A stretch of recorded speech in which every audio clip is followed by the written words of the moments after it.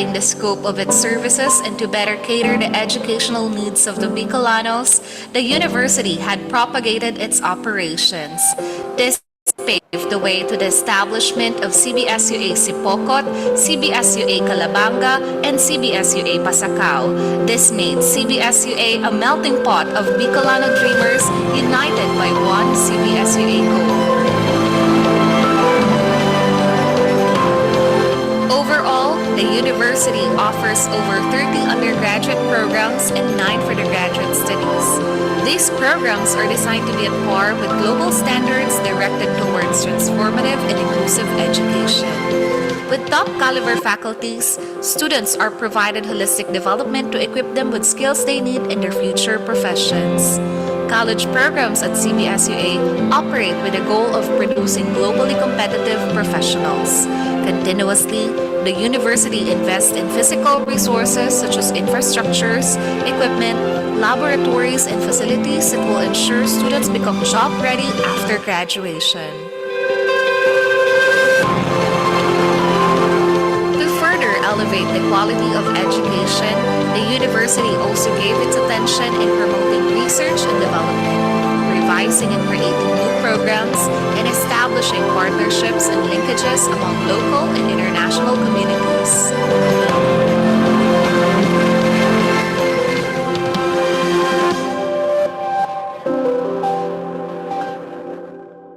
In its pursuit of developing and delivering technology to the rural-urban areas of the region, CBSUA has intensified its research and development programs. As a regional research center, it has been a regional research leader in agriculture and in industrial technology and its allied fields.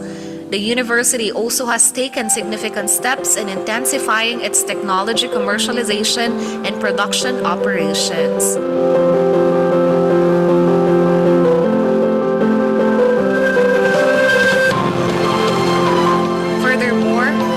Intensified research, diverse problems in the agricultural sector have been given answers and will continuously seek for innovative solutions to present and future problems. As an altruistic initiative of the University of Building Resilient and Sustainable Communities, CBSUA has partnered with local and international organizations. University leaders and students were able to empower communities for sustainable livelihood through developed agricultural technologies, environmental initiatives, and enhanced extension and community services. Over the years, CBSUA has achieved innumerable breakthroughs and milestones. Thriving amidst challenges, it did not stop the university from planting itself to the map of globally recognized institutions. Under the elm of steadfast leaders, CBSUA is an ISO-certified institution, a Level 4 state university, Prime HRM Level 2 compliant, was awarded 4 stars by Quacquarelli-Simons and secured a spot in the Times Higher Education Impact Rankings 2020, the only state university in the Bicol region to qualify for the ranking. At Central Bicol State University of Agriculture, we are one in realizing your life aspirations. We are your career cultivators. We are the stewards who till the land of dreams, plant seeds of hope, and reap bountiful harvest of successes in the future.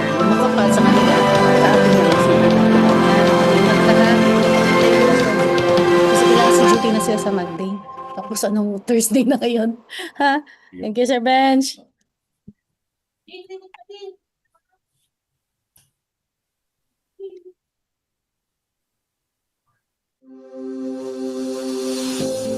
Selamat datang di Universitas Warmadewa. Tahukah Anda, bencana dapat terjadi kapan saja dan di mana saja. Kita harus selalu waspada dan siap siaga jika sewaktu-waktu bencana terjadi. Universitas Warmadewa memiliki prosedur keselamatan menghadapi keadaan darurat bencana. Pastikan Anda mengetahui posisi Anda saat ini dan pastikan untuk mengetahui tangga darurat atau jalan keluar terdekat. Jangan gunakan lift jika terjadi bencana. Jika Anda sedang berada di dalam lift, tetap tenang dan jangan panik. lift secara otomatis akan mencari lantai terdekat untuk evakuasi. Jika terjadi kebakaran, tetap tenang dan jangan panik. Matikan peralatan listrik dan hubungi petugas pemadam kebakaran. Jika memungkinkan, lakukan pertolongan pertama dengan APAR. Tarik tuas pengunci dan arahkan ke sumber api. Alat pemadam api ringan tersedia di setiap lantai pada gedung ini. Jangan terjebak dalam keramaian. Menjauh dari api.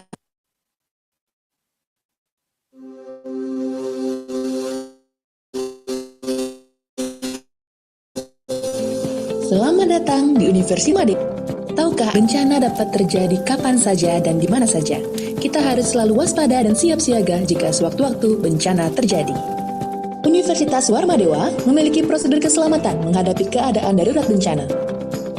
Pastikan Anda mengetahui posisi Anda saat ini dan pastikan untuk mengetahui tangga darurat atau jalan keluar terdekat. Jangan gunakan lift jika terjadi bencana. Jika Anda sedang berada di dalam lift, tetap tenang dan jangan panik. Lift secara otomatis akan mencari lantai terdekat untuk evakuasi. Jika terjadi kebakaran, tetap tenang dan jangan panik.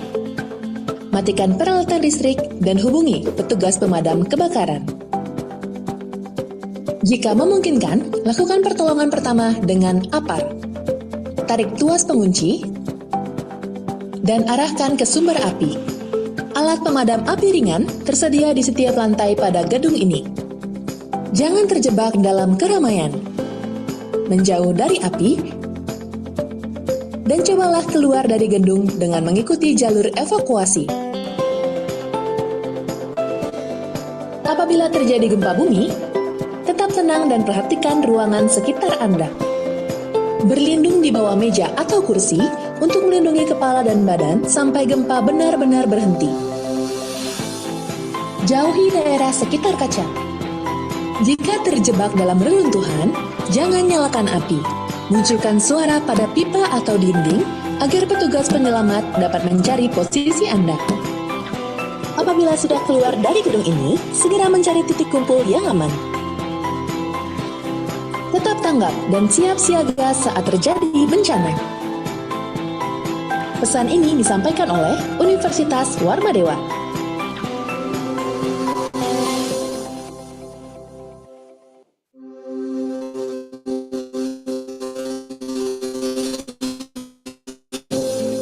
Selamat datang di Universitas Warmadewa. Tahukah Anda, bencana dapat terjadi kapan saja dan di mana saja. Kita harus selalu waspada dan siap siaga jika sewaktu-waktu bencana terjadi. Universitas Warmadewa memiliki prosedur keselamatan menghadapi keadaan darurat bencana. Pastikan Anda mengetahui posisi Anda saat ini dan pastikan untuk mengetahui tangga darurat atau jalan keluar terdekat. Jangan gunakan lift jika terjadi bencana. Jika Anda sedang berada di dalam lift, tetap tenang dan jangan panik.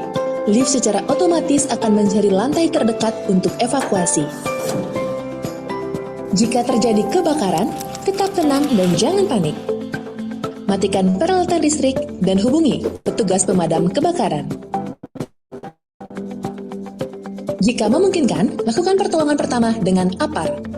Tarik tuas pengunci dan arahkan ke sumber api. Alat pemadam api ringan tersedia di setiap lantai pada gedung ini. Jangan terjebak dalam keramaian. Menjauh dari api dan cobalah keluar dari gedung dengan mengikuti jalur evakuasi. Apabila terjadi gempa bumi, tetap tenang dan perhatikan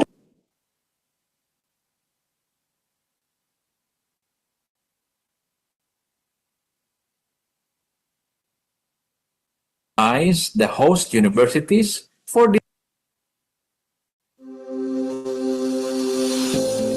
Selamat datang di Universitas Warmadewa.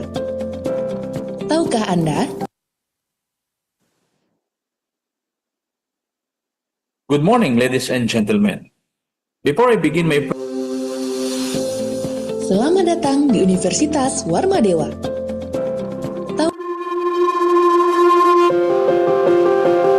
At the center of the agricultural realm of Bicol stands a premier institution committed in cultivating lands of dreams to yield successful futures.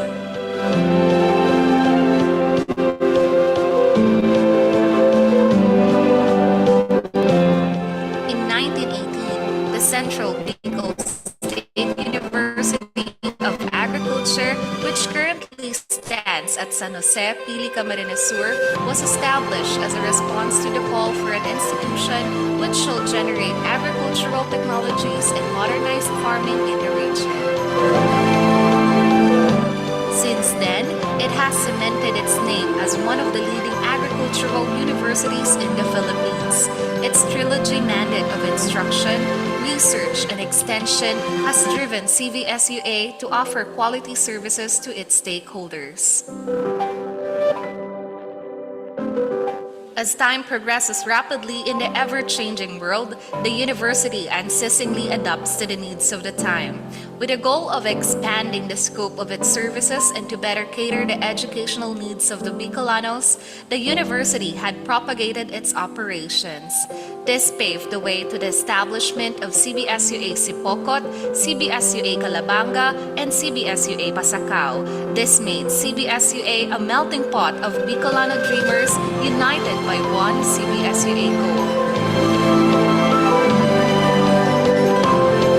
Overall, the university offers over 30 undergraduate programs and 9 further-graduate studies. These programs are designed to be at par with global standards directed towards transformative and inclusive education.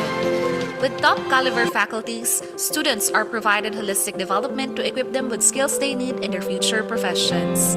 College programs at CBSUA operate with the goal of producing globally competitive professionals. Continuously, the university invests in physical resources such as infrastructures, equipment, laboratories, and facilities that will ensure students become job-ready after graduation. To further elevate the quality of education, the university also gave its attention in promoting research and development, revising and creating new programs, and establishing partnerships and linkages among local and international communities.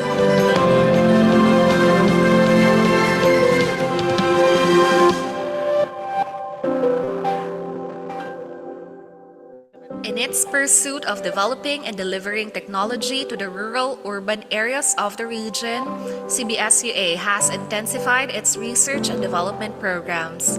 As a regional research center, it has been a regional research leader in agriculture and in industrial technology in its allied fields. The university also has taken significant steps in intensifying its technology commercialization and production operations.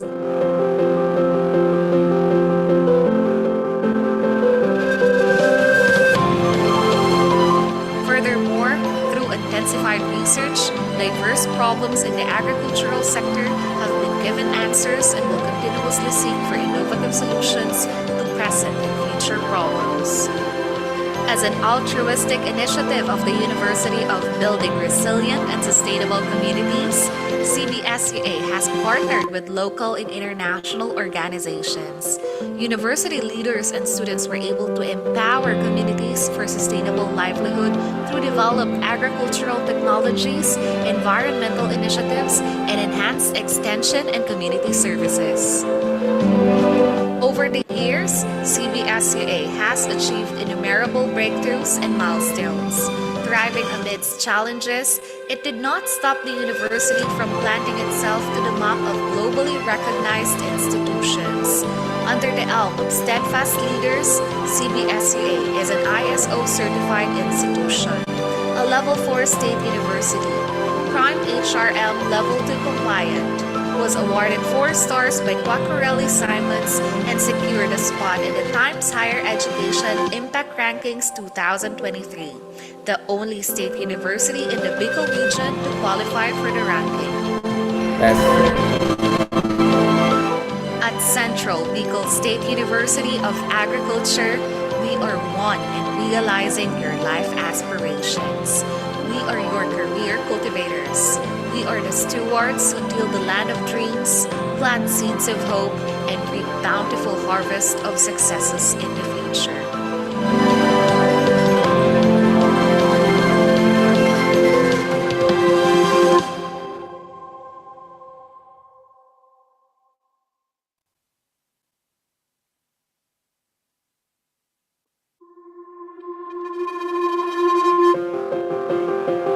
At the center of the agricultural realm of Bicol stands a premier institution committed in cultivating lands of dreams to yield successful futures.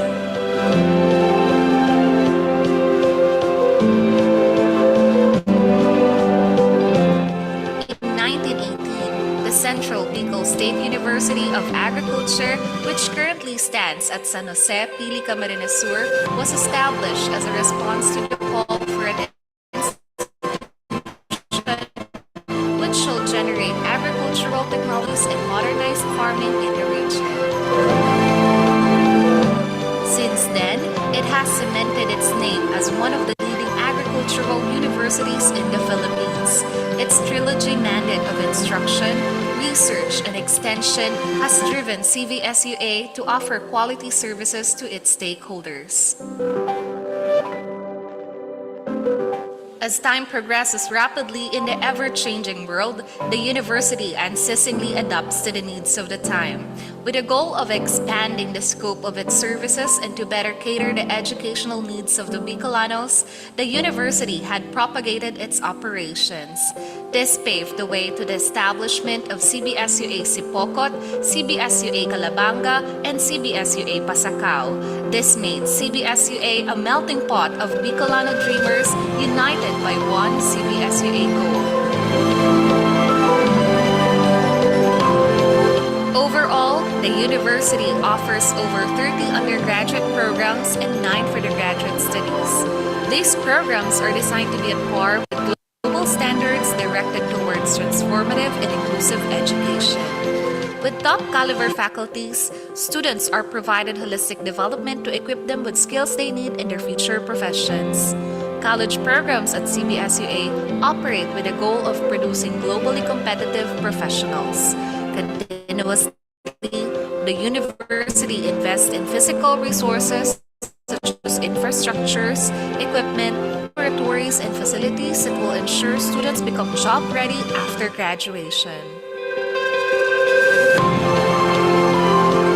To further elevate the quality of education, the university also gave its attention in promoting research and development, revising and creating new programs, and establishing partnerships and linkages among local and international communities.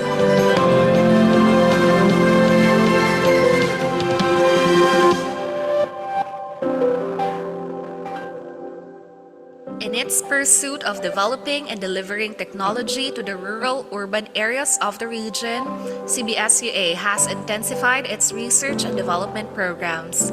As a regional research center, it has been a regional research leader in agriculture and in industrial technology in its allied fields. The university also has taken significant steps in intensifying its technology commercialization and production operations.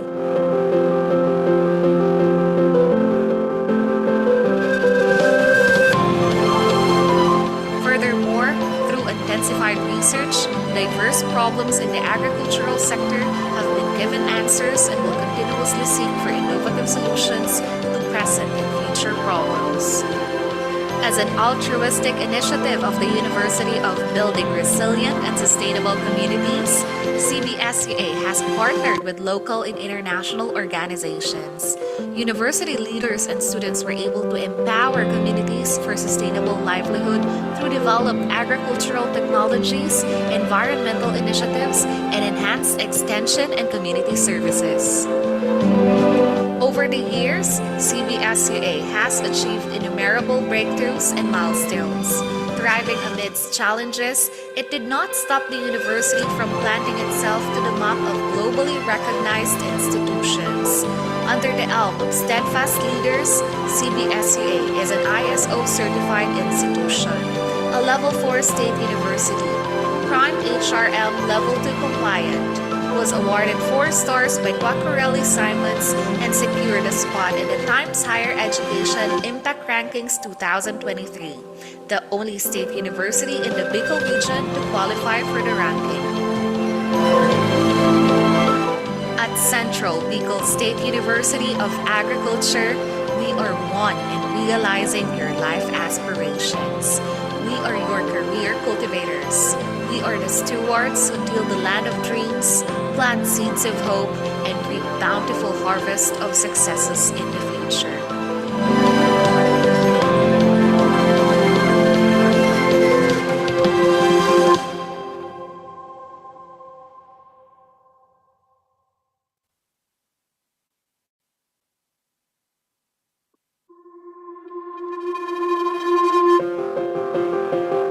At the center of the agricultural realm of Bicol stands a premier institution committed in cultivating lands.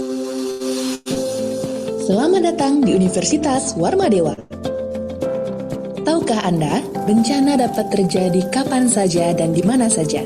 Kita harus selalu waspada dan siap siaga jika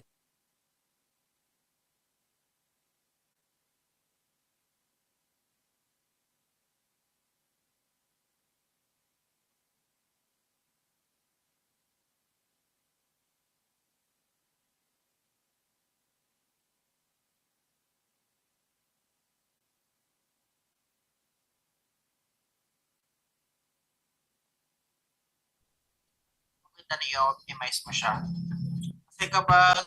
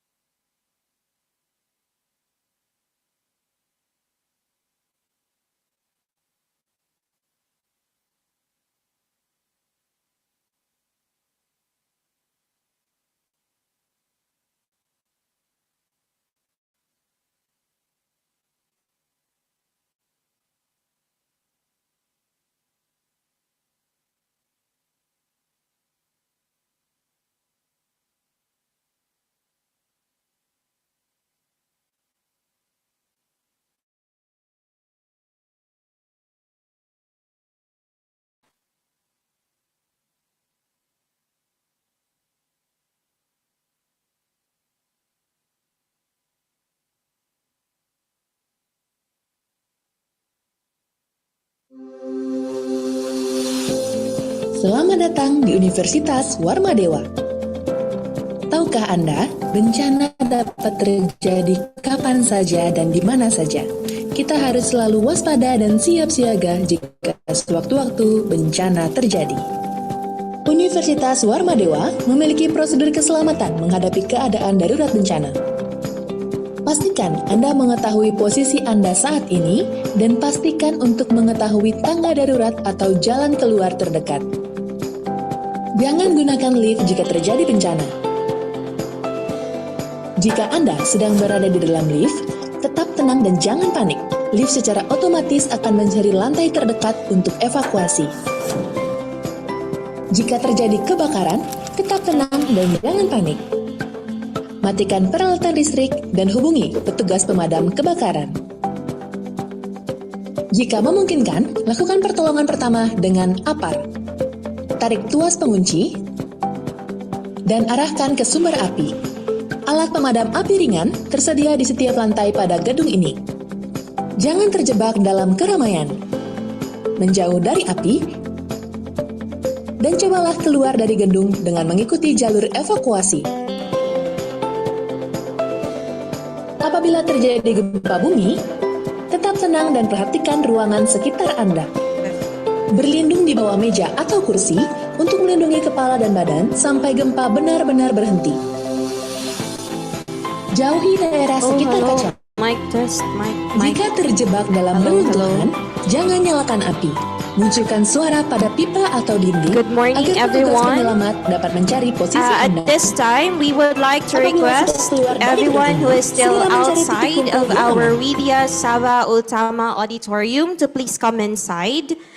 Also, for those who are inside, we would like to inform you that there are some coffee and the food that you can take while drinking coffee found outside. You can take some. And lastly, the registration table is on the left side before you enter the auditorium. If you have already signed up, very good. If you haven't yet, please visit the table. Thank you so much. We will be starting in a few minutes. Thank you.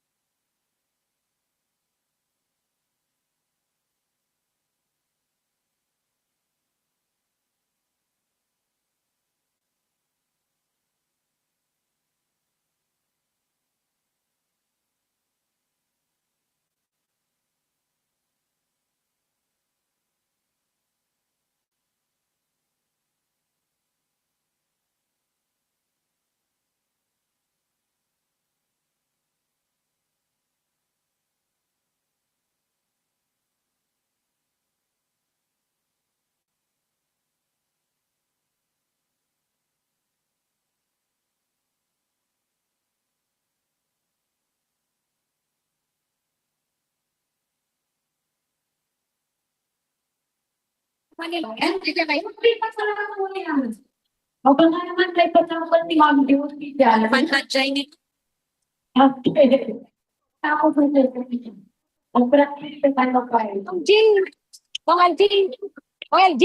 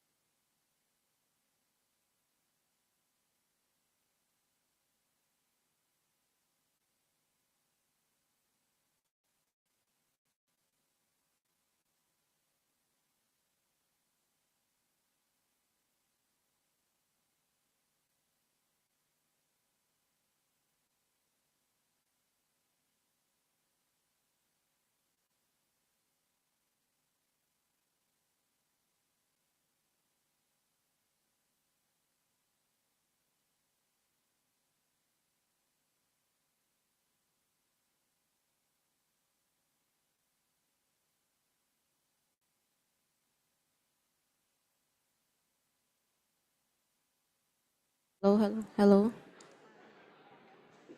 Hello. Good morning, everyone. In a short while, we are about to start the ceremony, so we would like to invite everyone outside the Vidya Sabha Utama Auditorium to please come inside. Thank you.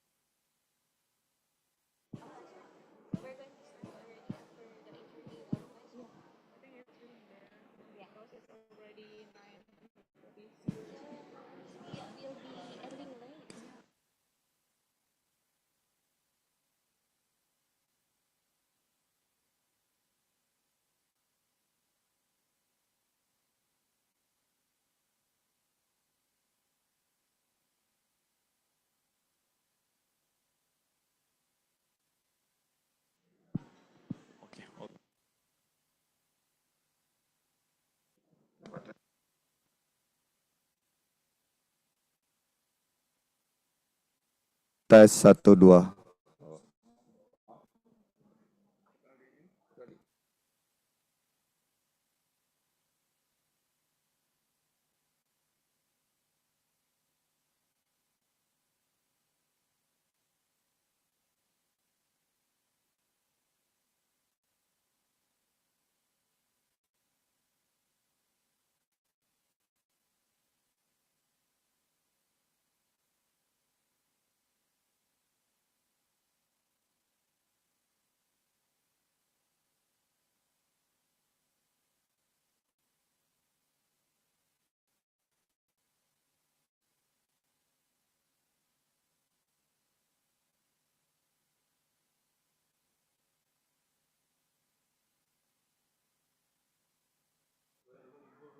Tes 1 2.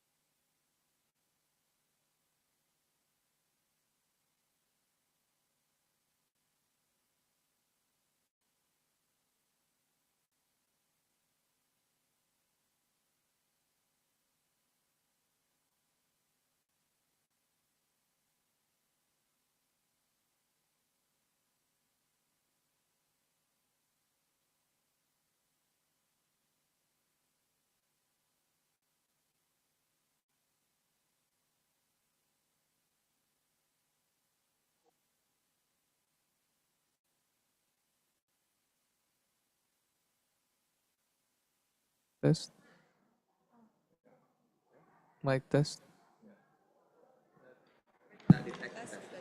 Tes. Test mic.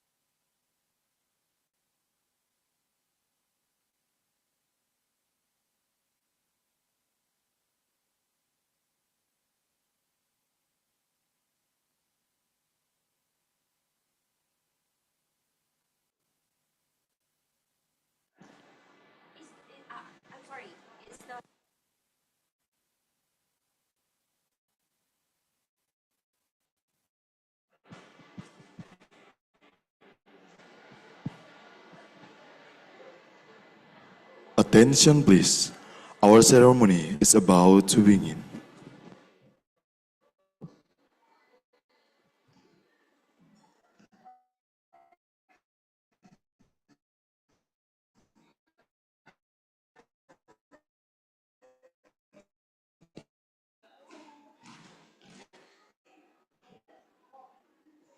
Om Swastiastu. Salam Warawaro. Salam sejahtera kita semua. Sustainability. Collaboration. The International Conference on Education, Environment, and Agriculture, ISA, serves as a premier global forum for interdisciplinary collaboration, bringing together scholar, researcher, educator, policy maker, and industry leader to address the international challenges of sustainable development across education, environmental stewardship, and agriculture. To our resource speakers, distinguished guests, members of the working committees, our dignitaries from Warmadewa University, our visitors from across the world, all the way from the island of the gods, welcome to this year's International Conference on Education, Environment, and Agriculture, with advancing education, agriculture, and environmental stewardship. Before we start our event, let's be pray together. So for attendant, please be stand up.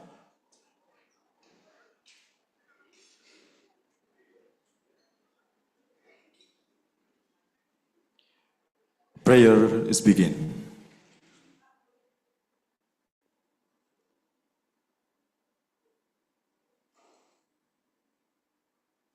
Prayer is over. To formally convene this conference, let us honor our countries and singing our nation. Ladies and gentlemen, the Indonesian national anthem, Indonesia Raya.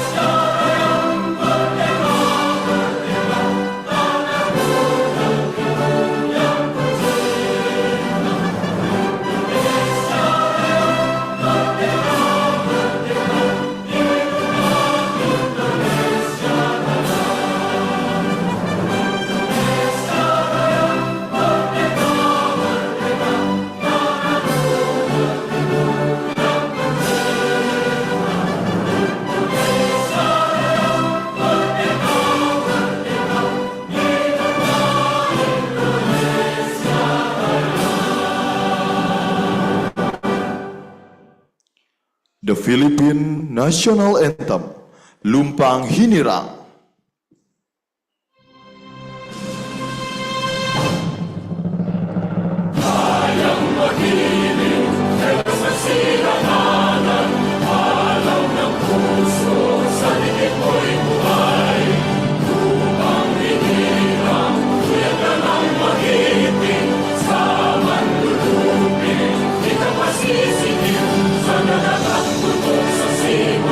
Sa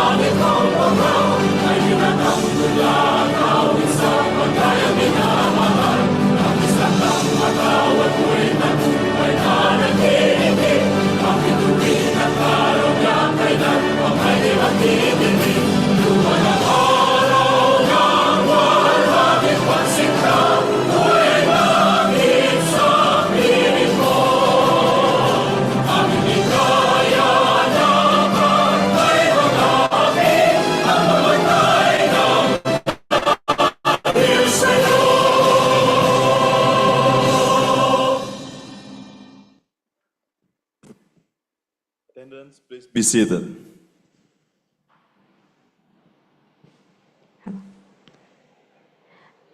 To open this timely gathering, we are honored to present the overall chair of ISEA 2025 and the former Vice President for Research and Innovation of the Central Bicol State University of Agriculture, who will deliver the welcome address. S. Ramirez, please join me in giving Dr. Ramirez a warm round of applause.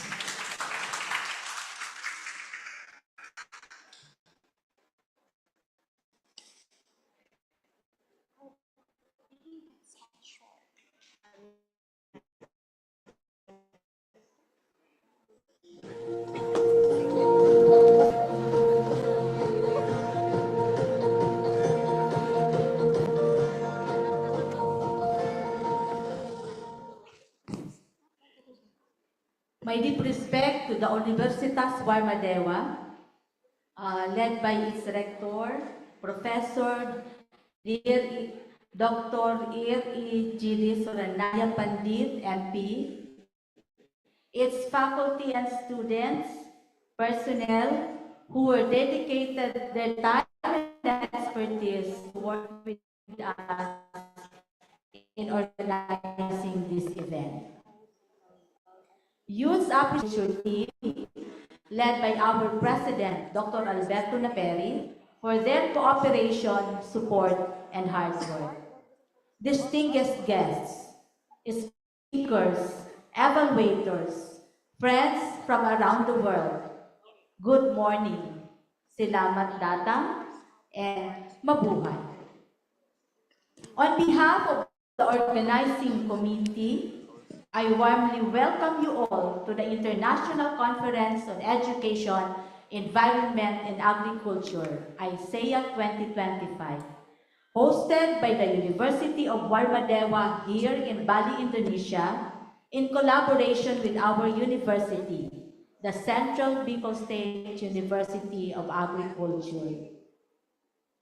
This year's theme, Innovative Solutions for Resilience, Advancing Education, Agriculture, and Environmental Stewardship, resonates deeply with Bali's cultural philosophy of Trihita Karana, the harmony among people, nature, and spiritual. It reflects our shared commitment across nations to build sustainable future. Bali, with its rich culture and deep respect for nature, offers us an inspiring setting for conversations and collaborations. Truly, this is an ideal avenue to reflect our resilience and sustainability. This partnership between Indonesia and the Philippines promotes not only academic collaboration, but also the deep connection of our regions, cultures that are rooted in community, traditions tied to the land and sea, and a shared vision of resilience in the face of global challenges. ISEA 2025 is more than an academic conference. It is a gathering of minds and hearts that are dedicated to innovation and stewardship. Here in this conference, we will exchange ideas, share experiences, and build support that will inspire change in our classrooms, farms, and communities. It will provide us with a unique opportunity to work pathways towards sustainable future. We will explore how education can empower change, how agriculture can secure food systems and livelihoods, and how environmental stewardship can safeguard the planet that we call home. Friends, this conference is not only about ideas. It points to how innovation, wealth of knowledge, good interaction, and friendship unite impact across nations. Once again, welcome to Isaiah 2025. May this gathering enrich our minds, inspire our spirits, and move closer to resolve in education, environment, and agriculture. Terima kasih. Maraming salamat. Thank you very much. May we all have a productive and transformative experience. God bless to all. Thank you, Dr. Ramirez. Those inspiring and insightful remarks that truly added for the conference. Excellence is cultivated through dedication and visionary leadership. We now have the distinct honor of listening from the SUC President 4 of the Central Bicol State University of Agriculture, no other than Dr. Alberto N. Naperi. Let us welcome him with a resounding applause.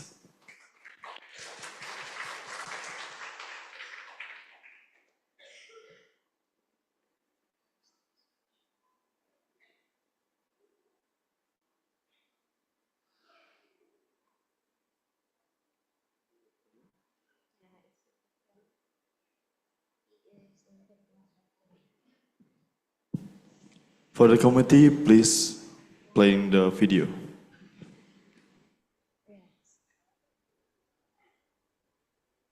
Morning to everybody. A heartfelt welcome to our distinguished guests, scholars, educators, innovators, and passionate student researchers from across the globe. We at the Central Bicol State University of Agriculture are deeply honored to host the 6th year of our annual International Conference on Education, Environment, and Agriculture in partnership with Universitas Warmadewa as our esteemed co-organizer and gracious venue host in the beautiful setting of Bali, Indonesia. This year's transformative theme, Innovative Solutions for Resilience, Advancing Education, Agriculture, and Environmental Stewardships, emerges from our urgent recognition that the 21st century demands adaptive, robust systems capable of withstanding and thriving amid unprecedented global challenges. From natural disasters and food security to technological disruptions and socio-economic volatility. At Central Bicol State University of Agriculture, we have witnessed firsthand how resiliency building transform communities. Through our agriculture research and extensions programs, we have worked alongside Filipino farmers to develop adaptive farming practices that help maintain productivity during challenges conditions. Our community engagement initiatives have demonstrated that when education, research, and local knowledge converge, communities become more capable of responding to various challenges. These experiences underscore a fundamental truth. Resilience is not merely about survival. It is about transformation, innovation, and sustainable prosperity. Education serves as the cornerstones of resilience building. Through our innovative curriculum integration programs, we have demonstrated how experiential learning, coupled with indigenous knowledge systems, creates graduates who are not just academically prepared, but are adaptive leaders capable of addressing complex, interconnected challenges. Our students return to their communities as change agents, implementing sustainable practices that strengthen local food systems and environmental stewardship. Agriculture, particularly in the Philippines, requires thoughtful approaches to enhance food security and farmer livelihoods. Through our agriculture programs, we have been exploring sustainable farming practices, crop diversification strategies, and improved extension services that can help farming communities adapt the changing conditions. These efforts, while incremental, represent our commitment to building agricultural systems that are more productive and environmentally conscious. Environmental stewardship in the modern era requires us to balance conservations with development, traditional wisdom and scientific innovation. Our research partnerships have yielded breakthrough solutions, coastal agroforestry systems that protect against storm surge while providing sustainable livelihoods, and regenerative farming practices that restore soil health while maintaining crop yields. The convergence of these domains, education, agriculture, and environmental stewardship, creates unprecedented opportunities for systemic information. This conference brings together over 200 researchers from 15 countries, representing diverse perspectives, cutting-edge research, and proven solutions that can be adapted and scaled across different contexts. We have assembled experts keynote speakers who will share groundbreaking research on climate-smart agriculture, educational technology innovations, and community-based environmental management. Our technical sessions will showcase practical solutions ranging from digital extension services and precision agriculture to sustainable aquaculture and ecosystem restoration techniques. Beyond knowledge sharing, ICEA 2015 aims to forge lasting partnerships that transcends geographical boundaries. We envision collaborative research initiatives, student and faculty exchange programs, and joint development projects that amplify our collective impact. Through our partnership with Universitas Warmadewa, we have already established a framework for ongoing collaborations that will extend far beyond this conference. To our participants, I challenge you to think boldly and act decisively. Let this conference be more than an academic gathering. Let it be a catalyst for transformative action. Return to your institutions and communities with concrete plans, new partnerships, and renewed commitment to building resilient systems that serve both present needs and future aspirations. The solutions we develop today will determine whether future generations inherit a world of scarcity and vulnerability or one of abundance and resilience. This is our moment to demonstrate that education, agriculture, and environmental stewardships, when united by innovations and guided by collaboration, can create a sustainable and prosperous future for all. Together, Let us transform challenges into opportunities, research into action, and partnership into lasting change. The future of resilience begins here, today, with each of you. I therefore extend my congratulations to the organizing team, headed by Dr. Ramona Isabel Ramirez, together with our partners, Universitas Warmadewa, our co-host, Universitas Maria Kudus, Universitas Mataram, Abra Institute of Science and Technology, Camarines Sur Polytechnic Colleges, Goa Community College, Department of Agriculture Regional Office, and Agriculture Training Institute.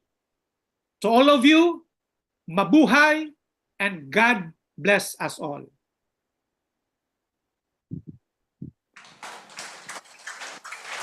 Thank you, President Naperi, for your distinguished remarks and unwavering support for this conference and international collaboration through education, environmental stewardship, and agriculture.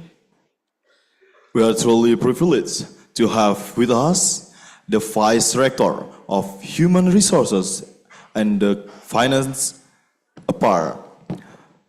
Ladies and gentlemen, it is my honor to present Dr.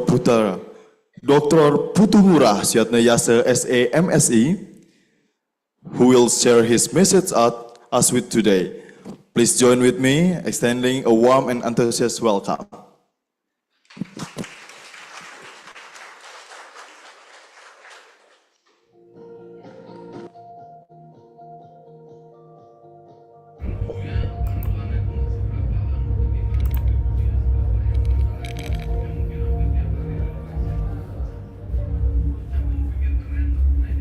Siapa tuh? Om Swastiastu. Assalamualaikum warahmatullahi wabarakatuh. Salam, Namo Buddhaya, salam sejahtera. Good morning, ladies and gentlemen, especially for Dean of Law Faculty and also the Agriculture Faculty. Thank you for your coming. President of Central Bicol State University of Agriculture, Philippines, who is represented by Dr. Mai Lustri as the research director. Also, SUG President of Central Bicol State University of Agriculture, Dr. Alberto N. Naperi, Dr. Ramona Isabel S. Ramirez, as overall chair of ICCA 2025, former president, vice president for research and also innovation, Central Bicol State University of Agriculture. Distinguished keynote Pak Mangde, Dr. Mangde, thank you for your participation. Also, Prof. Yuli from Jember University, as our native speaker in this international conference. Plenary speakers, paper presenters, participants, and all respected committee members of International Conference on Education, Environment, and Agriculture, both from Warmadewa University, also from the Central Bicol State University of Agriculture, Philippines.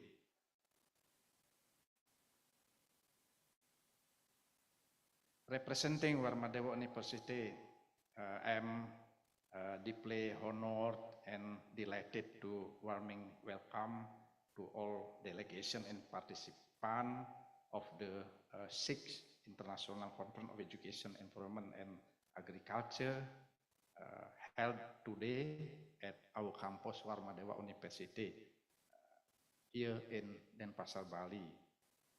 This year conference with the theme innovative solution for climate resilience advancing education, agriculture, environmental stewardship carries profound significance.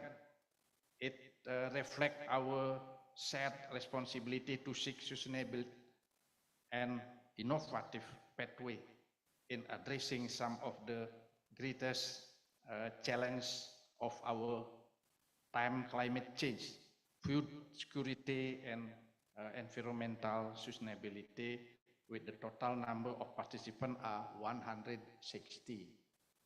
With online participants 120,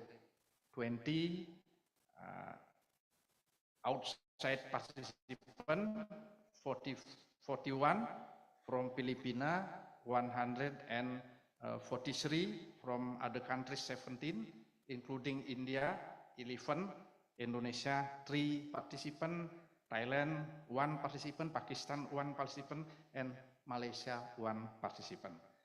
We are proud to co-organize the international forum with our values partner, the Central Bicol State University of Agriculture, Philippines.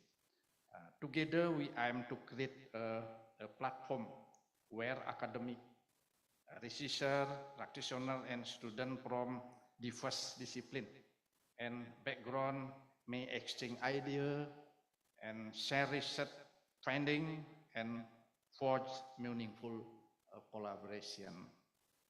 Warmadewa University believes that the conference such as ICCA are vital in strengthening a global academic network, inspiring new innovation and connecting scientific knowledge with local and global communities. In particular, we hope that the insight shared here will not only contribute to scholarly advancement, but also provide a practical solution for building a more climate resilient future. I extend my deepest appreciation to CBSUA, our organizing committee, distinguished speaker, and all participants, whether present here in Bali and joining us virtually, for making this event possible. May this conference be a fruitful and inspiring experience for us all, and may it pave the way for stronger collaboration and innovative contribution in education, agriculture, and environment stewardship. Once again, welcome to Bali, welcome to Warmadewa University, and welcome to the 6th International Conference on Education, Environment, and Agriculture. Thank you very much.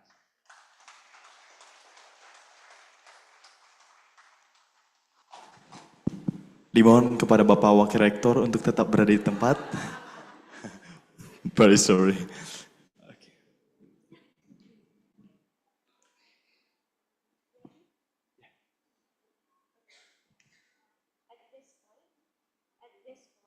We would like to take this opportunity to present the plaque of recognition to Universitas Warmadewa.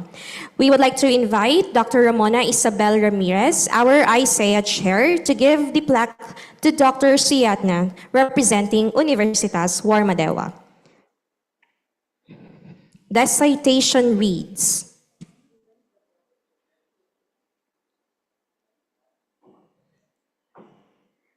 the plaque of recognition is presented to Universitas Warmadewa, UNWAR, Denpasar, Bali, Indonesia, in grateful recognition of their support as a valuable partner in the conduct of the 6th ISEA, September 18 to 19, 2025. This citation acknowledges the exceptional commitment of UNWAR to fostering international academic collaboration and providing outstanding facilities that contributed to the success of this conference. UNWAR has demonstrated unwavering dedication to advancing education, agriculture, and environment stewardship for sustainable development and resilient food systems. Presented with sincere gratitude by Central Bicol State University of Agriculture on the 18th of September 2025 at Universitas Warmadewa, Denpasar, Bali, Indonesia. Ladies and gentlemen, a round of applause.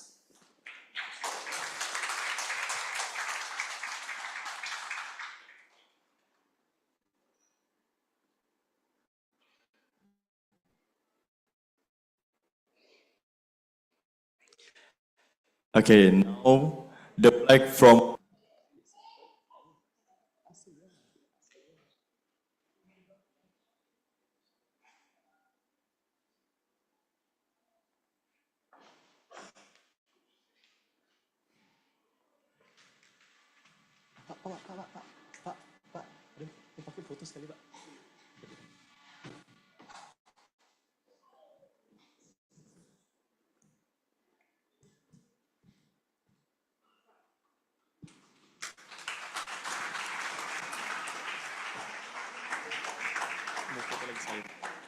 Okay, now the photo session.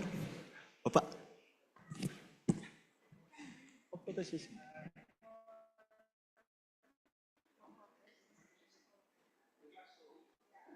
Okay. I will get it in 3. Okay, I will get in 3, 2, 1. Okay, once again, 3, 2, 1.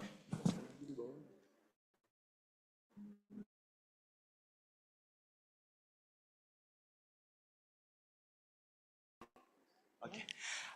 Take a photo with our participant. Oh yeah. How do we do it? Maybe Dr. Ramona will stand by in the. Hi.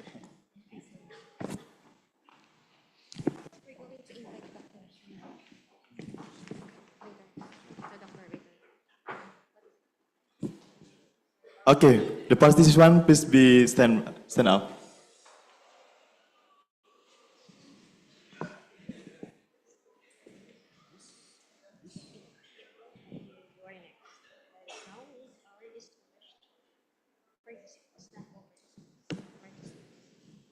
Okay, I will get in 3. Okay, ready? Okay, in 3, 2, 1. Once again. 3, 2, 1. Okay, now like this one. Warma Dewa. W. Yeah, like that. Okay. Oh, you want to join? Okay. Okay, 3, 2, 1. Once again, 3, 2, 1. Okay, thank you. May we ask everyone again to stand up and show this sign for CBSUA. Thank you so much. This sign, number 1. Oh, very sorry. Yeah, I'm very sorry too. Yes, if Warma Dewa is like this, CBSUA is like this. Okay, ready? 1, 2, 3. 1, 2, 3. Last one. Oh, okay. Okay, please sit down. Thank you so much. Okay, now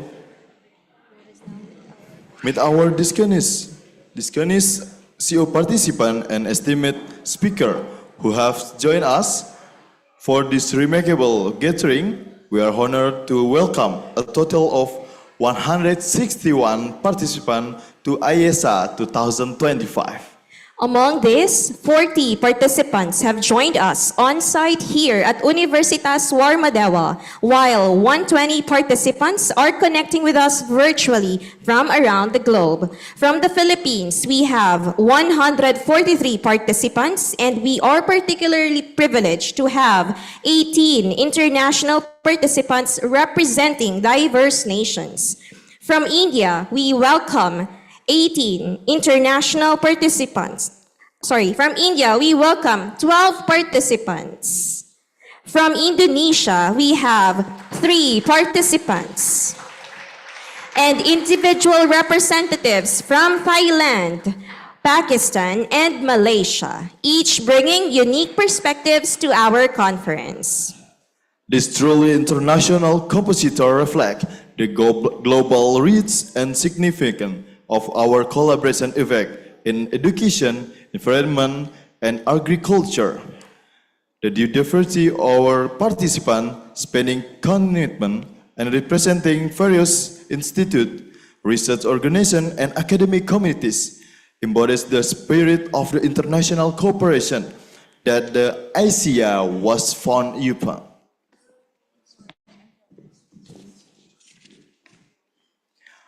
We now come to the one of the most awaited part of this year International Conference on Education, Environment and Agriculture. Allow me to introduce our first speaker. Ladies and gentlemen, it is our honor to introduce a distinguished scholar whose expertise spans architecture and urban planning across 3 continents. Our esteemed speaker holds a PhD from Oxford Brookes University, a Master of Science from Erasmus University Rotterdam, and graduated with highest honors from Udayana University Denpasar. His doctoral research on defining and sustaining the place identity of a traditional yet rapidly developing city established him as a leading authority in urban identity studies. He has authored numerous peer-reviewed articles on place identity, traditional settlement transformation, and Balinese architectural identity while serving as keynote speaker at international conferences in Indonesia, Pakistan, United Kingdom, and the Philippines. His achievements include Best Paper Awards from University of Sheffield and NAD University, Pakistan. Recognition as one of the 65 National Achiever Academics by Indonesia's Ministry of Education. Outstanding Lecturer Awards and Best Design recognition from the Indonesian Institute of Architects. As editor of Anthology Kota Indonesia series and contributor to Construction Plus Asia, he bridges academic research with practical application. His community service includes waste management projects, housing construction for special needs individuals, and temple development initiatives, demonstrating commitment to societal impact. Please join me in welcoming Dr. E. Newman Gede Mahaputra, our first keynote speaker. A round of applause, everyone.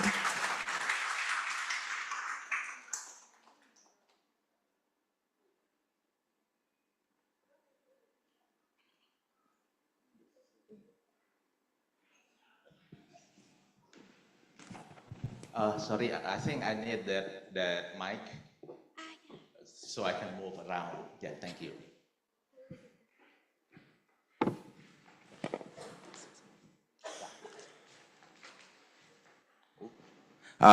Thank you. Good morning, everyone. Thank you for the opportunity to be the first presenters today. As maybe we all know that last week Denpasar hit by a severe flooding. What do you think the cause of flooding? Why flooding occurred in Denpasar? Anyone have any ideas?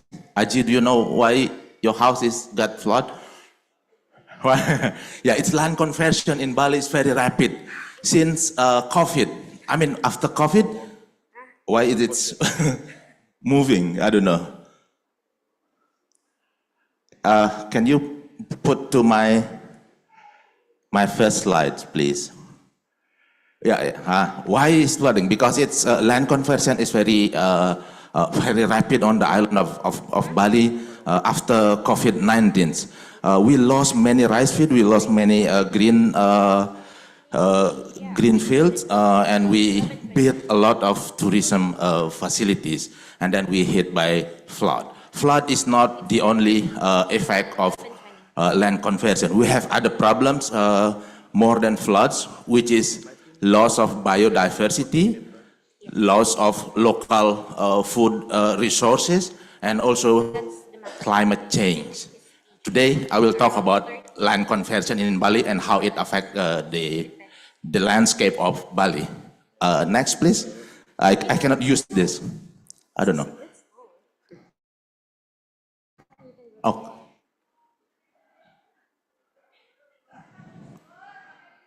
How to move it? I don't know. Okay, can you do next, please? Next. Yeah, this is biodiversity loss. No, please, back. It's difficult to control, to communicate with people who are behind the desk. Yeah, Bali has experienced rapid tourism. We have biodiversity loss, climate change, and lastly, environmental disaster. This is what happened last week, and maybe will continue to this week, and maybe in the future, if we do nothing, we need to find solutions. Not just complaining, not just fooling social media with complaint, but we have to think, what can we do for the future? Next, please. It doesn't work. Next, please, Esa. Yeah, if we see our population growth rate, it's not that high. You see, this is Bali. This is 8 regions on the island of Bali. It's mostly only 1% per year. So this is not the cause of land conversion on the island of Bali. Next, please. Please, next. This is the cause of land conversion in Bali. You see number of tourists here. Since 1968, number of tourists increased slowly. I think I need to put this down. Yeah, it started very slowly here since 1968, and then it started to go rapid here and decline during COVID. But you see here, it's very high, it's very rapid. 2022, it's boom. We don't know, in the next 10 years, maybe we don't have any more land on the island of Bali. In fact, that Bali is well known for its subak, for its beautiful terrace, etc. So, seeing from this data, we understand that tourism is the main factor of land conversion on the island of Bali. Next, please. I gave up with this control. Next, please. Yeah, number of farmers, it's declining. Since 2022, this is the last 3 years data showing that number of farmers in Bali is declining. I got this data from National Statistic Bureau, Bureau Pusat Statistik. Next, please. Next, please. Yeah, this is some news from the media that I got recently. Please don't go too fast. I do hope that I can control this, but I cannot do. Yeah, can Bali ever solve its over tourism? Don't go too fast. Go back, please. Can you go back, please? One slide. Yeah. Yeah. There are a lot of issues since 2 years ago. People are start recognizing that we are experiencing over tourism. But we keep denying the fact because we don't have the data. When we see the data that I just showed in the previous slides, we can see that it is over-tourism started to occur on the island of Bali. But the government keeps saying that it's not over-tourism, it's over-concentration. Until last week, we got a very severe flood in Denpasar. Then we start realizing, oh, we have a problem. The environment is not that good. Kita tidak baik-baik saja. We have like this. Can Bali ever solve its cover tourism? It's March, like 3 or 4 months ago. This 2023. So it's since 2022 we have, some people have realized that there is a problem on the island of Bali. Next, please. Please, next. Yeah, this is how the islands, how the land in Bali is converted. This is Canggu 10 years ago. This is Canggu at the moment, so it's more densely populated at the moment. In fact, that the population is not growing. It's tourism that is growing on this area. This is Seminyak in 2010, you see. It is more densely populated. The data tell us that the local people doesn't grow that fast, but tourists go that fast, and that changed the landscape of this area. This is in Denpasar, in some part of Denpasar, in Ubung. This is a new housing development. Here, it is not occupied by the locals, but the rich from Jakarta, from Surabaya, etc. You see, it's not exist 10 years ago, but now we have this development, big development over there. So if you see the data, once again, the population growth is steadily 1%, but the tourism growth, it's rose very dramatically. Next, please. Yeah, this is the phase of land conversion on the island of Bali. What we see here is, this is in the same area. In this area, we see the farmers are powerless. They have no power to control their own land. So the developer control the development here. Here, maybe they have more power. The Subak maybe has more power here than the Subak in this area. Maybe it has more older generations. Maybe this one has more younger generation who doesn't want to be a farmer. So the area here changed a lot as the data that I have showed earlier. Next, please. I have one other slides. Next, please. Yeah, this is the phase of another pattern of land conversions, but for tourists. That one is for local investor. You see here, strips of villas on one side of a river. And this is also rental villas, but the form is not that beautiful. But if you see the brochure, it is really beautiful, offering Bali, living in Bali, etc., with all romantic tagline. Next, please. So, what can students do? Particularly in my area, architecture students do, because all of this conversion involving architects, because all those villa development involving architects, all those housing development involving architects. I'm an architect, so I have a responsibility to teach my students how can we do, or how can we solve this kind of problem. We have big problem. If we stop development, we will have no work. One architect says a good architect is those who are not building anything. That's one environmentalist architect. But we have to do something because we are architects. So that's why I challenge my students, how can architecture could be part of the solutions rather than become problem creators. And then, can architecture be integrated with agriculture in providing both spaces for us who are not farmers and also for farming. So we are trying to find in-between ways, something that can be merged together, benefiting both the architect, us who are not farmers, and the farmers. And then I do work with, we call it studio culture in architecture. How can studio culture be a platform of innovation in solving this problem? Please, next, Esra. Sorry. Please, next slide. Yeah, this is studio culture. So studio culture is not learning in one way. It's a multi-way learning. We put problems in front of the student and we invite student to think about it. So the tutor and the student, we learn together. And we also invite external tutor, professional architect, farmers, and we try to think all of these things together. It involves a lot of learning by doing, peer-to-peer exchange, iterative design, we change a lot, and then also community practice. So within this studio culture as a learning environment, we try to answer those three questions. Next, please.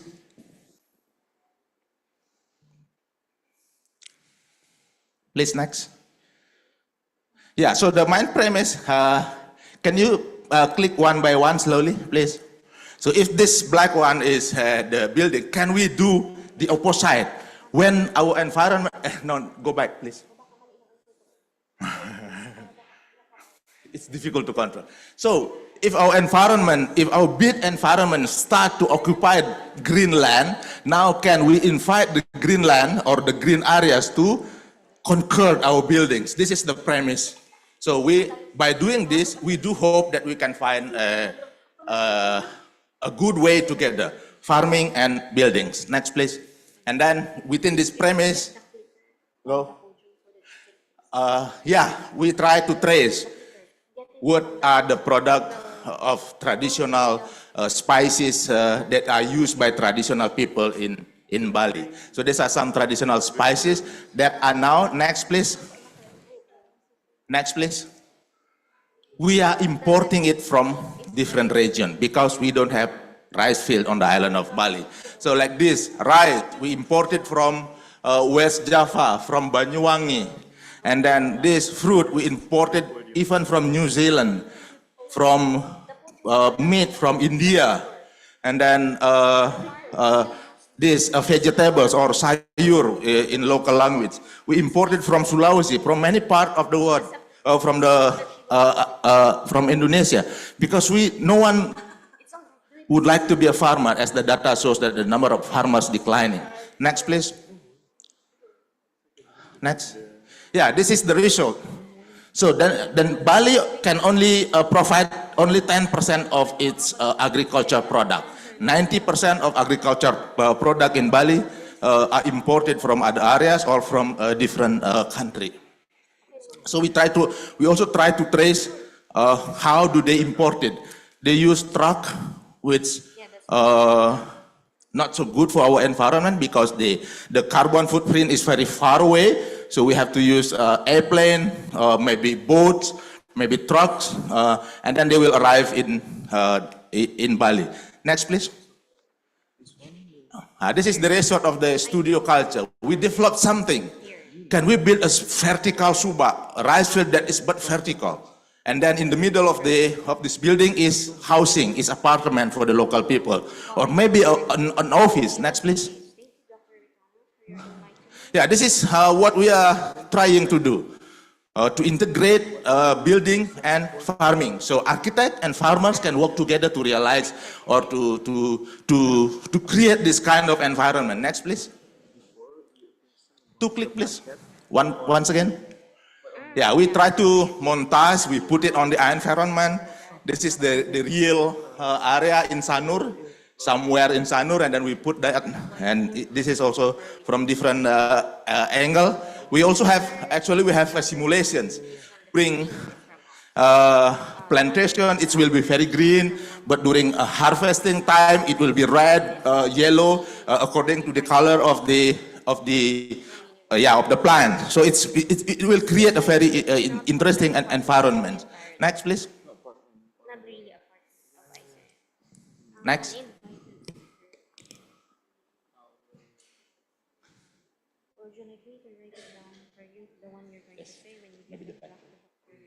Yeah, this is how we try to put it.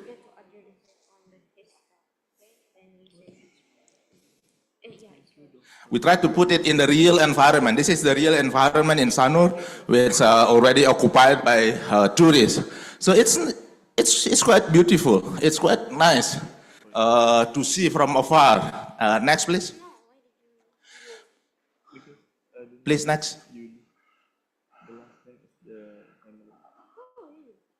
Yeah, but that's just a premise. That's just something that is a model. We need to bring it to life. We need to implement it in a real building project. So I try to implement it in a real building project with the help of some of my colleagues from agriculture, Desa, and friends. Here in Warmadewa, we have one new building, where we try to integrate farming and architecture. Next, please. Please, next.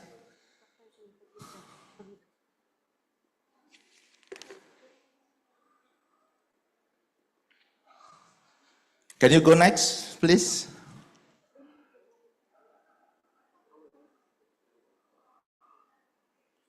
Yeah, here. If we think just for architecture, this is the building that we have, and I try to create something. I make a big hole in the middle of the building to allow wind to, if we build it massive, then the wind will block all the air. By making a hole, then we allow wind to cross the building. And in the middle of that hollow, in that hole, we try to build farming sites. So this is, the red one is functions for us, for non-farmers, but this orange color is for farming. So I put some area where we can do farming in the buildings. Next, please. Please, next. Oh no. Yeah, this is the hole. Here.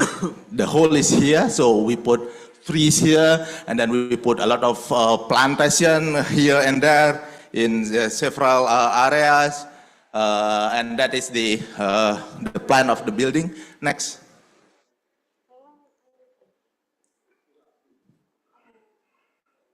Next. This is the renderings of the building. So this is the not yet built, but it is a very promising image that we can integrate farming and architecture. We can structure and plantation, so we can do integration. Next, please. Next. Yeah, this is the result. So this is, I don't know, from sawo. What is the English of sawo? Maybe we cannot, it is not yet harvesting, but it grow very good.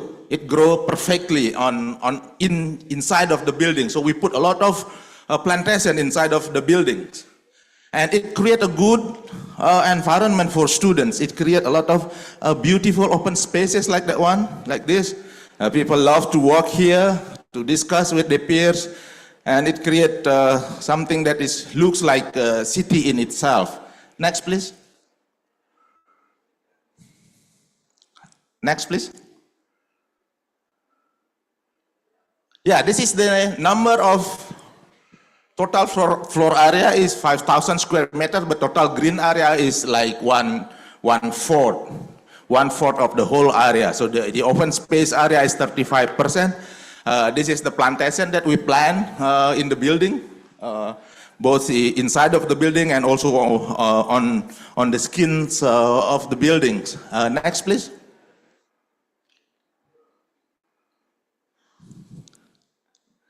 Next. Yeah, this is how we proceed with the buildings. We plant corn here. We plant what is jahe? Ginger here and there. We plant nanas in the building, and also some plants that have flowers. So it invites bees. It invites animals. It invites also butterflies. It invites dragonflies. Next. Next, please.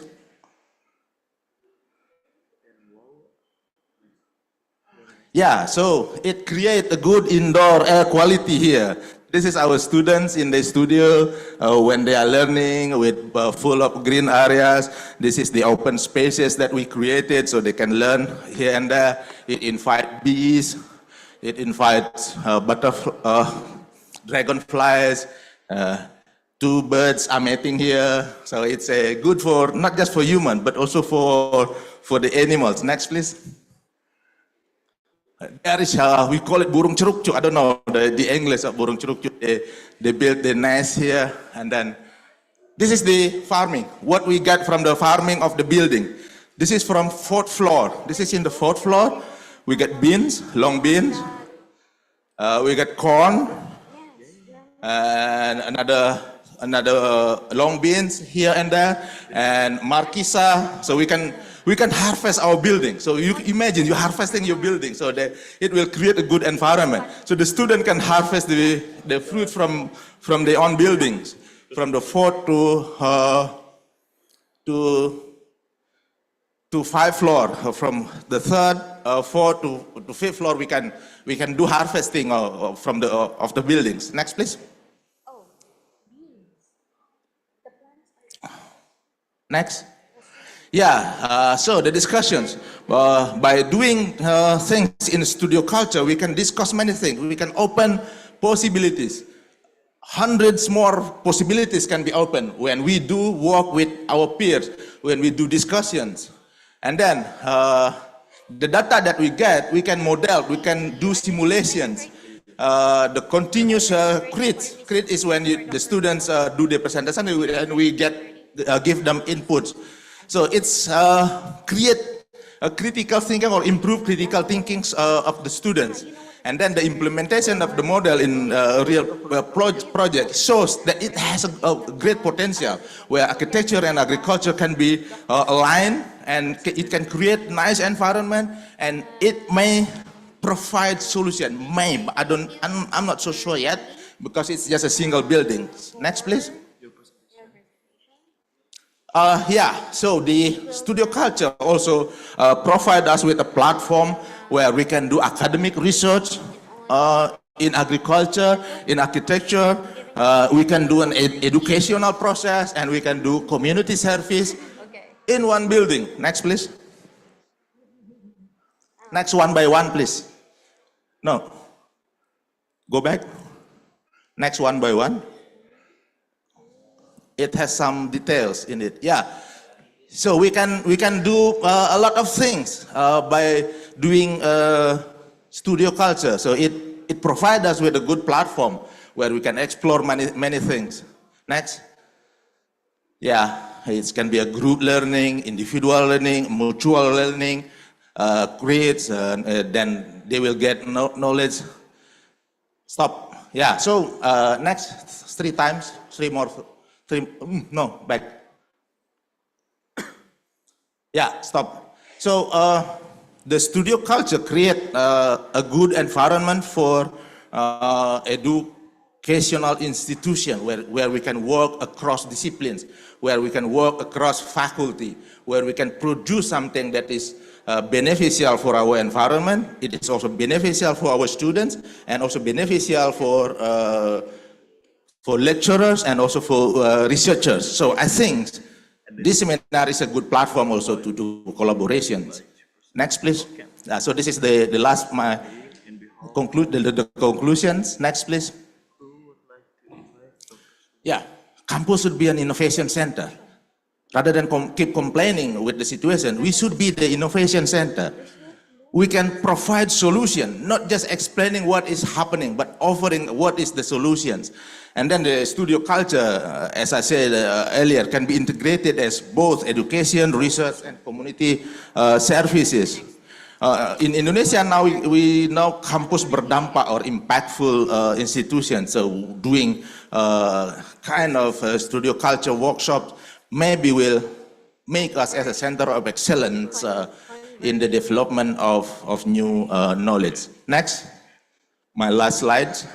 Yeah, this is the contributor. I work with students, I work with my architect teams, and I also work with Warma Dewa Research Center. Thank you.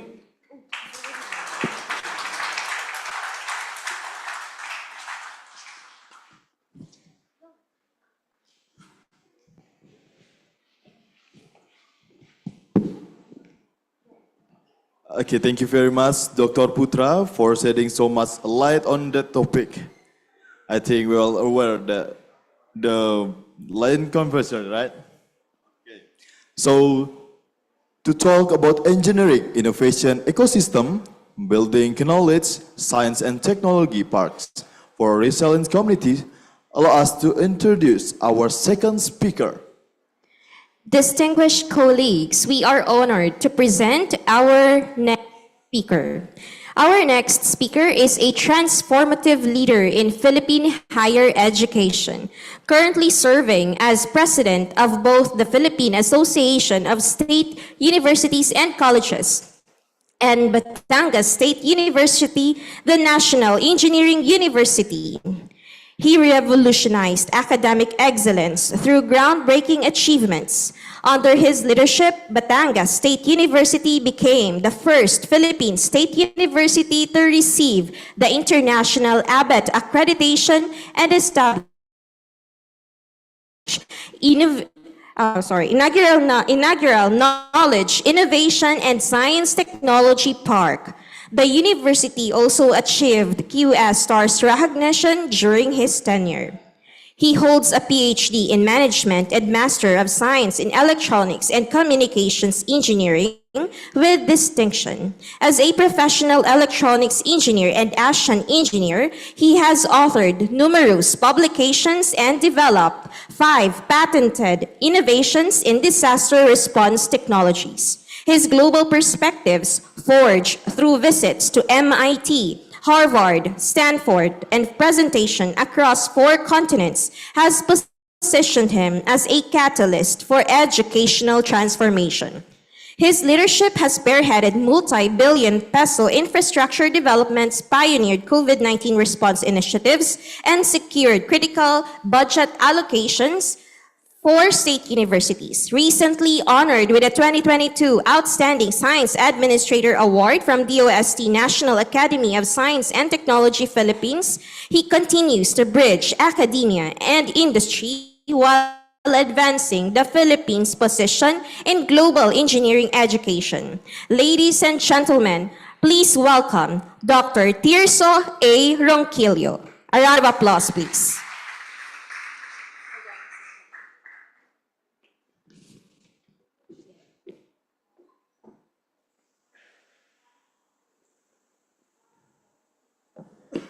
Good morning, ladies and gentlemen.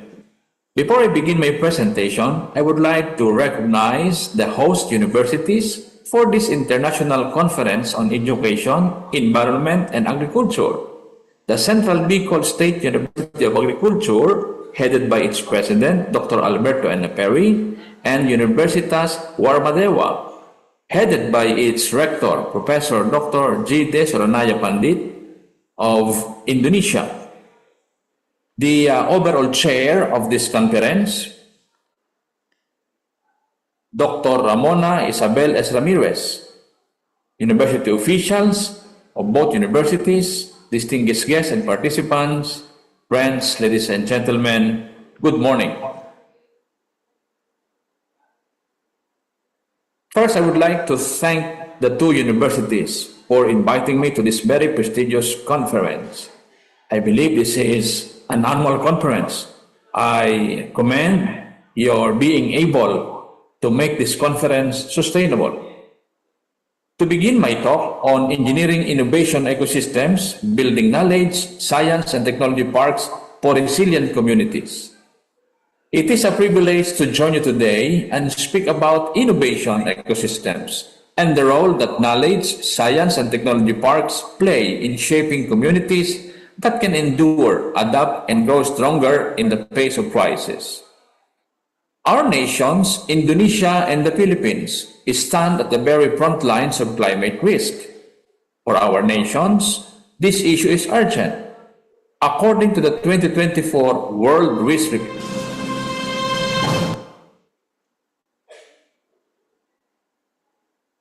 good morning, ladies and gentlemen. Before I begin my presentation, I would like to recognize the host universities for this International Conference on Education, Environment, and Agriculture. The Central Bicol State University of Agriculture, headed by its president, Dr. Alberto N. Perry, and Universitas Warmadewa, headed by its rector, Professor Dr. G. De Soranaya Pandit of Indonesia. The overall chair of this conference, Dr. Ramona Isabel S. Ramirez, university officials of both universities, distinguished guests and participants, friends, ladies and gentlemen, good morning.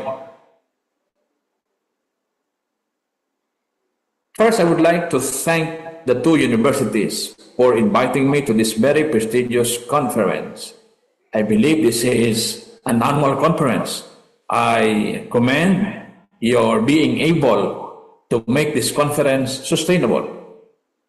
To begin my talk on engineering innovation ecosystems, building knowledge, science, and technology parks for resilient communities.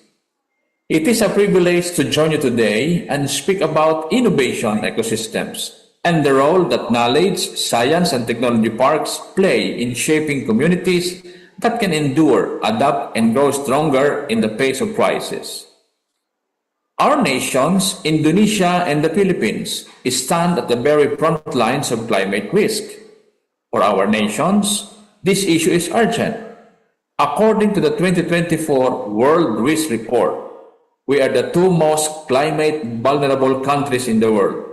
The Philippines with a World Risk Index of 46.91 and Indonesia with 41.13. These figures reflect live realities: typhoons, earthquakes, volcanic eruptions, and floods that disrupt lives, damage infrastructure, and challenge economic stability. The urgency extends beyond our borders. The United Nations report a five-fold increase in climate-related disasters over the past 50 years. Every day, 115 lives are lost, and more than $200 million in damages are sustained worldwide. The World Bank has warned that by 2030, climate shocks could push over 130 million people into poverty if decisive action is not taken.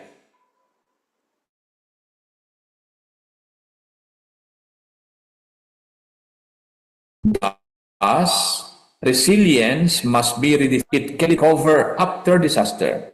It must mean building forward, sustaining growth even under pressure, innovating not after disaster but even before it, shaping economies that are shock-proof and future-proof.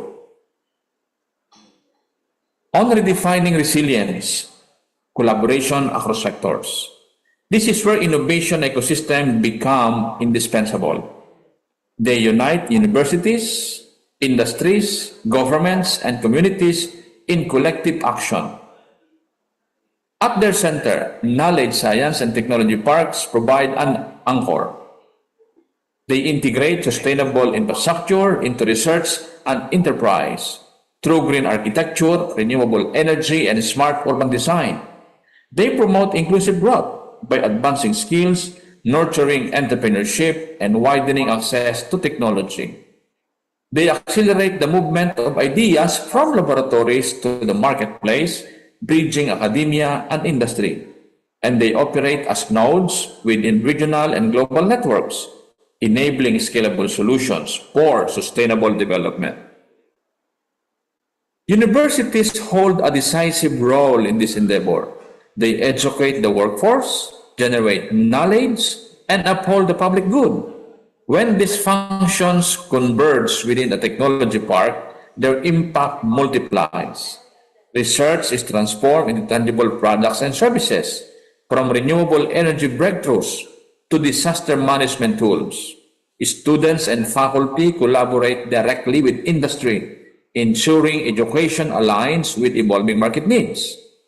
Local and regional economies are stimulated, attracting investments and creating jobs beyond traditional growth centers. Green innovations are piloted, demonstrating how profitability and sustainability can advance together.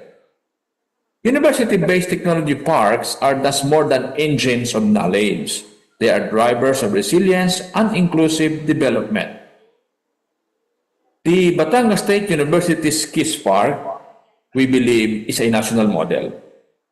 Batangas State University, as the Philippines' National Engineering University, has been entrusted with this mission. Its Knowledge, Innovation, and Science Technology Park, designated as a special economic zone in Batangas City under Presidential Proclamation number 947 in 2020, stands as a testament to this vision. The KISS Park is envisioned as a hub for technology-driven industries, offering not only premium space for locators, but also access to top-tier talent, advanced research, and tailored innovation resources. Positioned in Calabarzon, the country's fastest-growing region, and with direct access to Batangas City's international seaport, the park is strategically located at the heart of one of the Philippines' most dynamic economic corridors.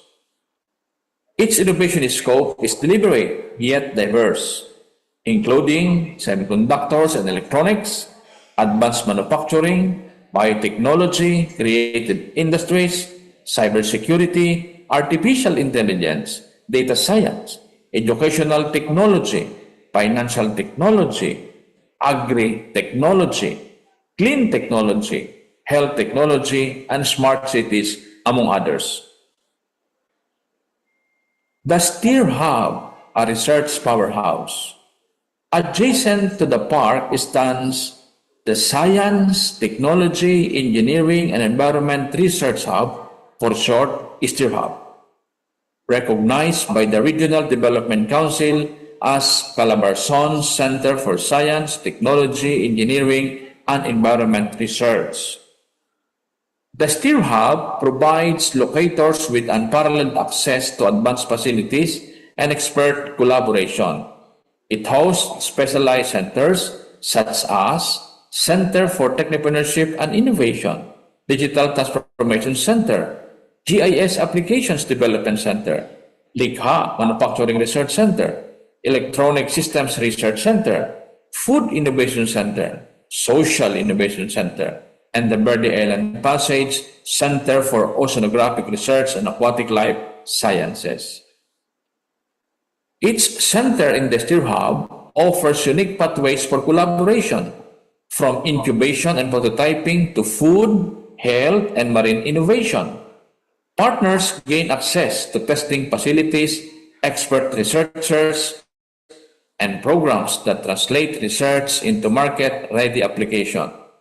The hub also demonstrates sustainability in practice, solar-powered infrastructure, flexible event spaces, and outreach programs that bridge science with community needs.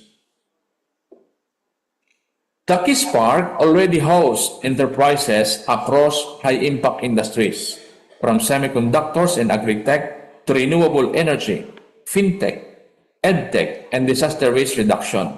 Collectively, these locators form an innovation community that not only drives growth, but also builds resilience. A striking example is the Pythos Technologies, which partnered with BAT-STATU during the pandemic to co-develop AirLock 389, a graphene-based air purification system integrated into face shields, and PyTrace, a detection and contact tracing ecosystem. Both provided timely protection and outbreak management tools when they were most needed. Another breakthrough is the solar-powered isotropic generator of acoustic wave, in short, SIGAO, a tsunami early warning system capable of sounding alarms and sending SMS alerts hours before landfall. Already installed in coastal provinces in the area, SIGAO enhances disaster preparedness and risk management at the community level. These technologies illustrates how crises can become opportunities for resilience when academic expertise, industry collaboration, and community needs converge.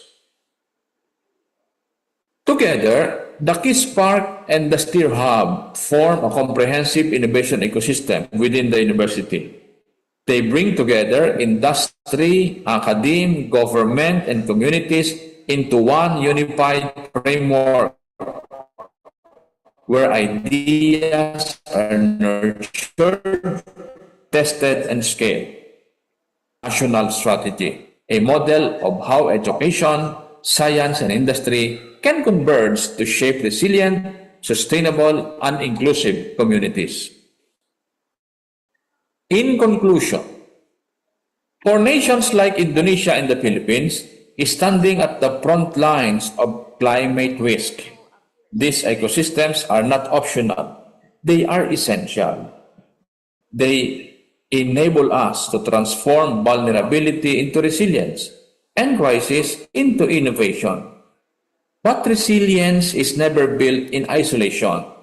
It is forged through partnerships between universities and industries, between governments and communities, and between nations who share common challenges and common hopes. The path toward demands that we expand this ecosystem, connect them across borders, and sustain them with shared purpose. If we can do this, we will not only weather the storms of our time, we will build societies that thrive in spite of them. Let us therefore commit to co-creating innovation ecosystems that will stand as anchors of resilience for our people and as legacies of sustainability for future generations. Thank you very much.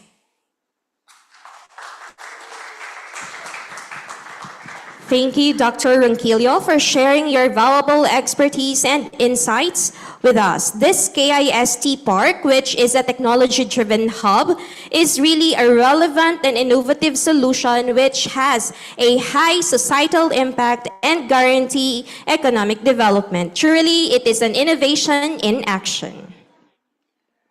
Moving on to our next keynote speaker, esteemed colleagues, we present Professor Dr. Yuli Witono, STP, MP, a pioneering research and institutional leader at the forefront of food technological innovation and agricultural development across South Asia, currently serving as Director of Research and Community Development at the University of Jember. Professor Witono has revolutionized enzymatic food processing through groundbreaking research on biduri plant protease application, transforming low-value agricultural product into high-value food ingredients. With over 46 peer-reviewed publications in international and national journals, Professor Witono has established himself as a leading authority in food biotechnology and sustainable food security. His academic journey from agricultural product technology at University of Jember to doctoral studies at Brawijaya University, complemented by specialist training at the Van Hal Institute Netherlands and Sheffield Hallam University, has shaped in his expertise in food enzyme technology. Through extensive leadership roles, including President of the FANRES International Network and Vice President of the Indonesian Association for Food Technologists, he has fostered international collaboration spanning Japan, Korea, Malaysia, Thailand, and Germany. His research portfolio encompasses over 950 million rupiah in funding across 22 major projects, addressing critical challenges from food security during COVID-19 to sustainable processing of tropical agricultural products. His contributions have earned him the 2024 Cooperative and MSME Service Award, 2 Presidential Satchalankana Awards, and multiple plant grants for innovative food processing technologies. Through community service programs and policy formulation initiatives, he continues bridging scientific innovation with societal impact. Ladies and gentlemen, please welcome Professor Dr. Yuli Witono, STP, MP. A round of applause, please.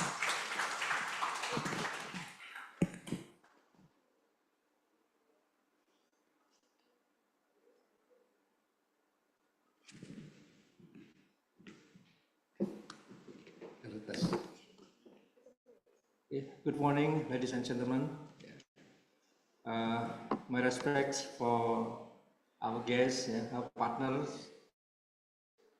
Of course, Honorable, and thanks so much for inviting me as the keynote speaker by the committee, and especially Central Bicol State University of Agriculture and partner, especially Warmadewa University. Thank you very much, and please give applause for the committee.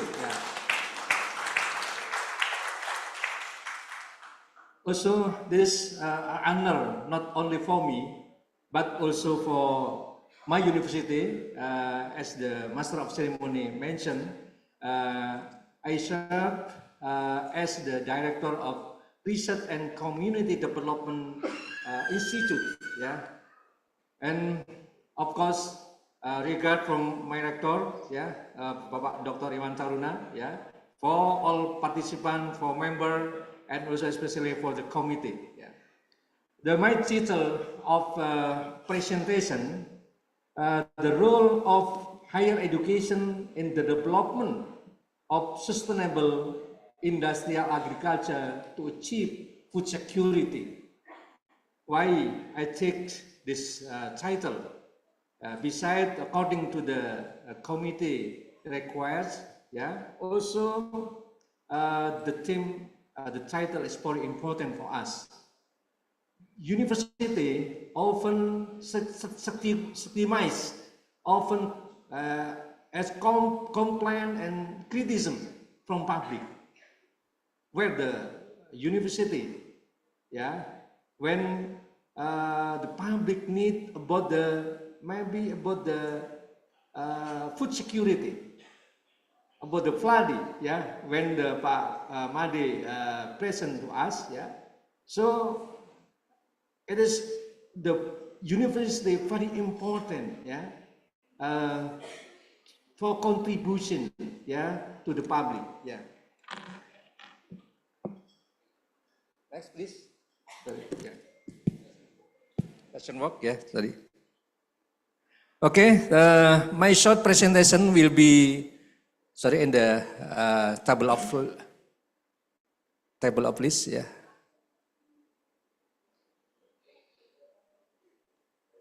Back, please back, yeah, please back. Yes, okay.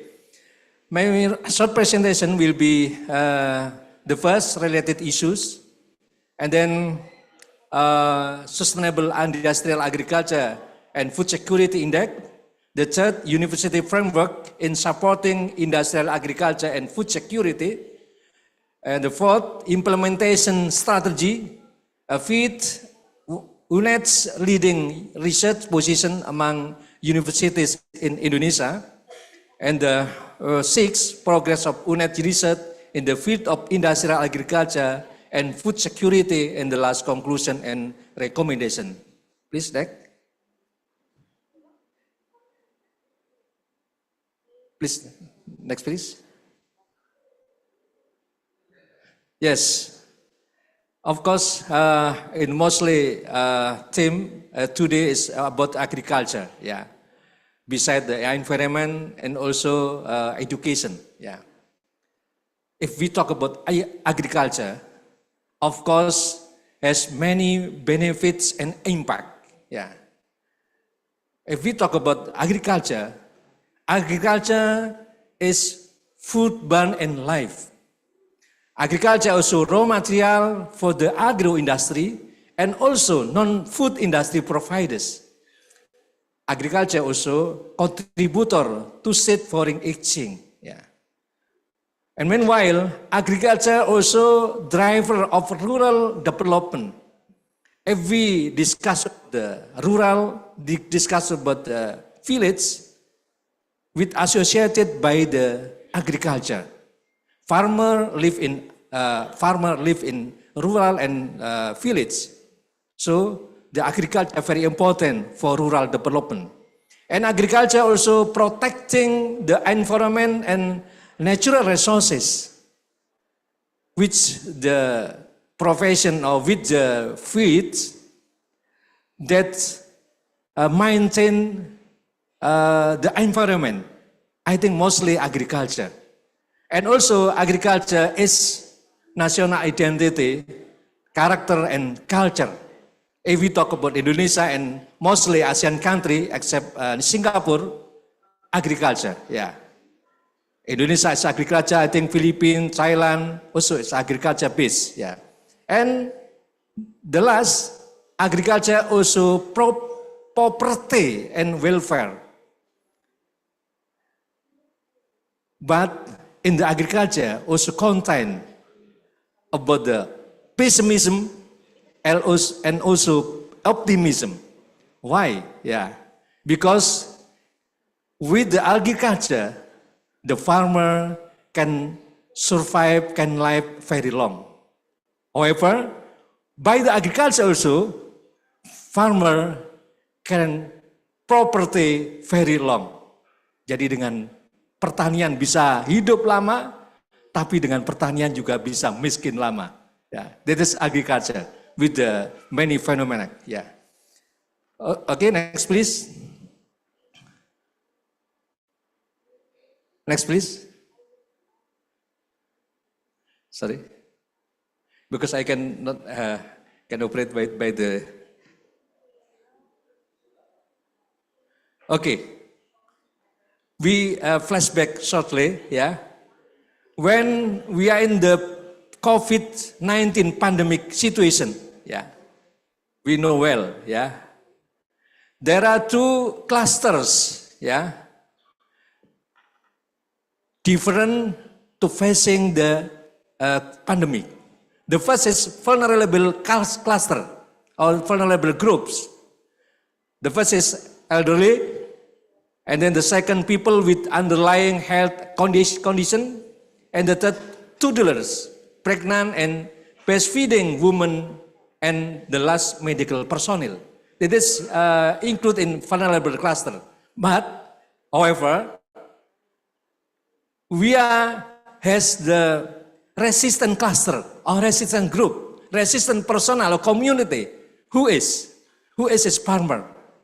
Farmer are exposed to the heat and rain every day. They exercise with muscle and sweat, and healthy with nature and greenery.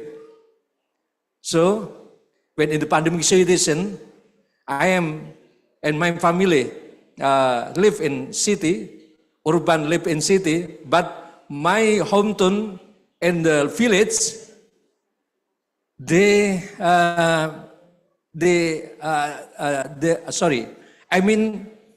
for me, very strict to maintain the health. We should be use the masker, yeah.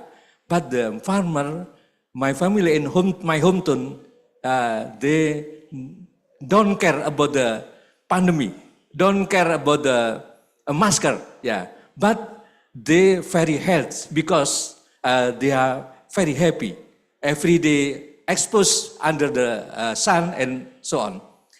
But if we talk about the agriculture and also food security in the global, there's a global issue related to the agriculture and food development. The first is Sustainable Development Goal or SDGs.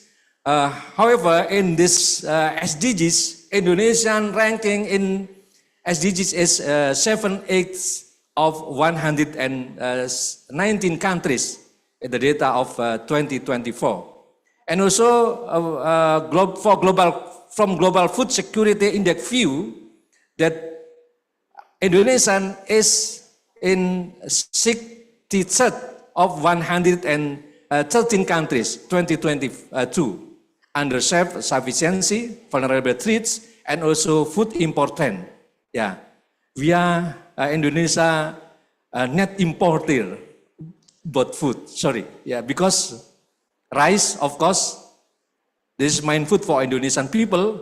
We always import. Maybe this year, maybe the Ministry of Agriculture state that Indonesia not need the import, but we should be cross-check. Yeah, sugarcane also. We need every year around 3.5 million ton. Yeah, for fulfill the sugarcane. Maybe for community, for people, and also for home industry and for food industry. And about the soybean, we also import around 205 million ton every year. Tempe, yes, tempe and tofu is Indonesian traditional food. But the raw material, like soybean, should be imported from another country. Also, even salt, you know salt, garam, yeah. Indonesia is ocean country. I think very easy if we produce the salt. We only go to the sea, go to the beach, and then take the seawater and evaporate. Maybe 1-2 days, will produce the salt. Why Indonesia until now also still import about the salt? This is our challenge. Yeah. And also now we in industry 4.0 and a disruptive innovation, the digital era industry and innovation that change anything, any activity, education, yeah, business, yeah, and then many our activities should concern to the disruptive era. And also about the national issues related to the agriculture and food development, the first, population growth and food needs, because 3F competition. 3F competition of food, feed, and fuel. If we talk about agriculture product, now not only for food, now not only fulfill the food, but agriculture product also for feed and also for fuel. Bioethanol from cassava, also sugarcane for bioethanol and for biosolar maybe, kelapa sawit, palm oil, also not only for oil but also for fuel. So it is our challenge and our problem. Yeah, we now is in triple F competition. And the second, production capacity decreased because of conversion of function and reduction of land capacity. Yeah, you know, yeah, many conversion now, conversion from agricultural land, yeah, to the industrial land, to the houses land, to the many building and so on. Cannot control now. Yeah. Also about the land capacity now decreased because many farmer, mostly farmer, depend on unorganic fertilizer. It is of course not so good. Make the decrease the land capacity and soil capacity. And the third, agriculture human resource continue to decline because of urbanization and the younger generation increasingly moving away from the world of agriculture. My children, I think your children, my students also now go far from agriculture. It is our challenge, yeah. And if we talk about the Sustainable Agriculture and Food Security Index, from Asia Pacific Sustainable Agriculture Index, the country in Asia Pacific, yeah, from API data 2024, so from the highest to lowest, including Laos, yeah, the first, I don't know, Laos, and then Marshall Island, Vietnam, your country, Philippines in the fourth, and Indonesia in the fifth, and China followed by the Cambodia. However, it's a little bit contrast with the ASEAN Food Security Index from GFSI data 2022, yeah, not the newest news data. The highest from the lowest, yeah, it is Singapore. Yeah, you know, Singapore is small country, not central of agriculture product, but the Singapore now in ASEAN rank of the first rank, yeah, and then followed by Malaysia, Vietnam, and Indonesia, Thailand, and your country in the sixth, Myanmar, Cambodia, and the last is Laos. Very contrast with the data of agriculture. So, about the food security index, not depend on the centra of agriculture, but maybe access, yeah, access capacity, economic access, maybe physical access beside the physical access, also economically access. Yeah, I think important. Singapore is very high, high the capability to access the food. And I think Singapore can manage well about the food stock, yeah, in this country, yeah. And then if we talk about the development of country, of course need acquire large budget, especially for research, yeah. If you know, for the research budget in the world, yeah, from the highest to the lowest, we have top 10, yeah, top 10 countries, yeah, about the research budget. The first of USA, yeah, you know about USA, and the second China, and then the third Japan, followed by the Germany, and South Korea, France, India, UK, Russia, and Brazil. Yeah, where the Indonesia research budget and your country's research budget. Yeah, Indonesian rank 43rd. Yeah, maybe around 0.2 from per gross domestic bruto. Yeah, not so much. And how about the politic budget? Many, yeah, and viewed about the politic budget. Yeah. Jadi Indonesia ini sekarang sedang fokus untuk membangun politik. Ya. And Philippines, the rank in 67 about the research budget. Yeah. And next, please. Yeah. So, if we talk about agriculture, we discuss about agriculture and food affairs are not sectoral responsibility.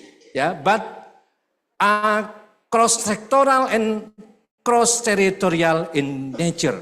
Of course, agriculture and food need the farmer to operate, yeah, and then need the government policy, need university to innovate, yeah, to develop, yeah, anything about technology, agriculture technology and so on, and then other sector, and about business, and then some communities. And of course, next, agriculture also across sectoral and cross territorial in nature. Yeah, now we concern to the conflict of Russia and Ukraine. Yeah, so will influence to the supply chain. Yeah, supply chain about the unorganic fertilizer, maybe also some food like soybean and wheat and so on. Yeah. Next, please. So let me to explore, yeah, my university vision and mission, because it's important and not so easy. Because you know, university there are many professors. In the university there are many experts. That some case, yeah, different thing, different idea, yeah, many conflict maybe. But how to make all of the member, to make all of the faculties, make all of the study program focus and concern to the university mission and vision and mission. My university vision is excellent in the development of science, tech, and art that oriented to environment, business, and industrial agriculture. Of course, the vision supported by all of the unit work in my university, supported by all of faculties, supported by the study program. And next, how to achieve this vision? It is not so easy. Yeah, sometimes only remember become small book, ya, yang dihafalin saja, ya, untuk akreditasi dan sebagainya. Next, so I am sure if we talk about the science, tech, and art, all of university concern to this terminology, to the term about science, tech, and technology and art. All of university. I think in the Indonesia university, all country university also concern to the science, tech, and art. But how about the University of Jember? The difference vision and mission about the science, tech, and art, the development of science and art that support environmental development and then business and industrial agriculture. So we have 4 courses. Yeah, should as the focus for all of the researcher. Next, please. Next, please. So, as we know in the screen, yeah, it's not so easy. We put this framework, yeah. We agreed, all faculty agreed, yeah, and when we collect in many meeting, and also we pay much from many faculty, many university in Indonesia, especially. So, a University of Jember vision, yeah, concern to the 9 superiority, yeah, including food security and agriculture industry, and then energy and health and medicine, regional planning, ICT, yeah, and then event material, social, humanities, politics and law, education, art and culture, and the last environment and disasters. That important not only we see the screen, but that important thing, we have to agree with core of the core. One of the superiority we agreed, that is food security and industrial agriculture with the 8 theme and support by 3 sub-theme. So the food security and industrial agriculture should support, should linkage by all of the superiority. So if we talk about the food security and industrial agriculture, should support by the energy, new energy and renewable energy with the 3 theme and 12 sub-theme, and then supported by the health and medicine science with the 6 theme and 33 sub-theme, and then regional planning with the 4 theme and 12 theme, also ICT, yeah, and then social, humanities, politics and law, also support to the food security and agriculture, industrial agriculture, and of course also education, art and culture with 6 theme and 24 sub-theme, and then environment and disaster, so support with the 4 theme and 16 sub-theme.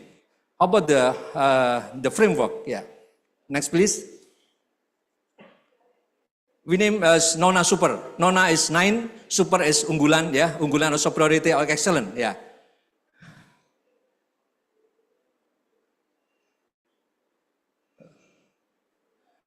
Okay, about health, yeah.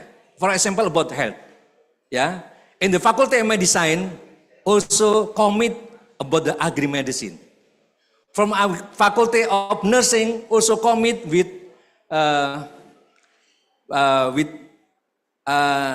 agri-nursing. Yeah, please, next please, yeah, next please, like this.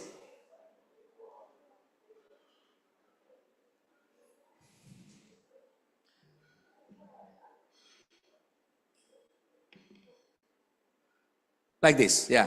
So, from agri-health, from health faculties, we have 5 faculties, should concern and commit to the agriculture. Yeah. From Faculty Medicine, recognized by agro-medicine. Yeah. How to develop the medicine science to the farmer is different. And for dental agri-medis, yeah, for the dentistry faculty, also recognized by the dental agro-medicine.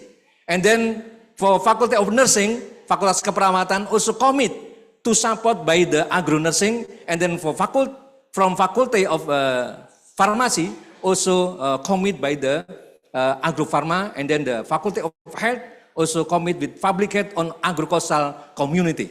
It is our concern.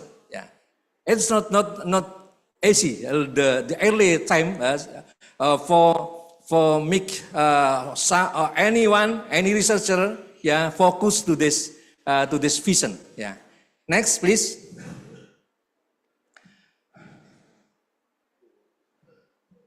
Okay, next, please. Also, when we talk about the energy, new and renewable energy, for example, with the first theme, new energy support food security and industrial agriculture, with the sub-theme bioenergy and land and marine micro hydropower plant.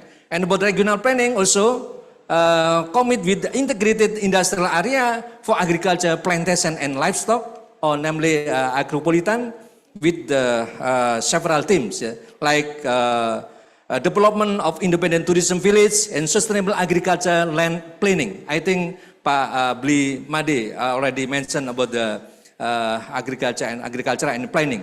And then about the information and communication technology, concerned with industrial agriculture information system, also concerned about the digital farming, and then smart farming, and then precision farming, and so on. Yeah. Next, please. Also about the social, humanities, politics, and economy law. Yeah. So the law faculty also concern how to consumer protection and for agriculture and industrial product. So also concern geographical indication. It is belonging by the law faculty. Yeah. So Indonesian very diverse of about the biodiversity. You know, each place, each area, yeah, has the some distinguished and indigenous potency. We about coffee, maybe, yeah, about coffee for example, we recognize by the Cafe Semeru, Cafe Ijen, Cafe Kintamani in Bali, yeah, and then cafe from Gayo, yeah, Gayo Cafe, Cafe Lampung, yeah, and so on, yeah. So it is neat, and this is belonging by the law faculty, yeah, to maintain and control about the geographical indication, yeah. Next, please. So about the environment disaster, I think very linkage with the agriculture. Next, please.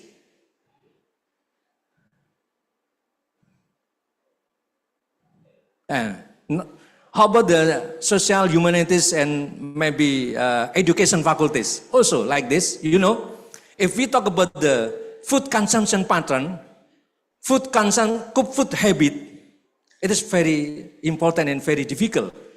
If we change, yeah, food habit for adult, for student, I think for university student, very hard to change about the food habit, because food habit depend on how their mothers provide every day. So need how to develop the culture. So need develop education, need develop curriculum. How educate the young generation, how educate the children and school children, yeah, to make maybe to make local food habit, yeah, or local food-based food habit. It is important, yeah. Next, please. So in the education faculties also concern to the innovative learning based on industrial agriculture, and then also recognized by, please, next please. Recognized by EduFarm, yeah, EduFarm and maybe EduFarm, agro, ecotourism, early food security education, and young farmer. Because we need young generation come and concern and love to the agriculture. Because agriculture now, yeah, grown by the older farmer, yeah, and how to implement the strategy, yeah. So my university, the lecturer not only, yeah, how to produce the publication or article. So we have the namely research group, we develop to the research and development community development research group. So lecturer should not only produce the publication or article, but also concern, next please, to the impact. Yeah. So community development very important for us, for University of Jember. If you see about University of Jember, not only about the publication. Now we in 15 rank by the WUR, yeah, World University ranking, yeah. But we not only happy because we need how the of the researcher not only research but also to do the community development. So we recognize with the program is of the research-based community development. So all of the researcher should produce beside the publication article also produce impact. So educate to the farmer, educate to the community, and so on. And so this is Skoci, yeah. I recognize with I call small SIP, ya, small SIP. Small SIP is kelompok riset dan pengabdian masyarakat research and community development groups, and University of Jember, now we have 453 research and community development group. Each researcher should join to the research group, to the research and community development group.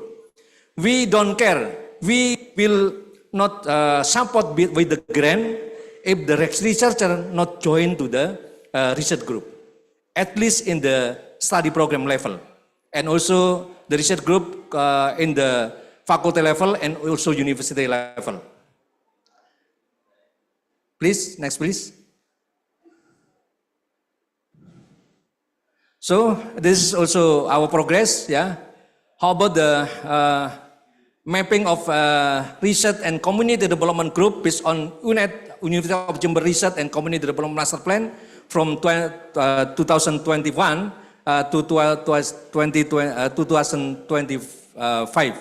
When I served as the director since June 2021. And we now, if we concern about the food in Indonesian universities, we rank in feed. This is data from Ministry of Higher Education. The director released this data. Of course, this is our concern is very true. To do and to concern about the agriculture, and it is for only example about innovation research and commercialization of product research work in University of Jember and environment. For example, this from Faculty of Mathematics and Natural Science. Not from agriculture faculty. Like Ahmad Saifullah concerned to how to produce fortified rice. And then from Bambang, this is from Faculty of Mathematics and Natural Science. He concerned and he very iconic for my university, released the end commercialization of high sugar production. How to produce high yield through sugar cane in the arid land. And this professor success and often reach the grant from many parties from Indonesia on international grant. Next, please.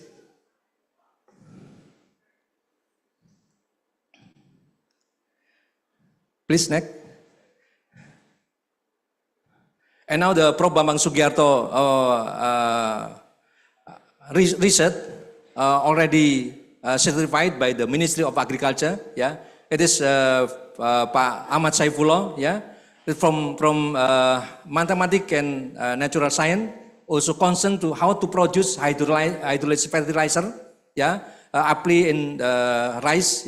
And then also how to produce zinc fortified rice. This is important for Indonesia because Indonesia is high in stunting. And then this is from Faculty Teacher Learning and Education.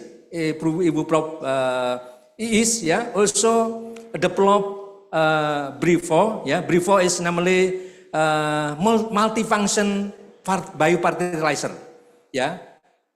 Please back first. Multifunction fertilizer, and namely bionematocida. Bionematocida not only protect from or inhibit the pathogen, but also to fertilize the soil. And then Prof. Bayu Taruna also concerned about the smart farming, precision farming, and digital farming. And then next, this is also younger researcher. Concern about the palm oil. Jember is far from the Kalimantan, far from Sumatra.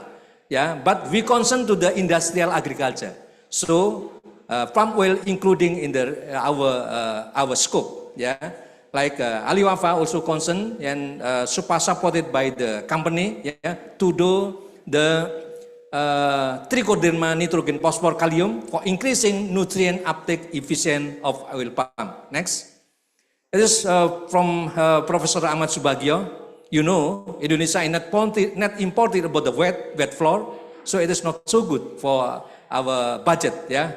So one of the researcher also concerned how to modify the cassava so make wide spectrum for application, not only for maybe cake, yeah, but also for noodle, for bakery, yeah, to substitute about the bakery material. It is from Faculty of Humanities, yeah, also concerned, yeah, about the irrigation, yeah. This is historical, yeah, historian, yeah, so concerned, yeah, how to Belanda, Dutch company, build the irrigation, yeah, very well irrigation, and Professor Navianto from Faculty of Humanities also concerned how to develop, how about the irrigation in Indonesia history. Next please. It is also from Faculty of Dentistry, yeah, you know. From Faculty of Dentistry, Ibu Dr. Desi Rahmawati, yeah, also concerned how to development of anti-inflammatory toothpaste prototype based on Robusta cafe bean, yeah, from agriculture also, yeah.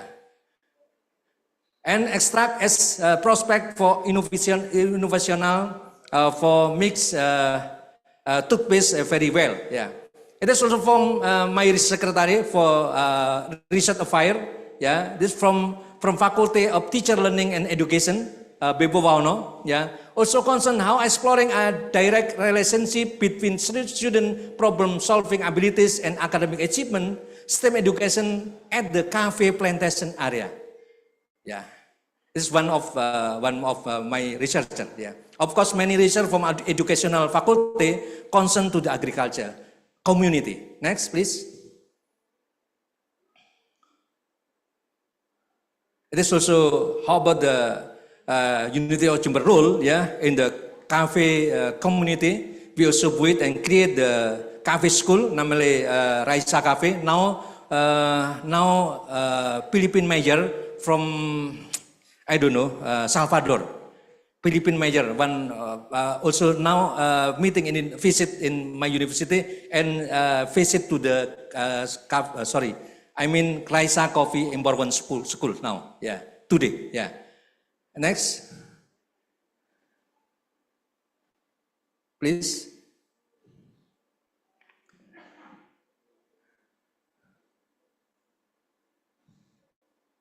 And how about also our cooperation, our collaboration with Germany, supported by the AAD Erasmus, yeah. We also have the AAD ambassador, yeah. So work together since 2012, yeah. And last year we also invited, yeah, my university invited by the ACEMA exhibition. ACEMA in I think the top three exhibition in the world, yeah. So we have opportunity to explore my research product. It is also my role, yeah, in International Coffee Consortium, yeah.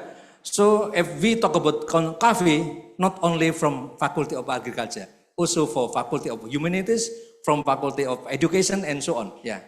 It is also my annual program, namely summer course program, everything about coffee, yeah, since bean to the cup.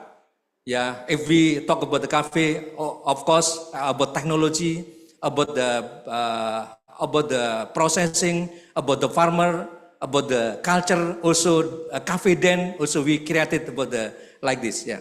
And the last conclusion and recommendation, yeah. The first is industrial agriculture development to achieve its sustainable food security requires commitment, consistency, and collaborative spirit by all stakeholders. And the second, commitment and consistency in maintaining and implementing its vision and programs, as well as evaluating and strengthening them continuously. And the third, collaborative in exploring, managing, and developing local resource-based resource massively and wisely. And the fourth, development industrial agriculture and food security must use science and technology, as well as education with local wisdom, cultural consideration. And the last, please open. So it is today quotes, maybe correct or not, education must give birth, adaptive and both-minded learner, and then must birth idea, innovation and solution, and impactful science and technology, and then please our higher education not is in Ivory Tower, bukan Menara Gading, but please we change to the water tower. Yeah, the higher water tower will the fund, yeah, to flow the water and benefit for as much as community. Thank for the attention and collaboration. Good afternoon. Assalamualaikum warahmatullahi wabarakatuh. Okay, thank you, Professor Yuli. Professor Yuli, please stay at the stage because we would like to present a placard to Dr. Yuli Winanto in behalf of UNWAR. And also we would like to invite Dr. Sunyasta to give the placard.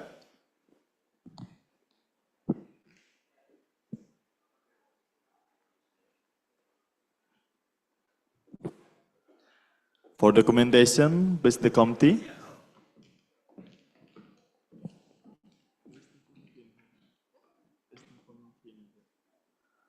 For the committee, please for the documentation.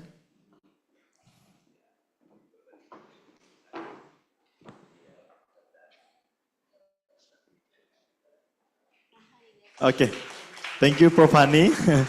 I'll get in 3, 2, 1. Okay.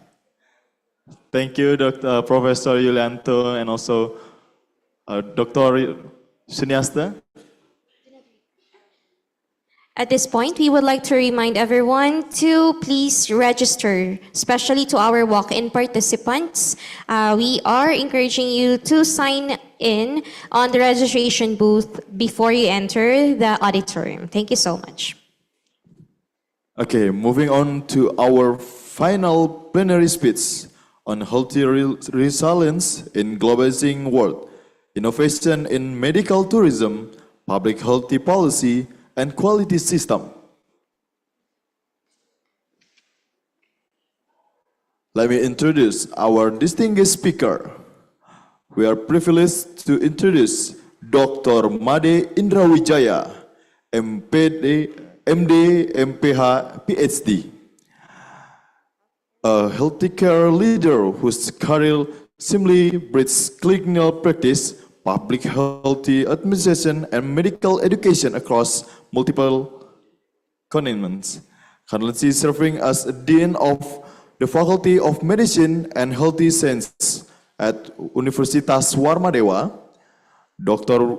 Wijaya brings a unique combination of frontline medical experience and strategic healthcare leadership to contemporary healthy changes. Beginning his medical journey at Universitas Udayana in 1999, he expanded his expertise through a Master of Public Health from Universitas Indonesia and achieved his PhD in Public Health from University of Cyberjaya, Malaysia.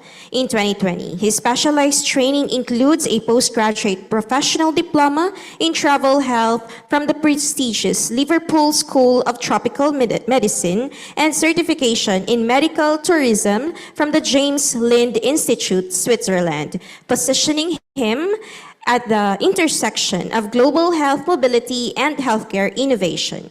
With diverse leadership experience spanning rural community health settings, Dr. Wijaya has developed comprehensive insights into healthcare delivery across different populations. His expertise encompasses health administration and policy, quality improvement and patient safety, and the emerging fields of travel health and medical tourism, making him uniquely qualified to address healthcare challenges in our interconnected world. Through his academic leadership and practical experience, he continues shaping the next generation of healthcare professionals while advancing innovative approaches to public health challenges in Indonesia and beyond. So please come to the stage, Dr. Made Indra Wijaya, MD, MPH, PhD.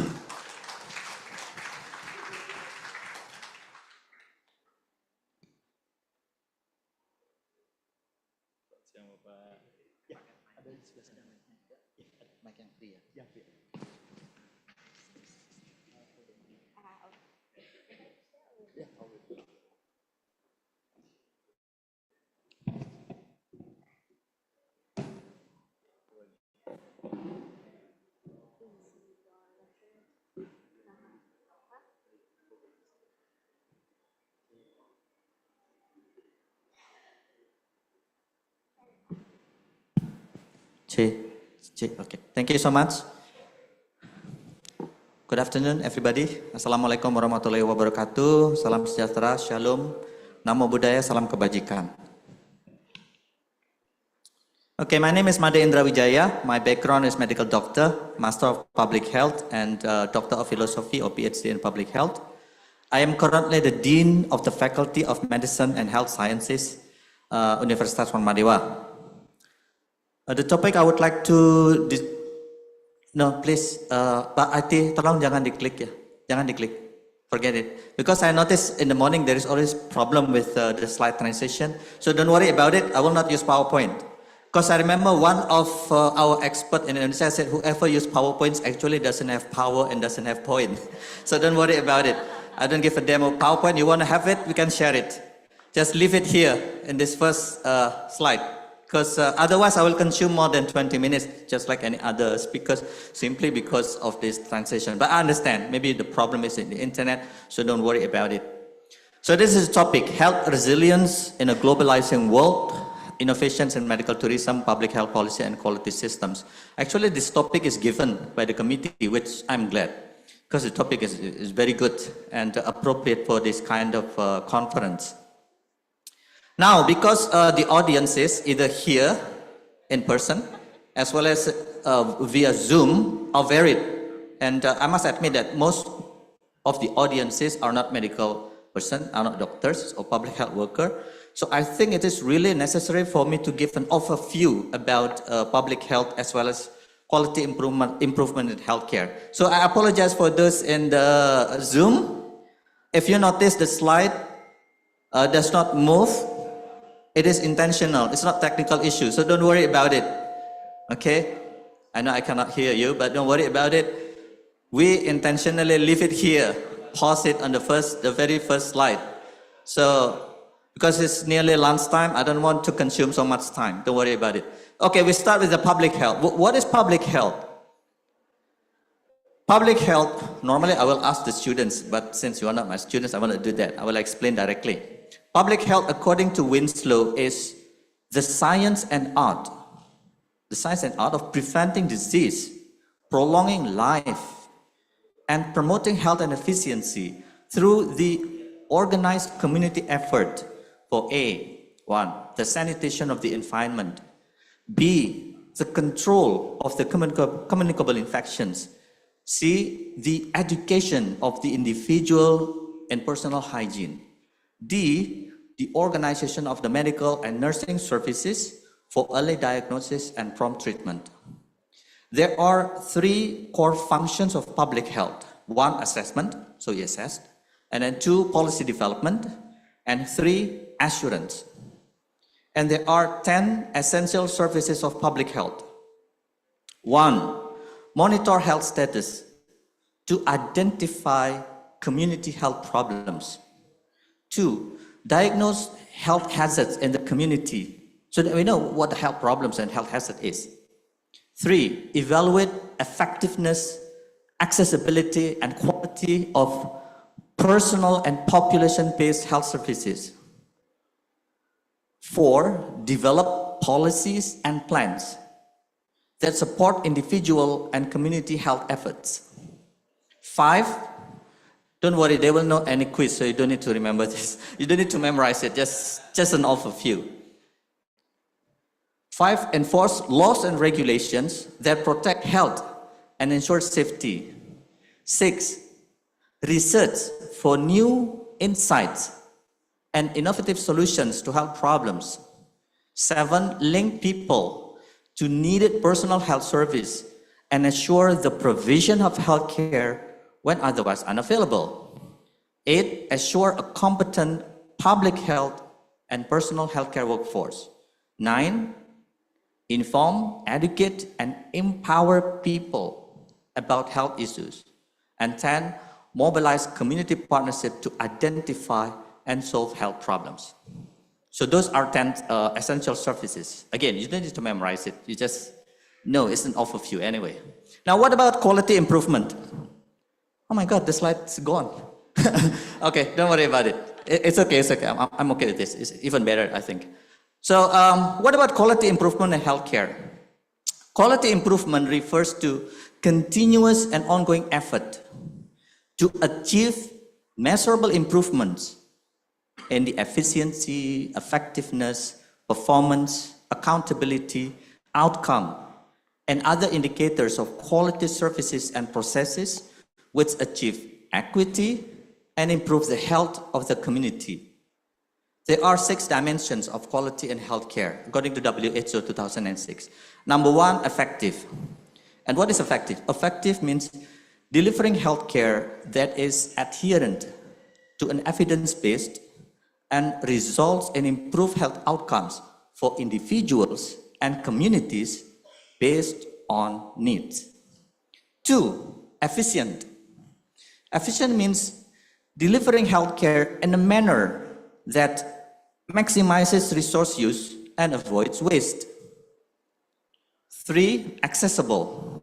Accessible means delivering healthcare that is geographically reasonable and provided in a setting where skills and resources are appropriate to medical needs.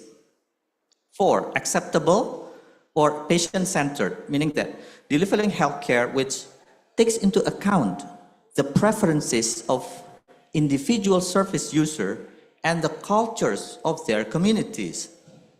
5, equitable, meaning that delivering healthcare which does not vary in quality because of personal characteristics such as gender, race, ethnicity, geographical location, or socioeconomic status.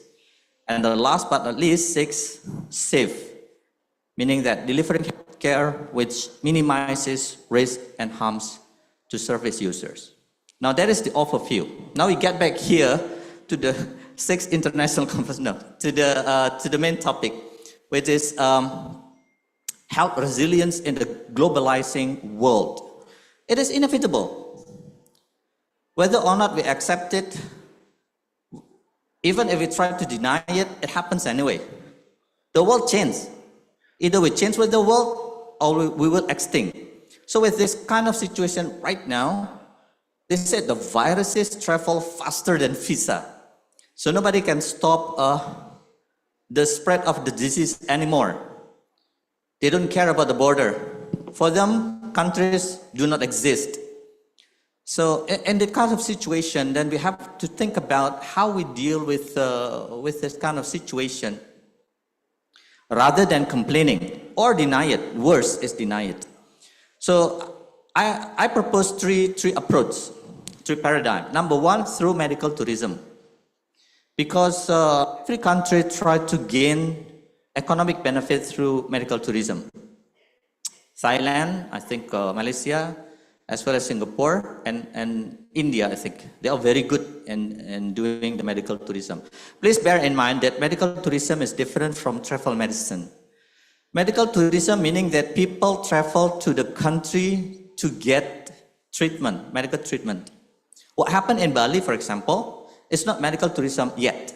It's more like travel medicine or during travel consultation because they visit Bali as tourists.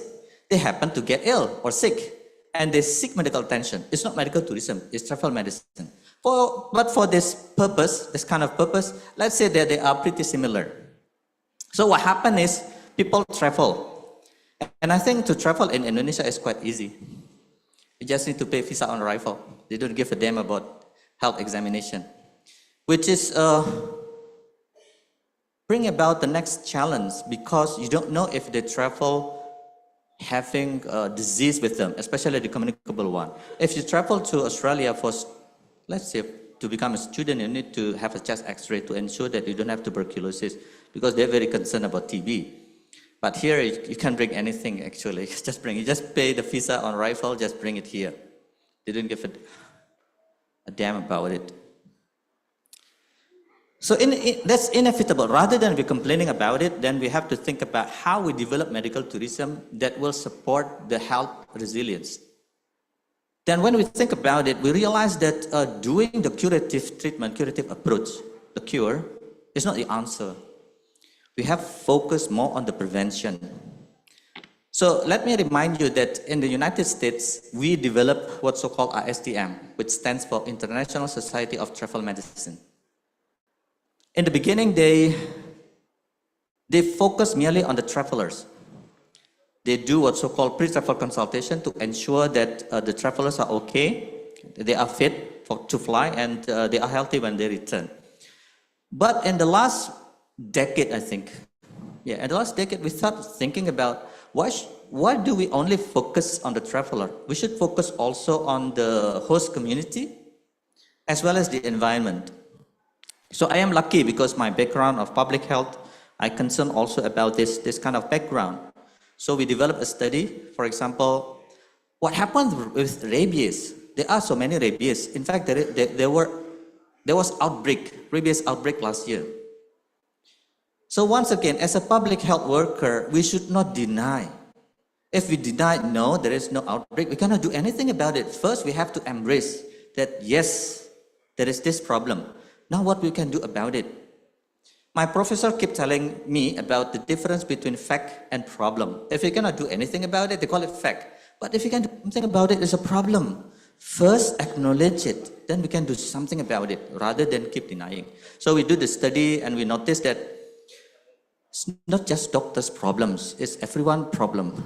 Because it turns out that the most effective way to prevent rabies from spreading and disturbing our tourism industry is not from the human beings, it's from the dogs.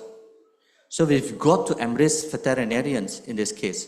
So that's why we developed One Health, which consists of not merely doctors, but also any other disciplines. And we know exactly by focusing on the canine vaccination, then stopping rabies from spreading is much easier, rather than focusing on the travelers as well as the human beings, the patient. We have to switch the way we switch the paradigm, the way we prevent disease from spreading. Luckily it happens, and we can see that the rabies cases decrease significantly after we do the canine vaccination. But to do it, we have to do the study. So we gain the evidence, and then we translated the study into what's so-called policy brief, and then we disseminated to the pentahelix.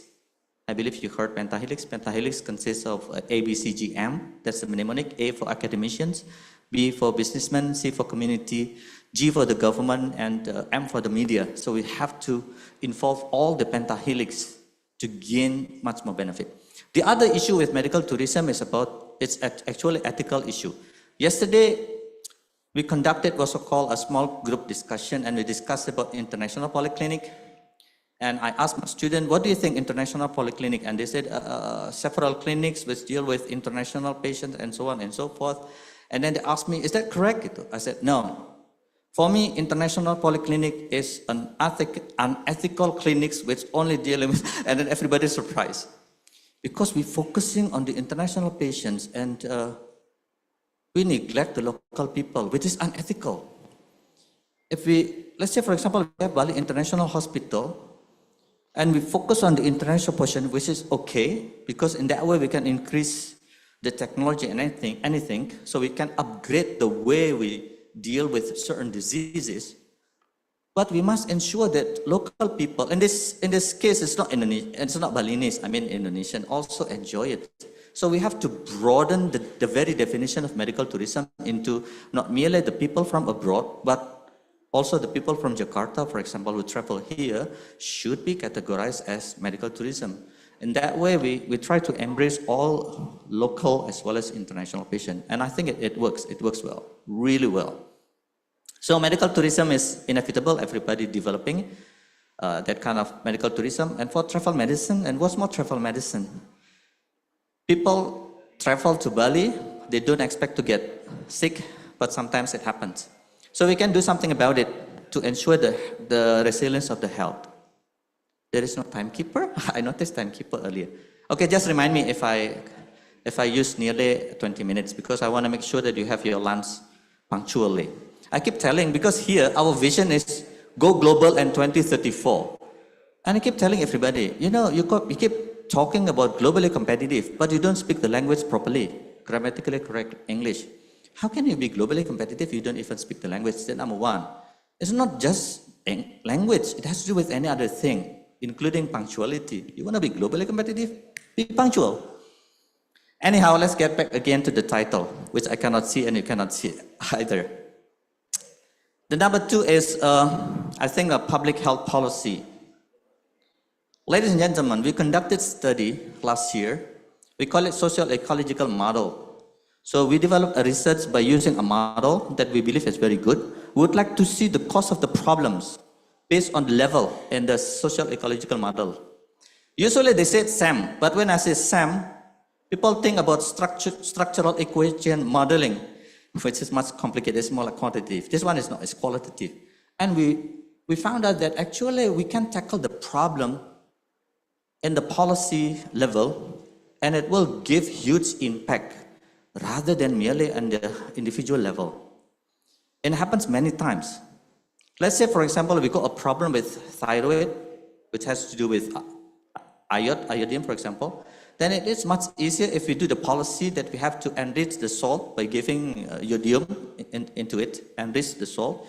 It works better than just giving a health promotion to individual. It is better if we work in the policy level. And that way, scientists, researchers, and anybody, academicians, should develop a research. And I think you believe that there is a new branch of medical, they call it translational medicine, which try to translate the research into something which is implementable. I think we have to do a research and then translate the result of the research into policy brief. Then we advocate the government or any other health department or tourism department, and that will bring about more impact rather than focusing on the individual. We still have to do it, but the impact is much more impactful. If you look at the system thinking laws, they said that physical constraint is easy to identify and break. Policy constraints are much more difficult, but will result in significant impact. Now, the last topic is about quality assurance. This is a huge problem because we tend to keep the quality good merely to pass the accreditation. Yes, accreditation is important. I will not deny it because I'm a surveyor myself. I'm an assessor. It's very good as a quality assurance, but we have to go beyond it. The problem with accreditation is usually we focus and get fixed and the rigid checklist, and we are not adaptive to the change outside. So sometimes when I work I used to be hospital director in BIMC, and I keep telling guys, we are private hospitals, but we are more bureaucratic than the government hospitals. What's wrong with us? We are private sectors. We're supposed to move faster and much more flexible. Forget about checklists, don't worry about it. So we have to adaptive with the new conditions. Otherwise, because the regulations always late. Usually they're always late. My background is Hindu. In Sanskrit, they call it Karyam Soveksha Saktimcha Desa Kalacha Tatwatah Kurute Dharma Siddhartam Wiswarupam Punah Punah. Meaning that you have to adapt. Otherwise you can't.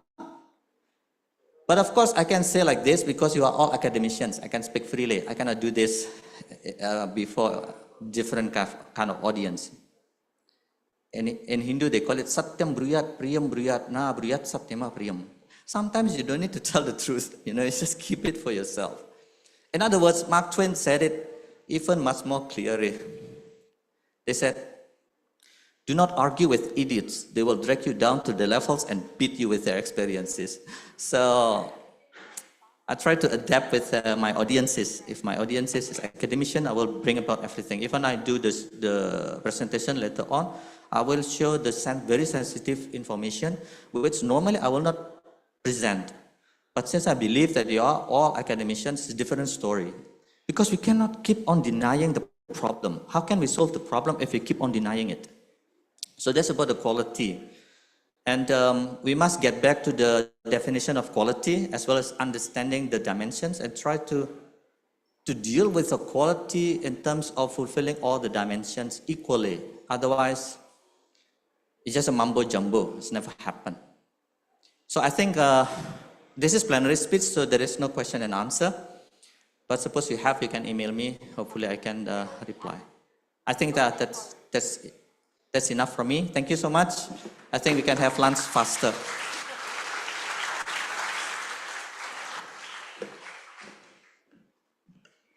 Thank you so much, Dr. Vijaya, for that very spontaneous presentation and insights on health resilience, especially on medical tourism, ethical concerns, and not denying the problem. That's the very first step on health resilience. Congratulations, sir. At this point, we would like to extend our big thanks to all our distinguished speakers. You have definitely and greatly contributed to the vital discourses on environment, agriculture, and education. We now open the floor for our open forum. Okay, so we're looking for Oscar, right? So I have to going to the downstairs. Yes. So Gideon here will be roaming around to facilitate and help you ask questions to our guest speakers, to our plenary and keynote speakers. So maybe some of you would like to raise a question. Oh, Dr. Ocampo would like to raise one question. Please introduce yourself, sir, and then please tell us to whom is the question for. Thank you. Thank you, Ma'am Marlene. Good noon to everyone. This is addressed actually to the 4 plenary speakers. To be honest, I really like the discussion. It's really comprehensive and it opened many doors for us researchers and academicians. Thank you so much to Dr. Yuli, Dr. Madi, Dr. Putra, and Dr. Ronquillo. My question is, how important is the policy and governance in all these things that we try to push? We have topic regarding architecture and engineering. We have topic regarding health sciences, interdisciplinary researches. But what do you think is the role of policy and governance for us to really push the things that we want to do? In research, our task is to bring out the realities, laying it on the table. But it's a different story if we talk about implementation. It's never unilateral nor bilateral. It's always multilateral. And what is our stand as researchers implementing and trying to push all these projects come into reality? Thank you. Thank you so much, Dr. Kam, for the question. We would like to request our speakers to answer the question. Who would like to answer it first? Yes, Dr. Vijaya.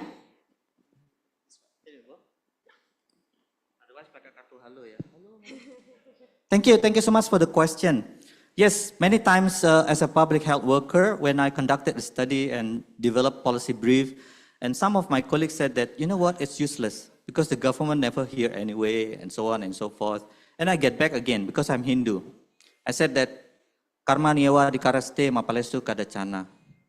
You can sing it. Karma niewa dikaraste mapalesu kadachana. Ma karma palahe turbur, ma te sango sto akarmani. You are entitled only to actions and never to fruits. Do not consider yourself to be to the cause of the fruits of action, nor let your attachment be to inaction. Just do it. Forget about any other thing. There is a what's so-called ripple effect. So I conducted the study and developed a policy brief. They said, nothing happened. Or maybe not this year, maybe not next year. But you know what? If you throw a stone on the surface of the lake, this quiet lake, it will create a small wave, which sooner or later will get bigger and bigger. They call it ripple effect. And your action will also do that. You know, one of my colleagues received award 17 years later. She started as, I I think medical rehabilitation started community-based, but nobody listened. 17 years later, she received award. So sometimes cause and effect, it not occurs in one session. But that doesn't mean that you have not to do anything. Do it, forget about the result, just do it. Just like Nike, just do it. So I think don't worry about it. Whether or not they follow our recommendation is beyond our power to control it. So whatever happens around us is beyond our power to control it. But whatever here is within our power. So we have to do something about it. At least when we die, we leave a legacy. And maybe they will not recognize you as the one who initiate. Who cares? Just do it. Develop, you are a researcher. Get back again. Karma niyawa dikaraste, mapalesu kadacana. You are entitled only to action, never to fruits. Thank you so much. Thank you so much, Dr. Wijaya. We would like to request our next speaker to answer the question. Who would like to go next? Yes, Dr. Putra. Thank you. That's a very important question, actually, because we live in bubble while the government, where life is there. Very often, academics lives in bubbles, and we think we are someone who are perfect. No, life is there. Life is not in our campus. Our campus should be innovation centers, and we have to communicate what is inside. That's why the community service is very important. And somehow, our policy and innovation sometimes are in two different poles, because in policy, you cannot break it. But in innovation, you have to break the rules. Somehow you have to break. Otherwise, you will not have innovations. Otherwise, you will have no new things to introduce, because policy is introducing what is already there. They try to control everything, while innovation is sometimes uncontrollable. Well, let's say Elon Musk, to live in Mars, that's innovations. We don't have policy yet, but he already thinks about that. Like how to the one that I just presented earlier today is something that is not in policy. If I propose it to get permission for the government, exactly they will reject it, because that is break the rules of the government. You cannot put the plans on top of a buildings, but I put plans on top of a building. But then when we explain that we will get benefit from it, then maybe we can push them to rethink about the policy. And that's how and US, for instance, in Singapore works. They inform the government what is good, what is bad, and they create a lot of innovation from that positions. And now almost 90% of building policy in Singapore is produced by campus. So campus become an innovation center for the whole country. Thank you. That's a very important question. Thank you so much, Dr. Inyuman Gede Mahaputra. Let's now proceed to Dr. Witono. Okay, thank you for the question, because I'm from State University. Yeah? So maybe a little bit different about the financial management pattern. Yeah, but it's not influence to the how because the government task, I think, should facilitate the researcher, to innovate, to develop the idea, but for Indonesian, I think, better if we linkage to the Indonesian vision, because for example now, to this new president idea, new president vision, focus to the food security now, I think everyone know well. So if I think will be better, researcher also concern to the how to support to achieve the food security. I think better without any lift about the other innovation or other idea. It's important because to reach and to achieve the vision should work together. Not only one line, not only one entity. But all of the community, all of the stakeholders should support to the vision. I think better, yeah, for in my idea. Thank you very much. Yeah. Thank you so much, Dr. Yuli Vitono, for that answer. Any question from the audience aside from the question from Dr. Ocampo? Yes. While we are waiting for our next question for the panel, we would like to take this opportunity to remind everyone to please sign up in the registration, including the students from Universitas Warmadewa. Thank you so much. Yes, please. I'm Nandita Ghoshal from Banaras Hindu University, Varanasi, India. I have a question. I mean, very good these presentations. That whether the policies,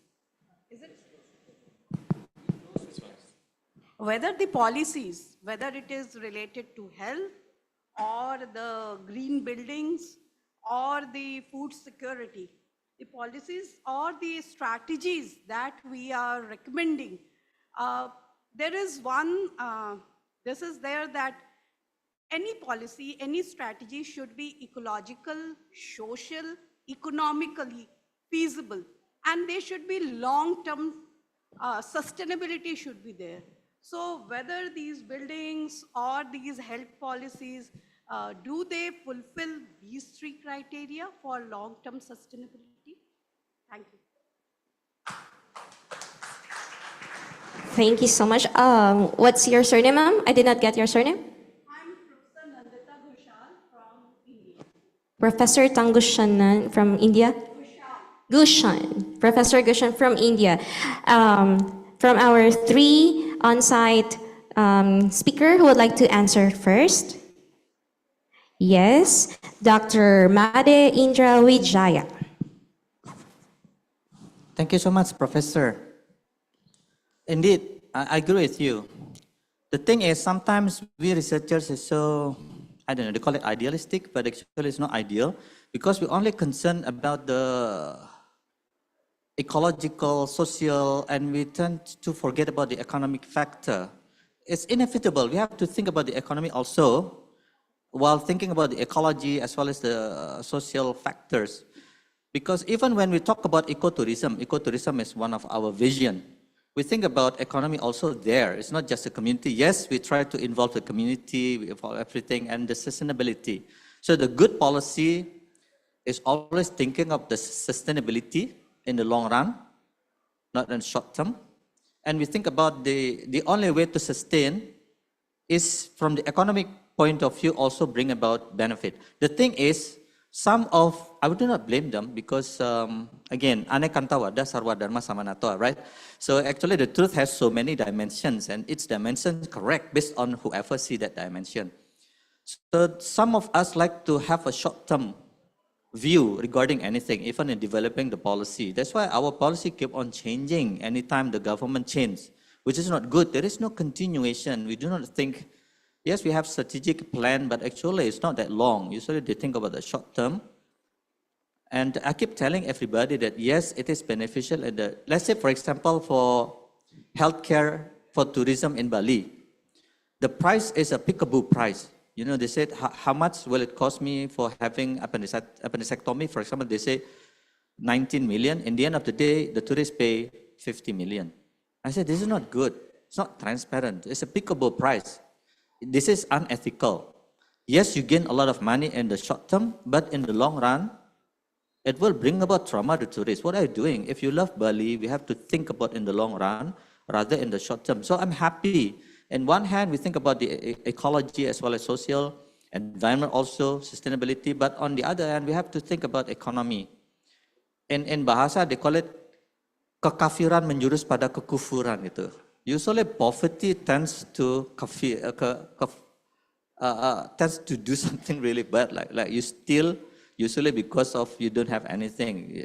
There is a pressure in it. So I agree with you, Professor. In terms of policy, that's why we develop what's so-called One Health. It's a multidisciplinary expert. And that way the policy will have multi-dimensional aspects. And before we disseminated the policy brief to that pentahelix, usually we discuss it with our fellow colleagues from Gajah Mada University, for example, and our neighboring university like Udayana, Undisa, to gain more insight which result in a better implementable and sustainable impact rather than short term. Thank you so much, Professor. Thank you, Dr. Vijaya. Let's proceed and listen to the answer of Dr.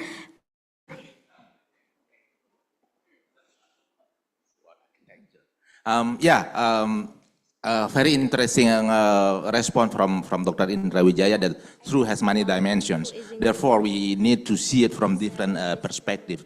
The more eyes we use to see the through, the closer we may be to get the answer. Come to a more philosophical things of Descartes, I think, therefore I am. It is actually just a part. There's one word before. I doubt and I think, therefore I am. So first we have to doubt. We have to doubt the settle of the policy of everything, and then if we don't have any doubt, then why do we do research? We have to doubt first. I doubt the policy, and then I start to rethink. I start to find my own answer. I think we need to do that as academicians because we have the privilege to do that. The government provides us with some funds maybe, or maybe private sectors. We first have to doubt the things that's already established. And then we think, and then we may find answer. The problem with government and also in academia is we live in compartments.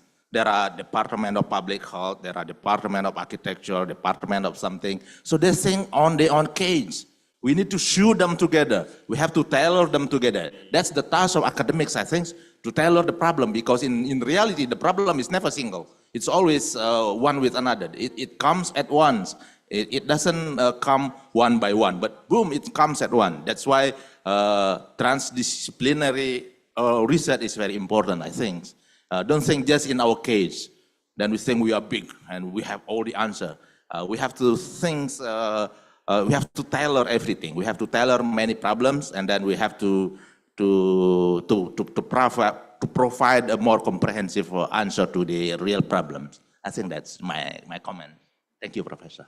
Thank you, Dr. Putra. And let's go to Dr. Witono. Before we listen to Dr. Witono, Dr. Ronquillo is in an equally important event right now who cannot stay for long in the Zoom. Yes, Dr. Witono, please. Okay, thank you. Maybe I get not main point, but I try to answer and explain about your question, Professor Gosan, from India. I think maybe this time for Indonesia is not so problem because we invite the area, But next will be problem, So that important thing, the government or maybe in the regulation should declare the regulation, and namely the spatial or regional planning. So in line with Pak Made and also Pak Dokter, where areas can develop for building, for houses, for industry, and where's the area should maintain, as the sustainable agriculture land. This is important, So for future, because population will also always grow, but the land capacity will decrease. So important to regulate, to maintain, and to organize, about the land. I think all of country. This is for commitment for our SDGs. I think that's my answer. Thank you. Thank you so much, Dr. Witono. Let's hear for another question from the audience, maybe? Any other question? Yes, we have from Professor. While we proceed to the next question, we have some comments from our Zoom. I took picture of the first one. I think I have to go through the last part later. So this is from Mr. Richard Castor of CBS UA. He said, "Good question, Doc Darrell. Not only we have to work with various stakeholders, but we need to learn to break free from our silos and let our work transcend disciplines and boundaries for us to achieve common good and goals." So this will go back to the point of Dr. Vijaya earlier, that it's already borderless. Right now in communication, let's make it also borderless with our innovative solutions as well. Let's also go to the next part. Can you please, what do you call this one? Scan back, yeah, that one. Stop. Can you please show me the name? Yeah, this is a question from Mr. Wilfredo C. Salvador Jr. of Abra Science and Abra Science and Institute. Assist. We have in advancing innovation for resilience in education, agriculture, and environmental stewardship. How can we ensure that these innovations are not only technologically sound, but also socially inclusive and sustainable, particularly in addressing the needs of vulnerable communities that are often left behind? I think this is addressed to all our speakers. Anyone who would like to address this one first? So the question was on how do we also address those that are usually part of the communities that are often left behind amidst all these innovations. Yes, Dr. Putra. Thank you. Yeah, I think the first questions by Dr. Hu, I forgot his name, is very important, and it keeps going. Dr. Ocampo. Dr. Ocampo, and it keeps going. I think it can be continued to the breakout rooms after these main sessions. To bring innovation to the community is one task of the higher education institutions, so they will not live in the glass box, not just producing good papers, but also improving the real life of the community. That's a very important task, and I think that's why the transdisciplinary research and also doing pilot is also important. Doing pilot in local communities sometimes bring us a wider perspective in seeing the real problem than just doing it in papers.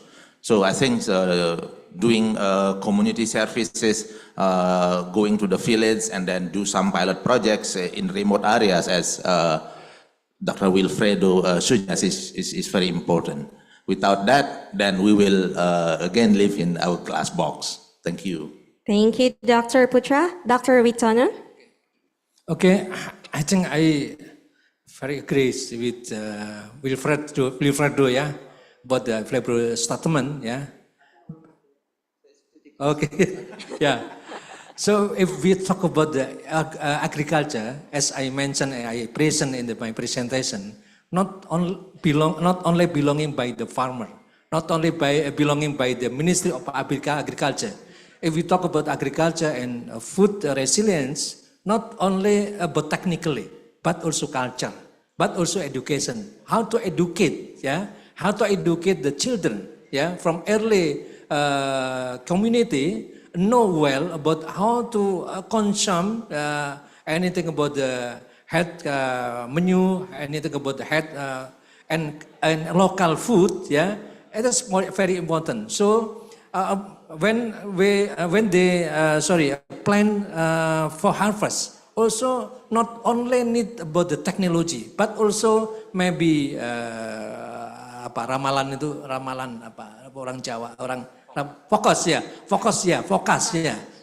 Sometimes our grandfather, our grandmother plan and do like this. So I very agree. So about agriculture should support, should do together with any stakeholders. not only technology, not only one ministry, not only one faculty, but all of the faculty, all of the stakeholders, all the ministry should support to the how makes our agriculture and food security success. Thank you. Yeah. Thank you, Dr. Witana. Let's proceed to Dr. Wijaya. Okay, thank you.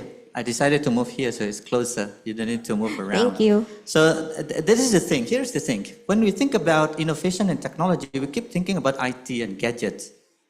And hence, and therefore we keep thinking that we left vulnerable communities because they don't have the capability. They cannot afford to purchase it. But actually innovation is not merely an IT, it's also a model, for example. Like we developed a model, we call it Pentacome 2 years ago. We obtained grant from the government. We obtained 400 million plus another 100 million from the company, other company. We developed a model and we take into account the vulnerable communities in that model. And as a matter of fact, we prioritize them. So it will be more inclusive. If we keep thinking about a new iPhone, of course, the vulnerable communities will not be able to purchase it. But if we keep thinking about any other innovation, then it's a different story. Even here in our campus, we think about, they call it before disabled, now difable, right? Different ability, difable. We think about how we can facilitate difable to also attend our class. Like those who suffer from polio before so that they cannot walk properly, but they have a very good brain, meaning that they can attend a medical school, for example, then we try to create facilities that try to accommodate their needs, even though there are only maybe 1 or 2. So yes, if we think about technology in terms of gadgets or any other expensive, super expensive, then yes, we cannot be inclusive. But please bear in mind that innovation is not merely a gadget, it is also a model, especially if you're a sociologist or public health worker like me, and sometimes it brings about more impact. And we still use the technology platform, but it's not too complicated. On the other hand, they have to develop also a complicated technology. For example, personalized medicine. Lately, we develop medicine for hypertension and we generalize people. So if you suffer from hypertension, you are, let's say, 65, you give this medicine. There is another research, they call it personalized medicine, that actually medicine for one person different from another. Believe me, it's super expensive. As a dean myself, maybe I cannot afford to do it, but let them do it. But on the other hand, there will be any other research which try to be inclusive. So again, I think it's more like an advice to all the researchers rather than question, which is very good advice. Thank you so much. Thank you, Dr. Wijaya.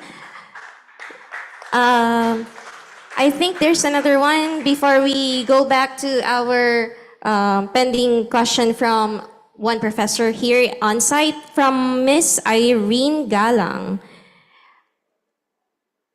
Okay, what strategies or governance frameworks can be put in place to ensure that innovations in education, agriculture, and environmental stewardship are co-created with vulnerable communities so they are not just beneficiaries, but active shapers of solutions, while also addressing systemic barriers such as government corruption that often undermine inclusivity and sustainability?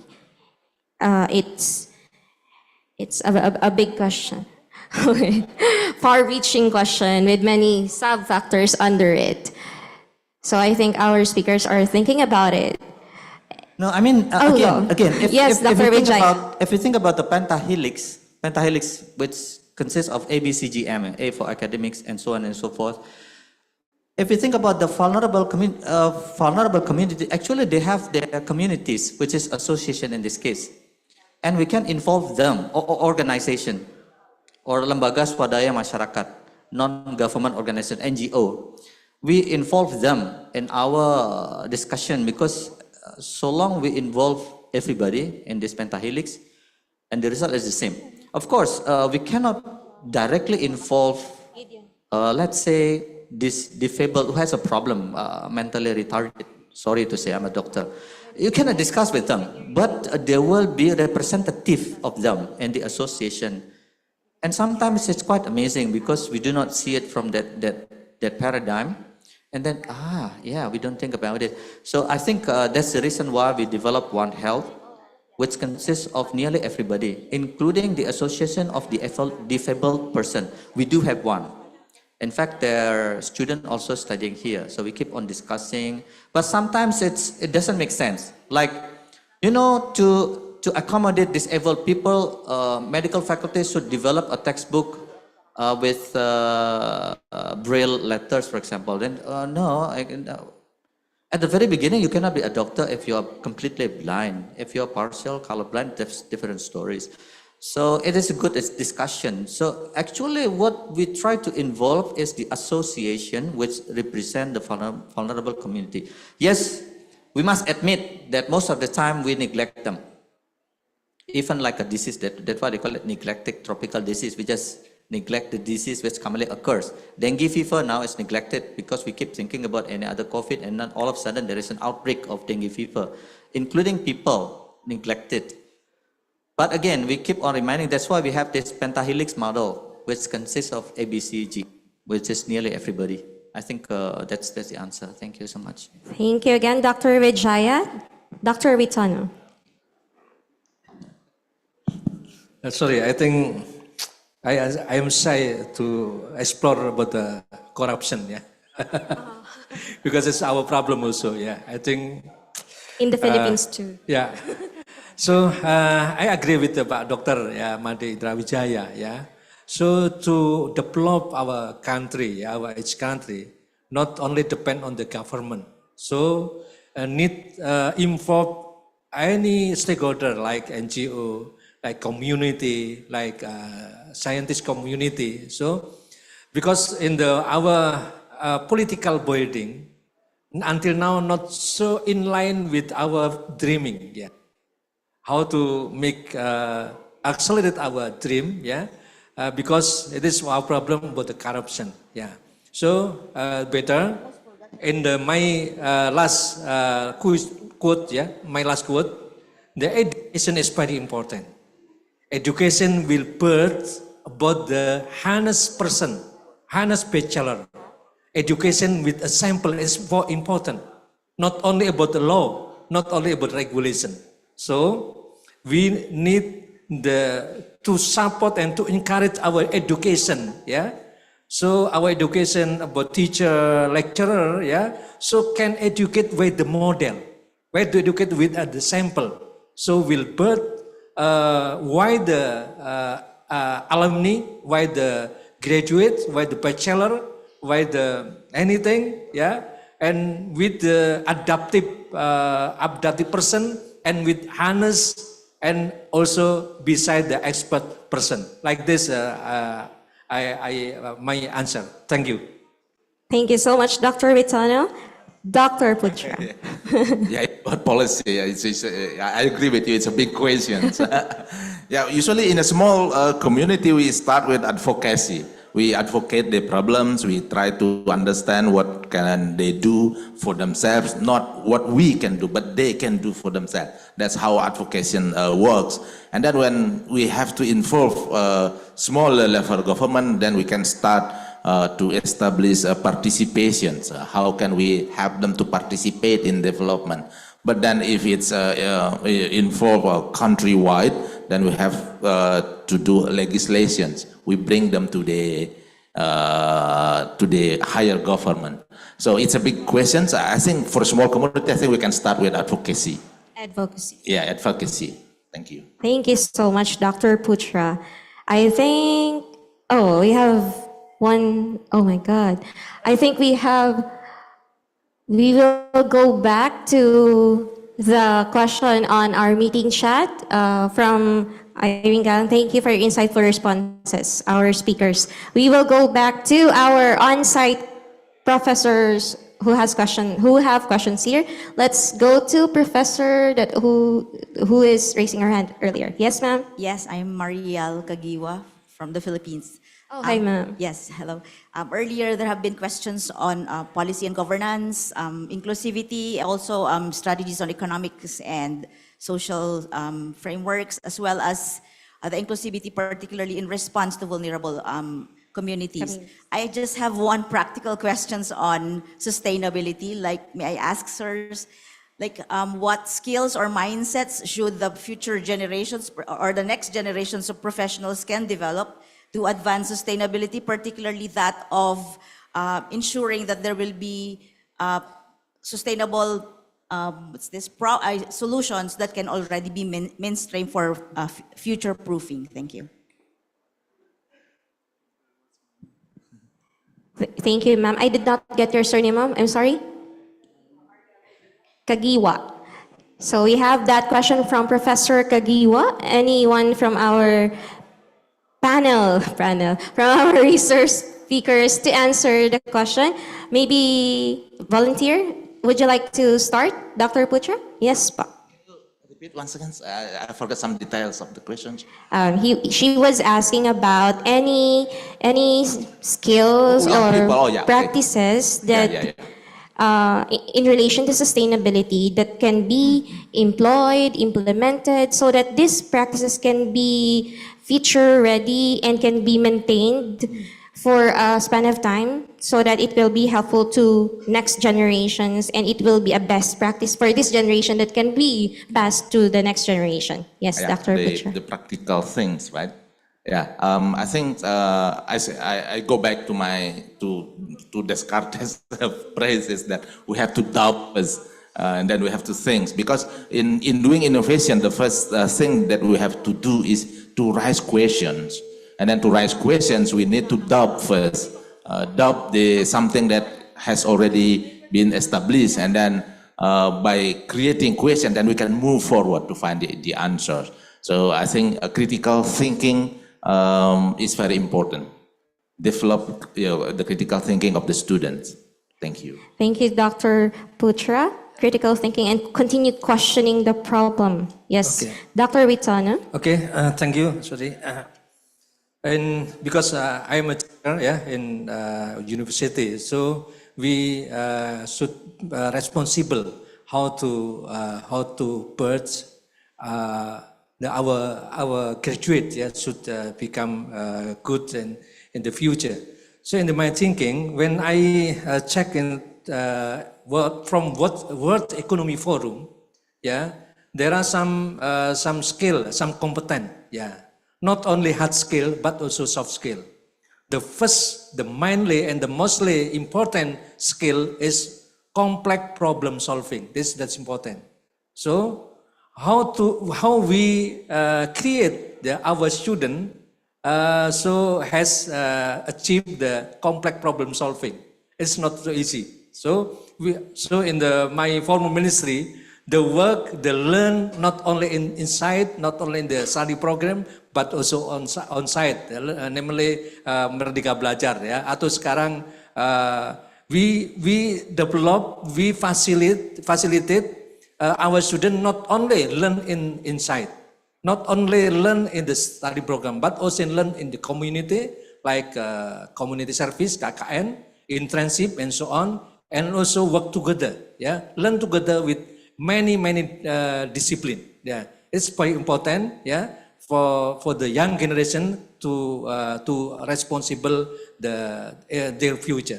That's all my answer. Thank you. Thank you, Dr. Ritana. So that's multidisciplinary, transdisciplinary, and soft skills. Yes. Dr. Wijaya. It's a very good question because we keep talking about the theory, but what then the skill needed? But I think the theory is important because in educating our students, we must give the knowledge and then build the good attitude. And the end of the day, they practice what they have already taught. So in medicine, for example, we give the data that, let's say in Ubud, usually they didn't have dengue fever, but lately they did have. What happened? So global warming does exist, happen. It's not just theory. Meaning that the mosquito now able to reach this place. Why? Because it's warmer than before. So we have to let them know this kind of knowledge. And we can do something about it. By, let's say we work together, put a tree, plant a tree, for example, for each student. So in the beginning, we have to build the knowledge. and later on the attitude. But at the end of the day, even the philosophical words also work for them because it works for me. Like for example, these words, the earth is not an inheritance for our children. It is a trust that given them for us to look after. Now we remember that, oh yeah, we shift the paradigm. And I think it's more like in the soft skill. In the hard skill, we realize that why I mentioned there to adaptive. Rather than complaining, we try to fix it, but adaptive is this kind of situation. Really, before I think in Ubud it's pretty cool. There was no dengue fever at all. But now reported there. The mosquito could live there. Meaning that the global warming does exist. It's not a myth. It does exist, guys. And we provide the data to them for them to understand. So I think each faculty should put this into their curriculum, at least like 15% of it, of the curriculum. It's not much. We distribute it into its lessons or subjects or block in our medical study. So I know some of them still deny it. We cannot do anything about it. In Hindu, they call it Urva Bineda. Because whenever there is Pandawa, always there is Kaurawa. This happens all the time. But that's the thing that at least we can start. I apologize because I have to leave this forum. I thought plenary speech is keynote. They call it keynote. Keynote meaning there is no question and answer. That's what I think. And all of a sudden I'm surprised there is a question and answer. Thank you for accommodating the question. Because I have my students waiting for me. Thank you so much. Guys, let's give a round of applause to our Dr. Made Indra Vijaya for accommodating us for this morning until, it's already afternoon. Okay. So we are left with Dr. Vitana and Dr. Putra. We have a comment. Is this a comment? I think there's a question before the comment of Dr. Doloso. I think so. Before the response of Ms. Galang, can you please scroll down for a while? Scroll down the meeting chat, please. Scroll down. Yes, that one from EJ Barsinilia. Before I read this, may I remind our Zoom participants, you can turn on your microphone also if you want to ask questions directly to our speakers. So according to EJ Barsinilia, Professor EJ Barsinilia, good day everyone. I just like to ask, what responsibilities do researchers like us carry when our findings challenge entrenched interest or long-held tradition? Should we remain neutral or should we advocate for change? Jos Mabalos, that's thank you in Bicol. Terima kasih banyak. I think let's start with Dr. Putra. You're ready. Because he gave me the microphone. Thank you. Yeah, it's a difficult situation, but I do believe that the future of traditions is in the hand of the beholder of the traditions, not in the hand of the researchers. Our task is to provide some data, some argument, and then whether the beholders of tradition want to change it or not, it is in their hands, not in our hands, not in the researchers' hands. Thank you. It's on the hand of the beholder, of the researchers, not on the researchers ourselves. Yes, thank you, Dr. Putra. Dr. Witono. Okay, yeah, it's also the chilling question, yeah. Because that's important thing for a researcher, yeah, including you, yeah, Brasinilia, yeah. I think please work with trust, yeah, according to the timeline, according to the promise, yeah. So also expected outcome. So if we work with the trust, I think very important for us, yeah, to make our output, yeah, can answer the challenge, yeah, can answer anything, yeah, if we work with the trust, yeah. I think that's all my answer, yeah. Trust the findings of the studies. Yes, of course. Yes, Yeah. and let the studies make the magic. Yes. Okay. Thank you so much for the answer, Dr. Witono. I think there is a comment from Dr. Doloso. Shout out, Dr. Doloso from Calabanga campus of CBSGA. Can you scroll up, please? Yeah. So there are two new, please stop there. Okay. So I think this will be the best way to wrap up this open forum. I was already given the instruction to cut the open forum. All questions can be emailed to conference.info@cbsa.edu.ph so that our speakers can answer these questions. So, according to Dr. Doloso, the best way to ensure that the lives of the marginalized sector are improved in a sustainable manner is to educate young people about the importance of selecting government officials who value education and have compassion for others. But the reality now is that the government exploits its citizens for their personal gain, jeopardizing their core purpose. So that was a very valuable insight, Dr. Delos. Oh, there are more. Okay. Can you go to the very beginning of that one? Oh, there is another one from Mr. Vega. Also, the integration of values formation and critical pedagogy in education systems ensures that the youth are not only technically literate, but also socially responsible, thereby reinforcing the link between governance, social equity, and inclusive development.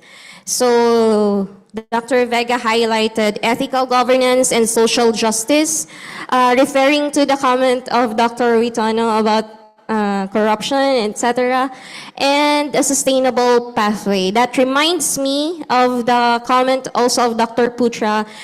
He said that the researches, the publications we have should be utilized, should not be left on paper, just left for somebody to read it, but it should be utilized transdisciplinary, meaning it should be used for the community, with others.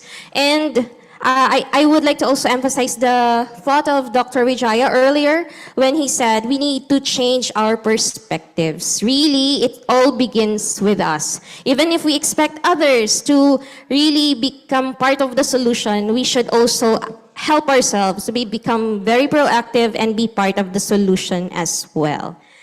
Okay, with that, we are now wrapping up our open forum. Thank you so much, everyone from the Zoom, for joining us, and for our on-site participants. That was a very productive and well-discussed open forum. We now come to, I'm sorry, I was given instruction that we end until the breakout sessions. But before we go to the breakout sessions, let us now award the certificates to our guest speakers for today. May we request our dignitaries from Warmadewa and our key officials from CBSGA to help us in giving the awards. Dr. Lustre, Dr. Ramirez, Dr. Suni, Dr. Manku, where's the other? And everyone who else? I'm sorry, it's so, the lights are so glaring up on the stage. Yeah, so we would like to invite everyone to help in giving the awards to our key speakers.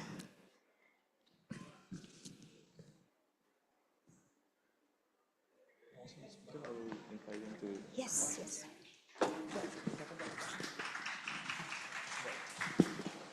So we will be giving the certificate of commendation to our speakers. Let me read the citation. Certificate of commendation is given to for sharing his valuable time and expertise as a keynote speaker / plenary session speaker of the 6th International Conference on Education, Environment, and Agriculture on September 18 to 19, 2025 with the theme Innovative Solutions for Climate Resilience, Advancing Education, Agriculture, and Environmental Stewardship.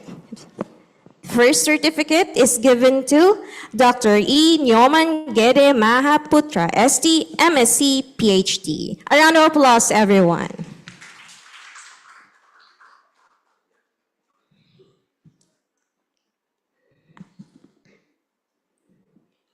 Yes, let's have a quick photo opportunity. The same certificate is also given to Dr. Dr. Yuli Witono, STP MP. A warm round of applause, please, everyone, once again.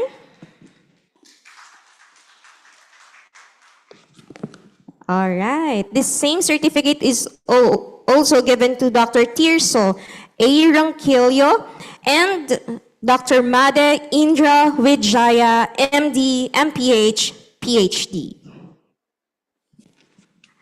But that's not only the thing that we're going to give you. We also have here tokens in behalf of Central Bicol State University of Agriculture and the conference itself. So please accept our simple token of gratitude. Here is our ISEA chair.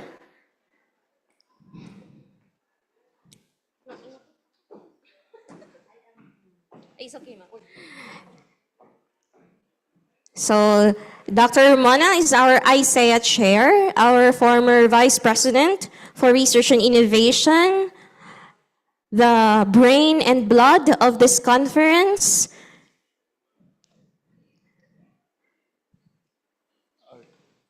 Okay, thank you very much. Thank you so much. Thank you, and congratulations to all our speakers.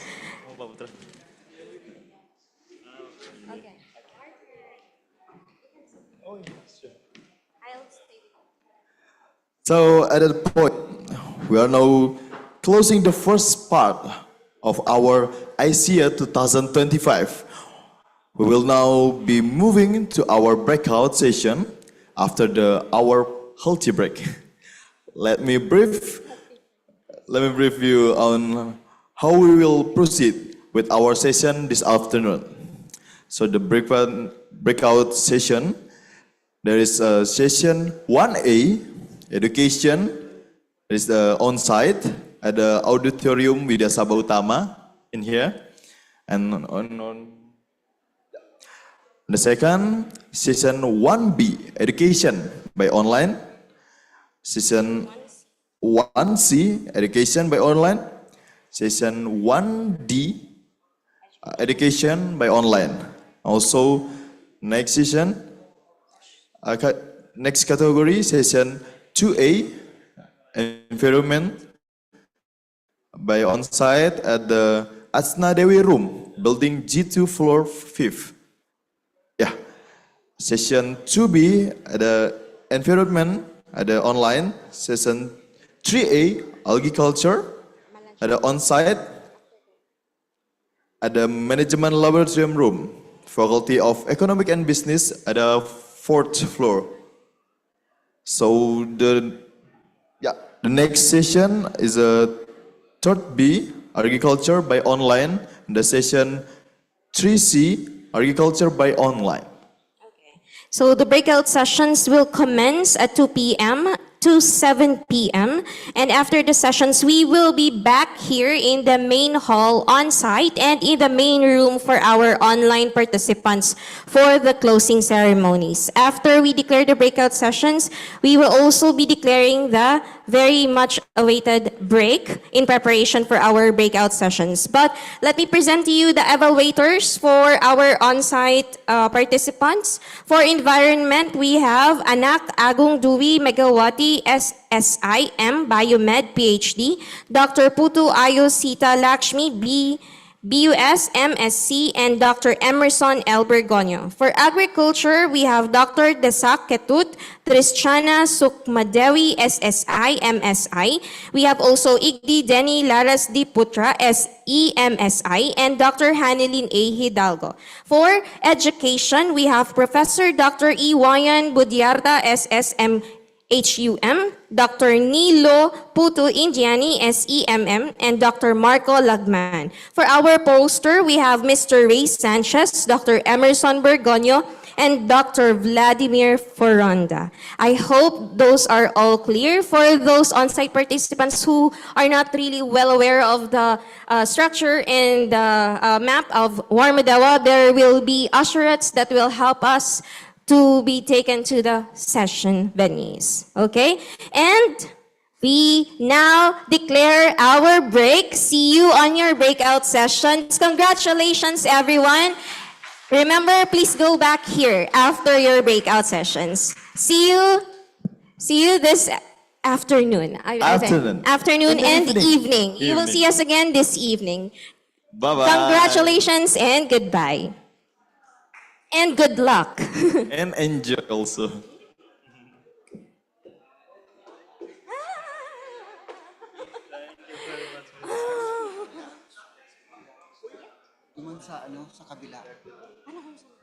Our lunch is available at the next room after you go out of the main entrance hall. So the lunch will be served on the adjacent room next to this auditorium. For our Zoom participants, I hope you would have a very sumptuous lunch for the break, and we will see you.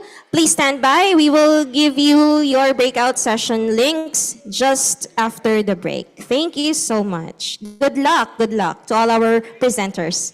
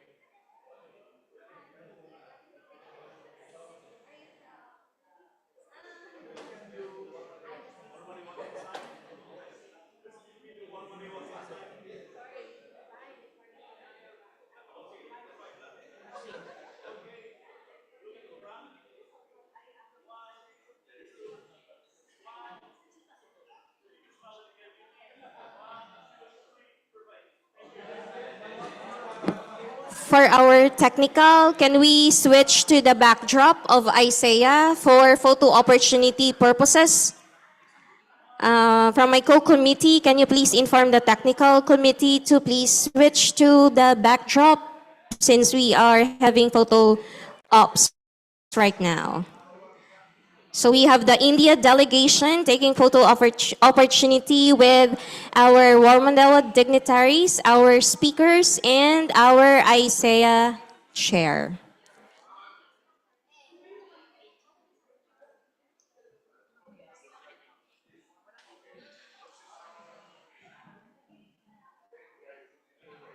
Thank you so much. We have a new group for photo opportunity with our speakers.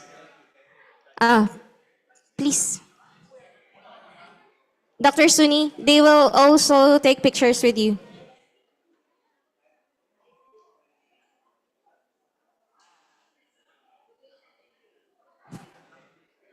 Go sir, discarte na kayo. Doctors.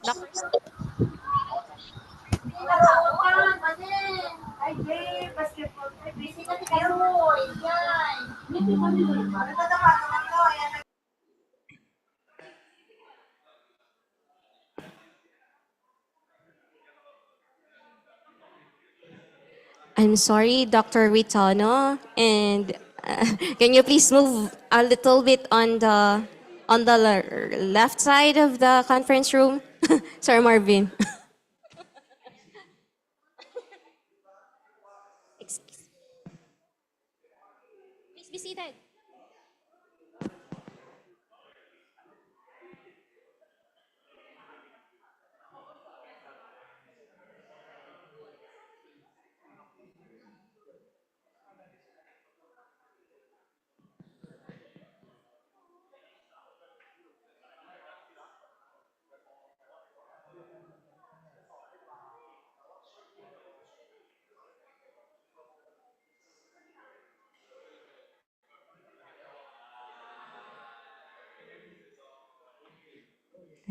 Thank you. Thank you, Sir Marvin and the team.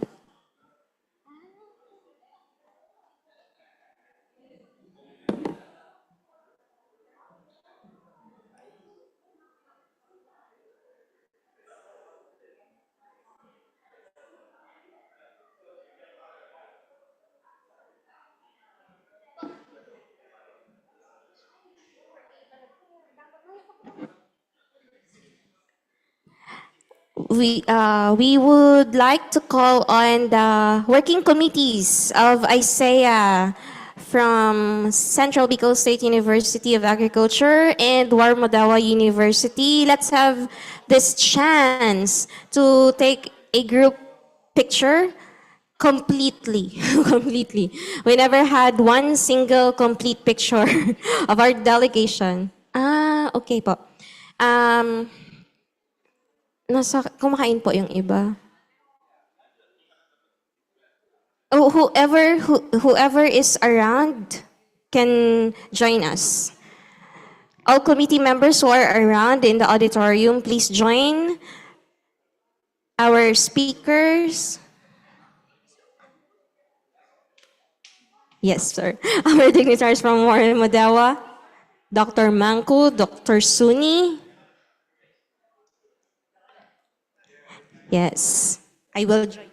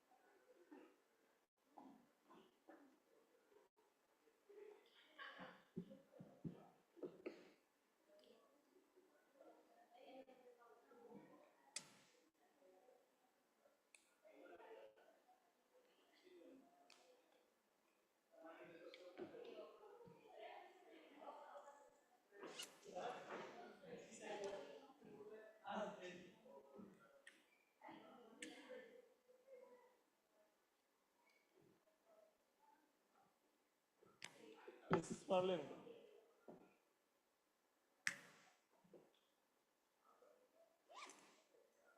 Mrs. Marlin.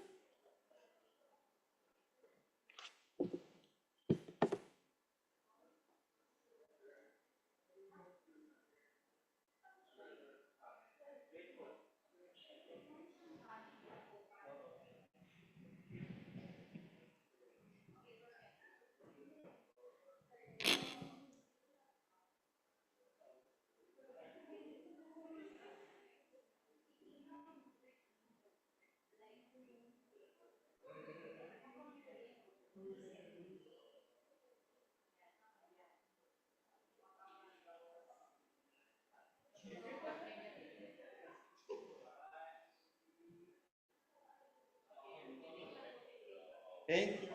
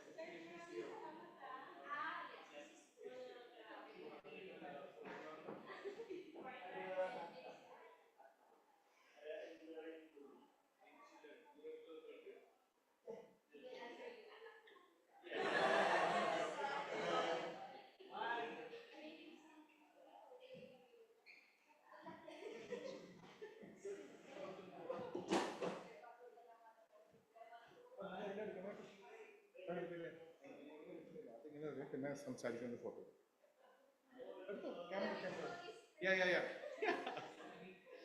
ask them don't to switch off okay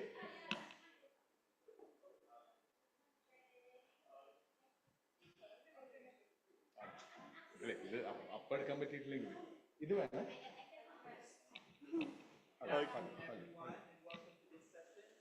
Sab, uy, gusto mo moderator? Nagkala pa naman, ay moderator ako dito. Siya, hindi ang moderator niya. Si Mami, ibang moderator.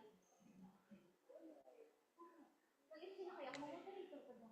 Ay, no, wait, where? These are all.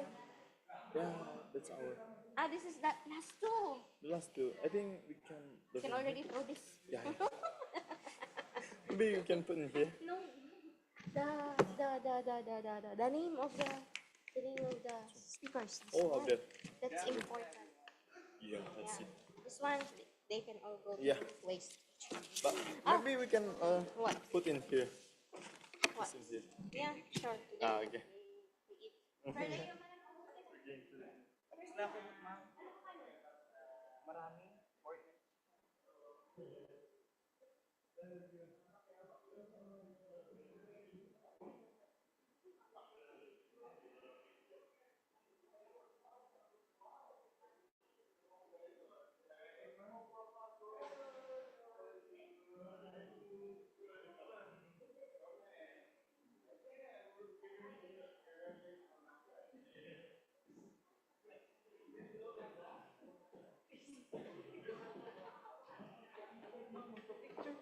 Mr. Mom, ang essence. Sige, dali ko OSD ako.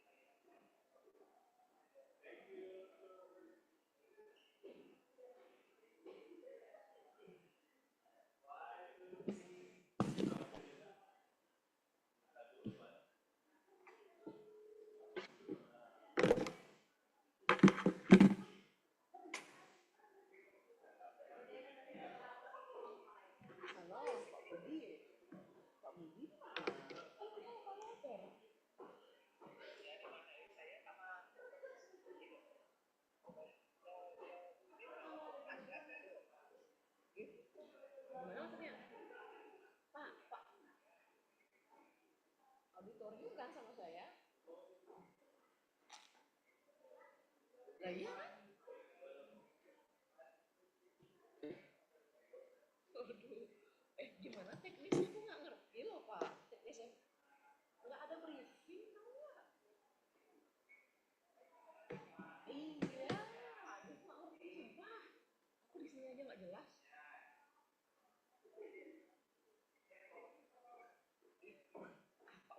Gak kali nu aku nggak ngerti apa terus sendiri sih aku. Udah sih. Apa ini orang masalahnya tuh apa loh? Gampang mungkin ini mah.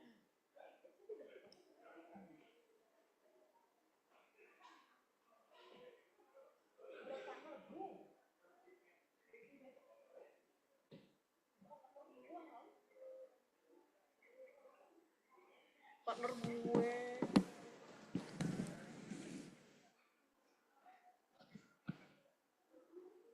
Iya, tapi kayaknya ini deh, kayak kata-kata gabung ya untuk yang evaluator, yang lain saya nggak tahu. Ya udah deh, aku di sini dulu deh, aku nggak ngerti juga. Nanti sini ya, biar aku nggak sendiri jadi korban di sini Pak. Yuk Pak, yuk.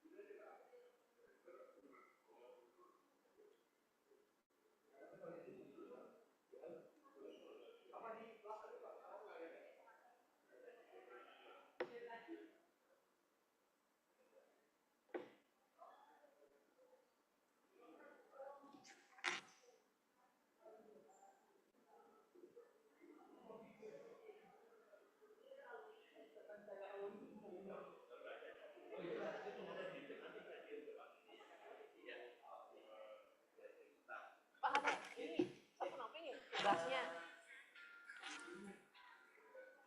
Ya. Gas yang nampi. Terus yang menanggapi. Tinggal dievaluasi ini aja kalau semua papernya. Nanti yang presentasi aja kayak mereka menilai mereka. Aja Apa?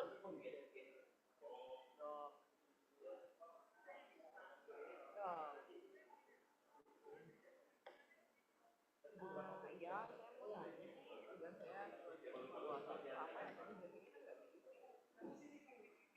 nggak jadi kan ya?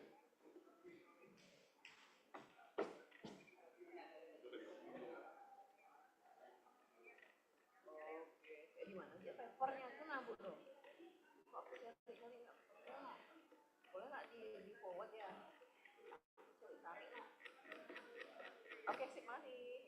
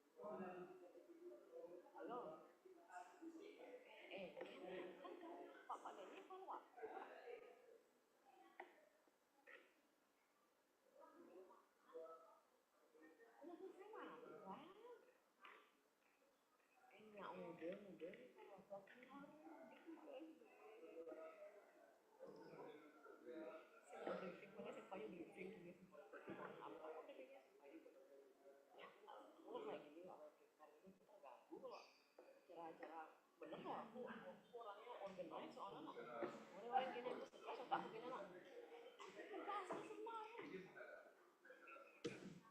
coba kita cek aku nak nggak repot apa nggak repot bapak repot nggak apa-apa saya nggak apa kenapa bapak nggak repot oh saya udah saya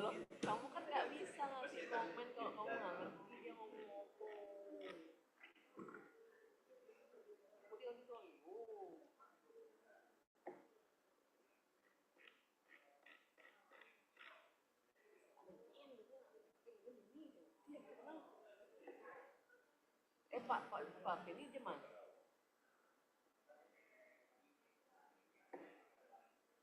Dia ngasih kita ini kan kayak session ini education session itu. Tapi aku nggak tahu kenapa ada abstrak di dalamnya, kenapa ada. Ini maksudnya gimana? Ada abstraknya itu lain terus mereka ngirim referensi gitu maksudnya. Itu kali ya.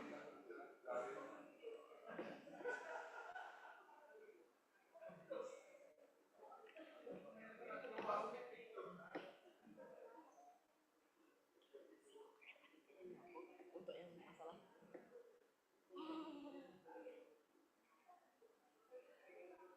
arti nanya Filipin nama lah arti ngamuk ini sama apa nama mending sama mahasiswa ngamuk sengken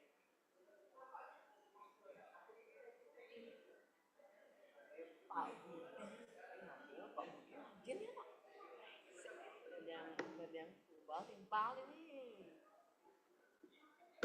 ayo di dia anak semua dia pergi duluan lah sama sengaja Pak Budi jangan nyari gitu saya nggak ngerti lo ngapain ya Pak Budi aku sendiri jangan aku jadi informan gitu ya yang kan pesanannya oh Pak Kuno aja dapat profesor aja iya harusnya leader lagi nggak gue nggak suka nyatet kan harus di aku nggak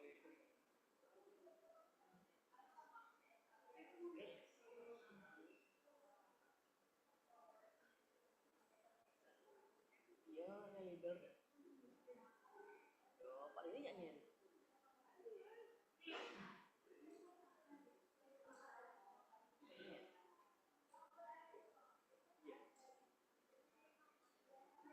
oh iya oh mereka tahu tuh nggak menyatukan kita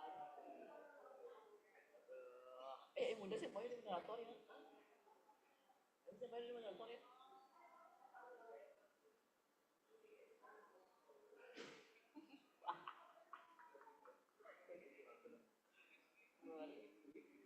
siapa ini belum mau jadi moderator nih mana kantor moderator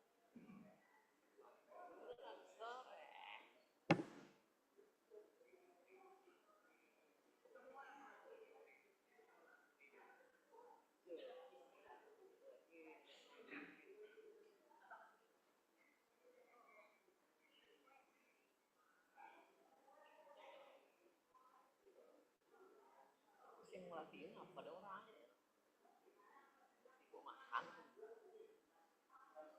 oh gitu dia ngomong mana lewat aku hang lagi gimana ya caranya dirimu santai gitu bisa aja papernya gak bisa aku hidup dengan tidak organize itu no saya no dan nggak bisa kayak gitu bang harus sangat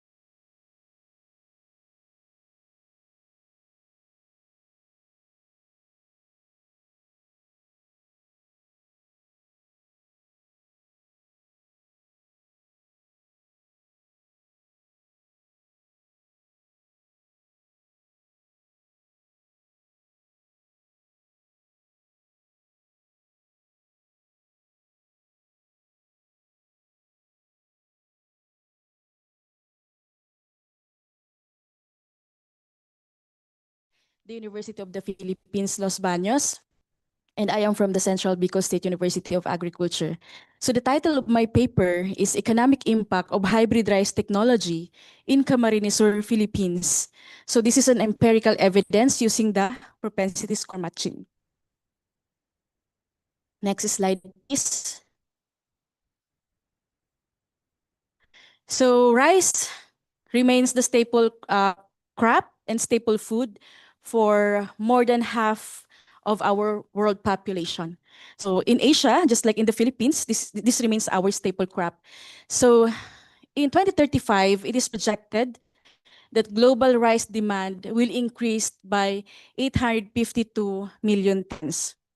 So since the Green Revolution, in 1970s, hybrid rice technology was promoted by China, allowing them to plant 13 to 14 million hectares of hybrid rice, and it was proven to increase productivity by 15 to 20%. So this is a yield advantage as compared to the inbreeds. So in the Philippines, we still rely on productivity in order to reach food security. And in Bicol region, our region, 30% of agricultural output comes from farming, and one of our major commodities is still rice. However, based on the report of the Department of Agriculture, in 2022, the productivity of hybrid rice has declined. So next slide, please. Well, hybrid rice since 2022, during the hybrid rice commercialization program, which was launched in 2022, the aim is to increase the productivity in rice, especially in the Philippines. So there are other countries that adopted hybrid rice technology, such as Bangladesh, Vietnam, and other neighboring countries in Asia. As I have mentioned a while ago, it was proven to increase productivity. So that may be the reason why our former president, Gloria Macapagal Arroyo, has adopted this technology and was promoted to the farmers. And then, so there are a lot of researches conducted as regards hybrid rice technology, but there are mostly focused on yield and adoption drivers, including the reasons for adoption. And then second, this study was conducted because there are limited evidence on the economic impact of hybrid rice in different regions. So there is a need for a context-specific findings on the effect of hybrid rice really, especially in terms of yield and profitability. So we know that adoption of hybrid rice technology is beyond technology adoption or advancement. But if we are going to analyze it, there is an economic involvement, especially in terms of cost, both on the part of the government and also on the part of farmers. So considering also that adoption is being determined by different factors, so such as the availability of fund, the access to credit, as well as the socioeconomic condition of the farmers being the primary adopter of this technology. So therefore, since our goal is to increase productivity, and this involves a huge amount of money, so we really need to know if this kind of technology really gives economic and yield impact, especially to the farmers. So because of also that there is an issue of self-selection bias and indigeneity among farmers, so we need to use rigorous methodology to analyze or to get the impact of hybrid rice. So we concentrated, next slide please, during our study, we concentrated in one area to minimize also the agri-physical characteristics. So therefore, as I have mentioned, the economic benefits of HRT adoption in Camarines Sur remain underexplored. while it promotes higher productivity and profitability in other areas. So we also consider the adoption barriers as well as its impact on its users, who are the farmers. So that is why this study aimed to, number one, analyze the factors influencing adoption of hybrid rice technology among farmers in the region, and second, to determine the impact of HRT adoption on their yield and income. So next slide, please. Okay, so this study utilized quantitative technique, also using causal explanatory research design. We interviewed 323 farmers. 143 of them are adopters of the technology, and 180 are non-adopters. So we used Cochrane as a method of determining the number of respondents, and then we utilize randomization in selection of the final respondent. So in terms of data analysis, for the first stage, we use probit regression since we are looking at the likelihood of adoption of the technology. And in the second stage, we utilize propensity score matching to really estimate the impact. So there. So next slide, please. Okay. So this study passed the ethical protocol of the University of the Philippines, Los Baños. And before the conduct of the interview, we gave informed consent to each respondents, stating that one of the statements there is if they are allowed to proceed the interview if they feel that they are not ready or something like that. And okay, next. So based on the result of the analysis, there are these factors that you can see on the board are the factors that affect adoption. Next slide, please, to give you the summary. Okay, so according here, occupation, which is farming as their main livelihood, land security, credit access has positive influence on adoption. However, being labor intensive because of transplanting method for hybrid rice as recommended, and then the distance from road from Mao hinder or has negative influence on their adoption. Okay, next. So since we can see that adoption of this technology is shaped by both socioeconomic and farming conditions. Also, the cost of seeds, the cost of other inputs such as fertilizer, the labor intensity, their need for financial and institutional support by farmers, as well as the technology itself affects the adoption of hybrid rice technology among farmers. Next. So in terms of the impact, so using the radius matching, kernel matching, and nearest neighbor matching, we were able to analyze or estimate how much was increased in terms of their net returns and in terms of their yield. Please proceed to the next slide for the summary.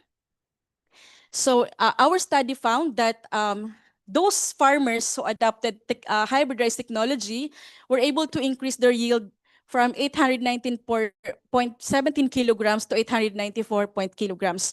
So this is an gives an estimate of 18.22% increase as compared to the inbreed farmers. And in terms of net returns, so there is a 4,263.51 to 5,053 pesos increase per hectare. So this is significant at 90 to 95%, confirming that adoption of HRT improves both the productivity and profitability of farmers. So these benefits is consistent with the international evidences that we gathered in our review of related literature, such as those conducted in Vietnam, Bangladesh, and as well as in China. Okay. So, stop. All right, so just for the conclusion. All right, so for the conclusion, HRT adoption significantly increases yield and income. Then it is influenced by credit access among farmers, their tenure, their occupation, and proximity to support services, while they encounter challenges such as high cost of inputs, labor constraints, distance to extension services, and others. So, for the acknowledgement, I'd like to thank the CBS-UA, the UPLB, as well as CIRCA for having me here. So thank you very much.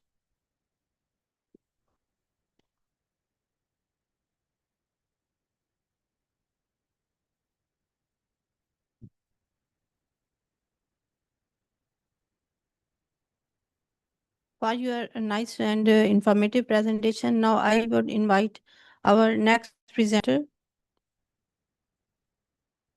Maria Elena Cagua,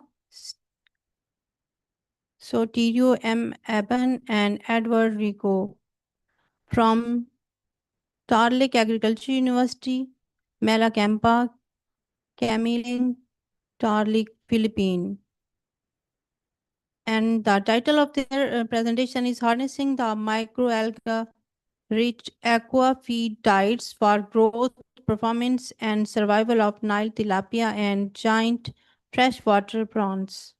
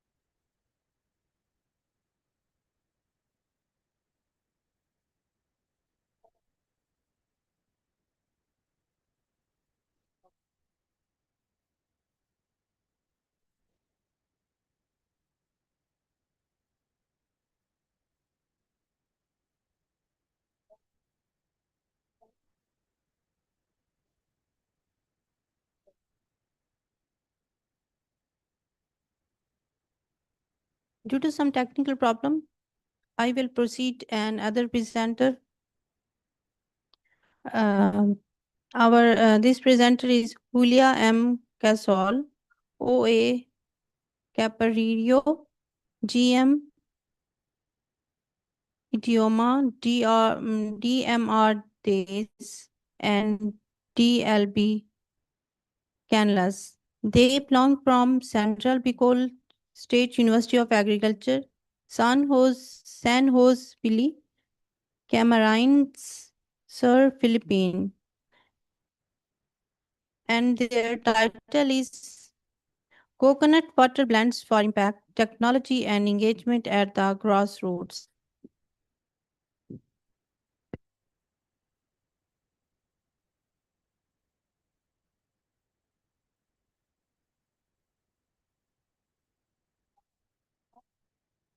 so much.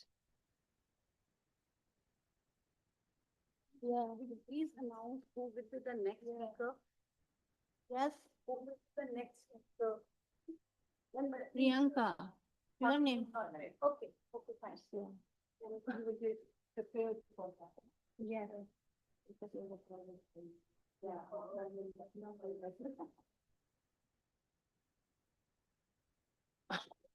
So as introduced, this is our project.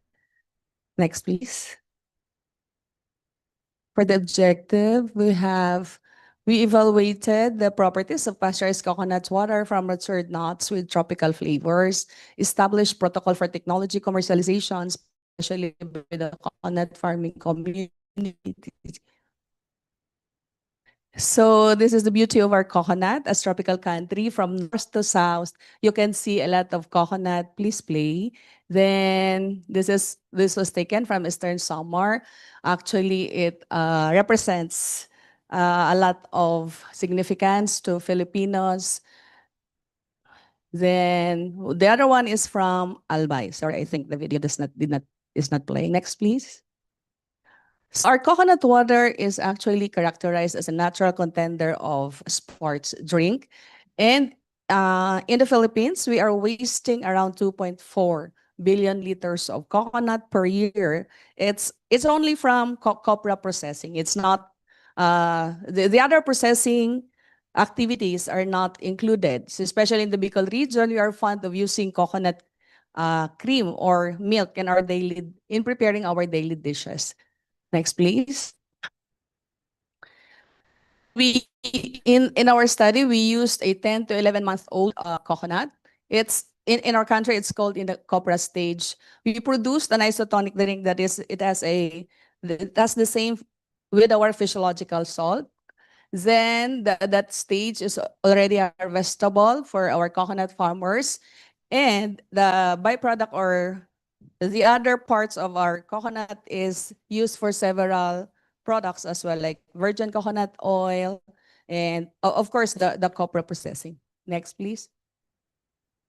So what we have done so far in our project, actually this project ran for more than a decade. So since 2013, the Philippine Center for Post-Harvest Technology and Mechanization have developed their pasteurizing facility. And in 2015, they have the field study in the Bicol region with Ma'am Hani as our project leader. Then in 2017, we found out through our research that the pasteurizing machine is not compatible for the village level setup, especially in the electrical requirement. That's why we improved our FieldMec, improved the low-cost continuous flow pasteurizer. And in 2020, that's the COVID time, we went to as far as Eastern Samar and also in Camarines Norte, where the group composed of CBSUA and FieldMec developed this enterprise, somewhat like testing of the business in the countryside. And since then, we are on the process of preparing the technology for commercialization. Next, please. So this is the typical protocol for preparing our coconut water. So it is ideal that the nuts should not fall to the ground. However, we also tested the traditional way of harvesting, where farmers just let it fall. And then, of course, the dehusking part. Next, please. Then it is being transported to the it's what we call the farm to market road. Then after that, the dehusking. Then the final stage is we remove the excess coir, so to eliminate or to decrease the level of microorganisms coming from the farm. Next. So the processing, we have the dehusked coconuts delivered to the processing site. Then we continuously dehusk it. Then we have this triple wash. So we wash, sanitize, then wash again. And after draining, we extract the coconut water. Next, please. And the entire procedure for mixing or for preparing coconut water together with tropical fruits. This flavorings are very common in the Philippines. And since the technology is very simple, we can also adapt or use other tropical flavors coming from the community of the coconut farmers rather. Next. And the schematic diagram for the entire process. As you can see, this is a very simple process that just a little training, technical training for the community, they can easily adopt the technology. And also it is gender friendly. The machinery can be operated in simple manner. We even have an 81-year-old lady operating such a machine and doing the coconut water extraction. Next, please. So almost all members of the family can have it. So as to the sensory evaluation of our coconut blend, so we can see that it is highly accepted. So all flavors. Then next, please. As to the physical chemical properties, it is also comparable to the pure coconut water. Then for the microbial load. Next, please. Okay, so we can see that the most critical here is the coliform count. So the coliform count is compliant to the requirement of FDA, that is, it has less than 10 or no gross at all. The shelf life, this is the challenge or the bottleneck of the technology. Since we want to maintain its freshness, so we just applied pasteurization, but later maybe we can adapt the commercial sterilization where we have a wider scope of distribution for these products. But as of now, we have as low as around 28 up to 56 days for its shelf life. However, this study comprises that of the use of preservative, that is sodium benzoate as well as sodium metabisulfite, but the product without preservative is only up to 12 days at 0 to 4 degrees Celsius. Of course, during freezing, it has a longer shelf life. Next, please. We have gained a utility model for this technology already. That's why we can proceed to the next step of technology commercialization. We even garnered a National Pitch Award for the technology in the presence of several coconut farmers cooperative. Next, please. Well, so we already conducted production at CBSUA pilot plant, then another field test at KMMBK in Camarines Norte, Labo. So both the KMMBK and the SIDGIPORLs are Coconut Farmers Association and Cooperative, where the farmers themselves are the suppliers of our coconut as the raw materials, as the major raw materials. Next, please. So this is the training part. So we tested how the technology can be adapted. Okay, thank you. Can I just read the conclusion? So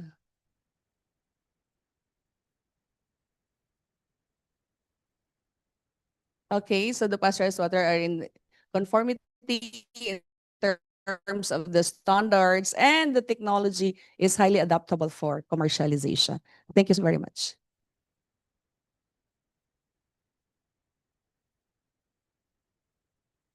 Thank you so much for your nice presentation. Now our next presenter is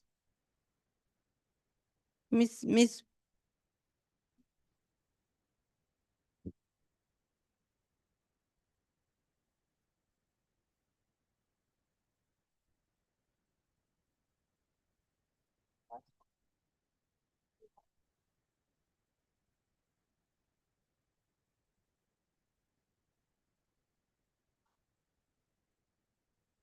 Our presenter is Maria Elena Kegwa, Stereo, M. Eben, and Edward Rico. And the topic of their presentation is harnessing the microalgal enriched aqua feed diets for growth, performance, and survival of Nile tilapia and giant freshwater prawns.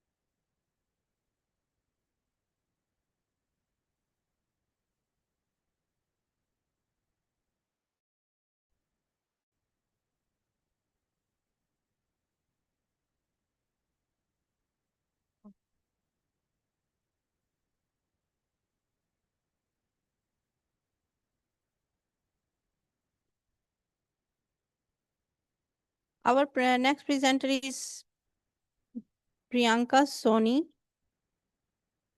Fahami Zai, Rahul Kumar, Amrita Kumari, Riya Gupta, Nidhi Singh, Nandita Goshal from Department of Botany Institute of Science, Banaras Hindu University, India, and the title of presentation is Impact of Crop Diversification on Soil Carbon Dynamics in Tropical Rain-Fed Agro Ecosystem, a propitious strategy to sustainable agriculture.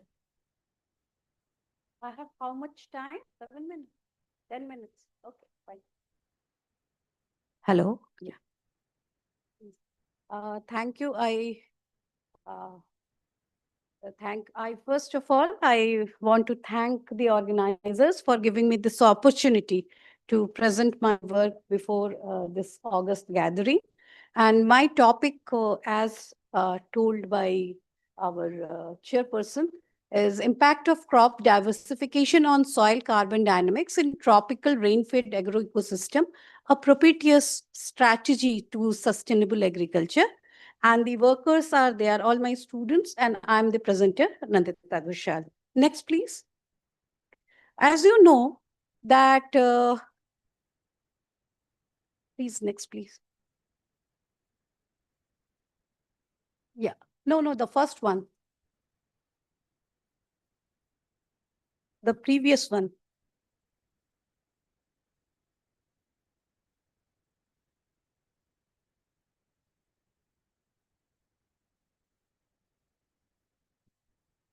The previous one. Okay, no problem. I can start from here also. If that is, as you know, that the land is shrinking and the population is increasing tremendously. So as you know, the land is shrinking and the population is increasing tremendously.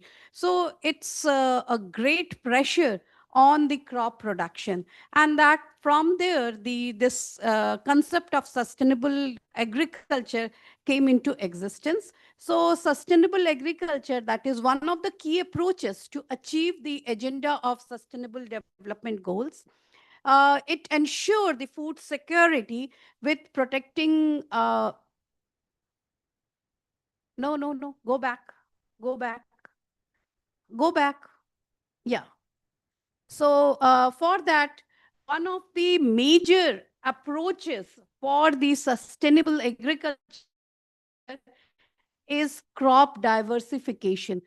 The key drivers, the crop diversification, and the key driver for achieving long-term sustainable and climate resilient climate agricultural practice is crop diversification. And this crop diversification is very crucial, very important for the dry tropics, where the irrigation is one of the major problem. So this is one of the very important one, and this crop diversification has impact not only on soil fertility and productivity, but also on the carbon dynamics. Next, please. Now, what is soil dynamic soil, especially the soil organic matter dynamics?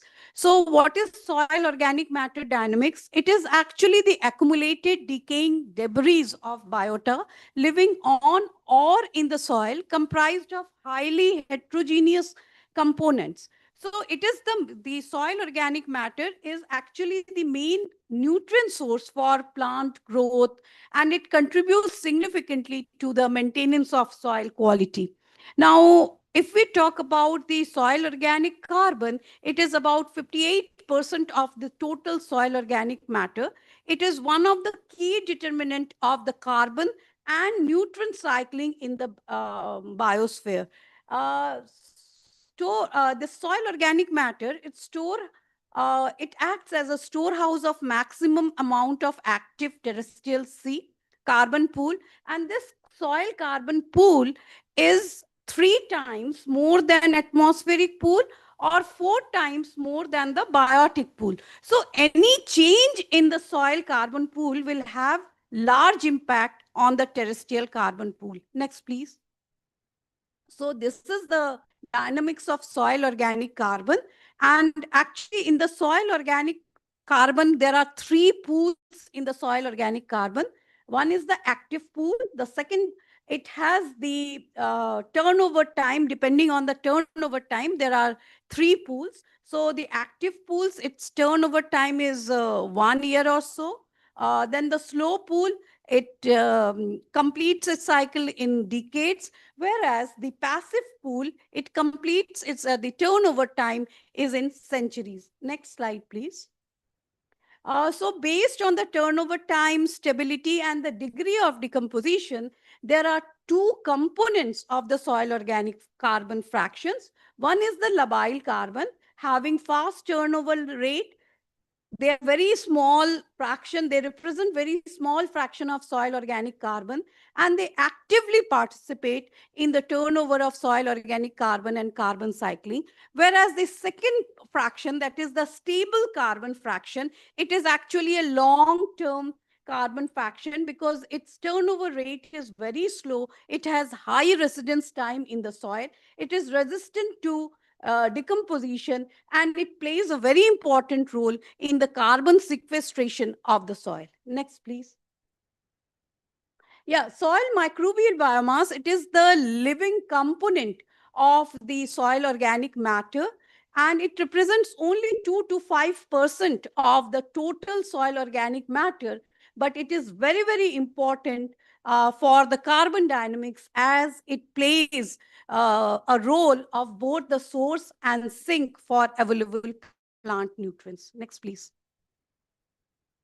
Yeah, soil carbon, there are different indices for the soil carbon management. These are soil carbon management indices, and these management indices, like the carbon pool management index, this is an index which represents the changes in the soil carbon dynamics among different management strategies or among different land use changes. Please, next. So soil carbon dynamics, if the soil carbon levels increases by some strategy, then it is considered to be to increase the soil fertility. And how we can increase the soil carbon in the soil? By increasing the crop biomass. If we increase the crop biomass, then through the crop stubbles and roots, there will be more carbon input into the soil, and that will enhance the soil carbon content in the soil. This is the basic concept. Next, please. So the hypothesis of this study is increasing carbon input through crop residues improve soil quality attributes, sustaining soil fertility and the productivity. And the main objective of this study was to elucidate the effect of cultivation of two different monocrops. One is pigeon pea, the second one is mustard, and three rice-based mixed crops, wheat, chickpea, and the flaxseed, on the various contents of the carbon. Next, please. This is the experimental design. These all we have farms in our university, and this whole work was carried out in the farms of Banaras Hindu Last 2 University. minutes. Huh? Okay. So this is about this. Next, please. Yes, these are the protocols, please. Yeah. So this is the total annual crop biomass. If we see the annual crop biomass, this dark green shows the winter crop shoots and the rice crop shoot and the rice crop root and the winter crop root. So if you see here, the biomass, the total crop biomass is higher in case of the pigeon pea, which is a monocrop, as compared to the rice wheat combination. Next, please. So here, if you see, carbon input is more into the soil through the monocrops as compared to the mixed crops. Next, please. But when we see the variation in the soil organic carbon, the scene is entirely, the picture is different. Here, the monocrops have little carbon addition, although the addition is more, but the increase in the concentration of the soil organic carbon was less as compared to the mixed crop. Next one. We can see this, the same pattern we found in case of the labile carbon fraction in terms of microbial biomass. Next. And also in case of the stable carbon fraction, which was determined by using the humic fraction of the soil carbon and the fulvic acid fraction of the carbon, soil carbon. Next, please. And when we derive the soil carbon management pool, Time in is up. terms, I'm completing only 1 minute, I will take. Then also we found this, that the mixed crop having higher carbon use management, pool management index as compared to the monocrop. Next, please. This is the conclusion. So mixed crop sequences, particularly rice wheat, improve the carbon dynamics and crop residue quality. Actually, it is the crop residue quality which influence the carbon dynamics and not the carbon quantity. So quality is more important than the quantity. In case of the mixed crop, two different types of carbon input going to the soil, whereas in case of the monocrop, a single type of carbon input was going into the soil.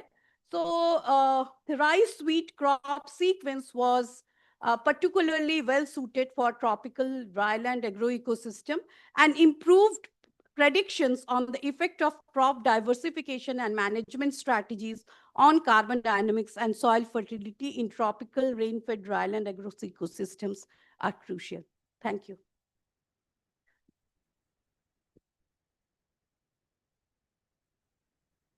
Thank you so much for your nice presentation that you're sharing with us.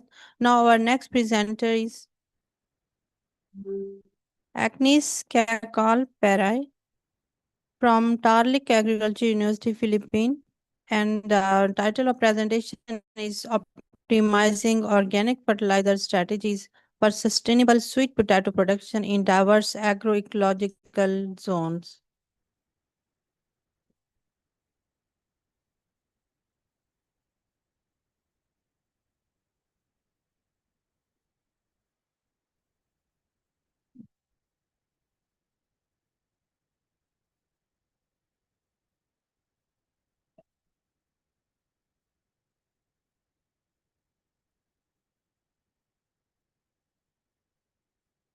Okay, good afternoon, everyone. I'm Agnes Pere from Tarlac Agricultural University.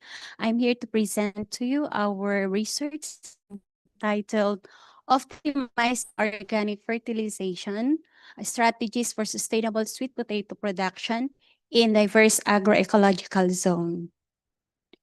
Next. For the introduction, we know that sweet potato is vital for food and income in the Philippines, but declining soil fertility and high fertilizer costs threaten productivity. Integrating organic and inorganic fertilizer offers a sustainable way to boost yield and soil health. Sweet potato is it's a key root crop in the Philippines, vital for food security, income, and climate resilient farming. Productivity is limited by soil fertility decline, heavy reliance on inorganic fertilizer, and varying environment. Organic fertilization improves soil health, but effectiveness differs by site. Integrating organic and inorganic fertilizer can balance yield, sustainability, and profitability. Next. Okay. For the general objectives, we need to optimize organic fertilization strategies that enhance sweet potato productivity, soil fertility, and economic viability across diverse agroecological zones. For the general specific objectives, we need to evaluate the agronomic performance of sweet potato under the different organic and integrated fertilization treatments in lahar-laden and lowland areas, and to assess the effect of various organic fertilizer and their combination with the inorganic inputs on crop growth, yield, and root quality. For the third, we need to determine the changes in the soil fertility properties before and after cropping different fertilization regimes, and to analyze the economic viability of organic and integrated fertilization strategies in terms of input costs, yield retains, and profitability. And last, we need to identify the most sustainable fertilization practices adaptable to different agroecological zones for improved sweet potato production. For the objectives, we used the split plot design and randomized complete block design. For the establishment, the experimental site were homogeneous, full exposed to sunlight, well-drained, with a reliable irrigation source and readily accessible. Next. For the land preparation, the area is previously planted with rice or corn. We plowed and hoed using tractor drone. And for the crop establishment, sweet potato clean planting materials, our technology at Tarlac Agricultural University, we used the 25 to 30 centimeter long planting materials, and we planted vertically with a spacing of 30 centimeter between hills and 60 centimeter between furrows. Next. For the fertilization, we use the humic acid, which is 320 grams per liter. Okay, we applied every 2 weeks for 3 times, same with the Canaan Nano, with a rate of 360 ml for 16 liters of water. And we have also the vermicompost. We applied 20 bags per hectare or 1,000 kilograms per hectare, and we incorporated into the soil before planting. Plus, we have used inorganic fertilizer, and we applied according the treatment combination. For the crop management, we irrigate 3 times starting 1 month after planting. And the weed and pest management, we carried out the combination of the cultural and biological practices, and we do off-barring and healing up. Next. For the harvesting, we harvest the sweet potato plants at 3 months after planting or when the root reaches marketable size. For the data gathered, we need to check the soil chemical properties, the weight of herbates, the weight of marketable and non-marketable storage root, the total yield, the computed yield, and the economic analysis. Next. For the result and the studies or the discussions, first we have the before and after soil analysis. So we have the pH, the organic matter, the available P, and the K. Okay, and the other one we have also before and the after. So if we can look the table, P1, which is the control, okay, if we plant 1 season of sweet potato, there is a decline on the pH. So since this is slightly acidic, so when we plant sweet potato once in the area, it goes to more acidic. And the available P and K going down also, or it may decreasing. Same with the organic matter. Okay. For the fertilizer, the 100% inorganic fertilizer, as we can shown in the table, there is also increasing in the pH, the alkalinity of the soil, and there is increasing availability of the P and K. Next. For the weight of herbates per plant as affected by different kinds of organic fertilizer and inorganic fertilizer, with the combination rates of inorganic fertilizer, we found out that using Canaan as organic fertilizer and humic acid obtained the heaviest weight of herbates, but not significantly different from Canaan.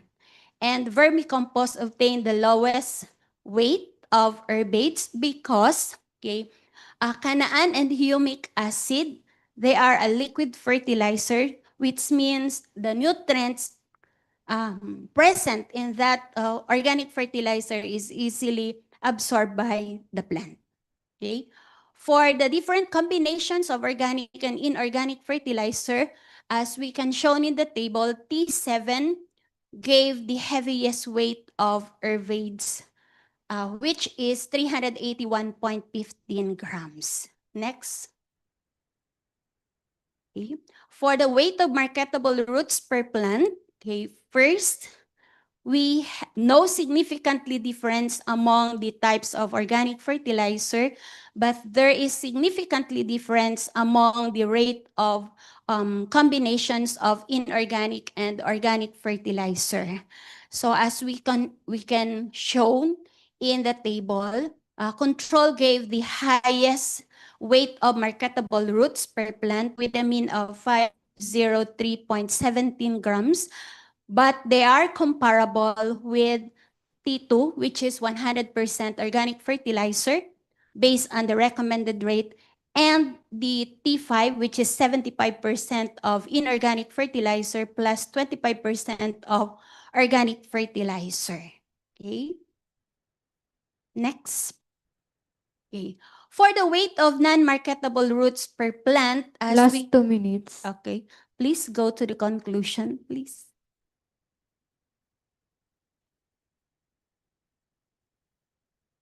For the conclusions of the study, soil inorganic fertilizer produced the highest yield, but were costly and caused soil acidification, limiting long-term sustainability. Second, soil organic fertilizers improve the soil fertility in terms of OM, P, and K, but did not achieve the maximum yield. Integrated nutrient management, especially the humic acid plus 50% inorganic fertilizer, and the vermicompost plus 25% organic fertilizer provided the best balanced yield, soil fertility, and profitability. Next. Humic acid consistently enhanced nutrient uptake and yield, while vermicompost boosted performance when combined in organic inputs. Canaan Nano responded well under 100% inorganic input, but less effective under integrated regime, showing variability in quality. Integrated fertilization improves soil quality and reduce input costs, unlike soil inorganic fertilization. The INN is the most sustainable strategy and lowland rain-fed soil, ensuring productivity, profitability, and ecologically stability. For the recommendation, next. For the recommendation for consistently improve yield, root quality. Time is up. Okay, thank you very much.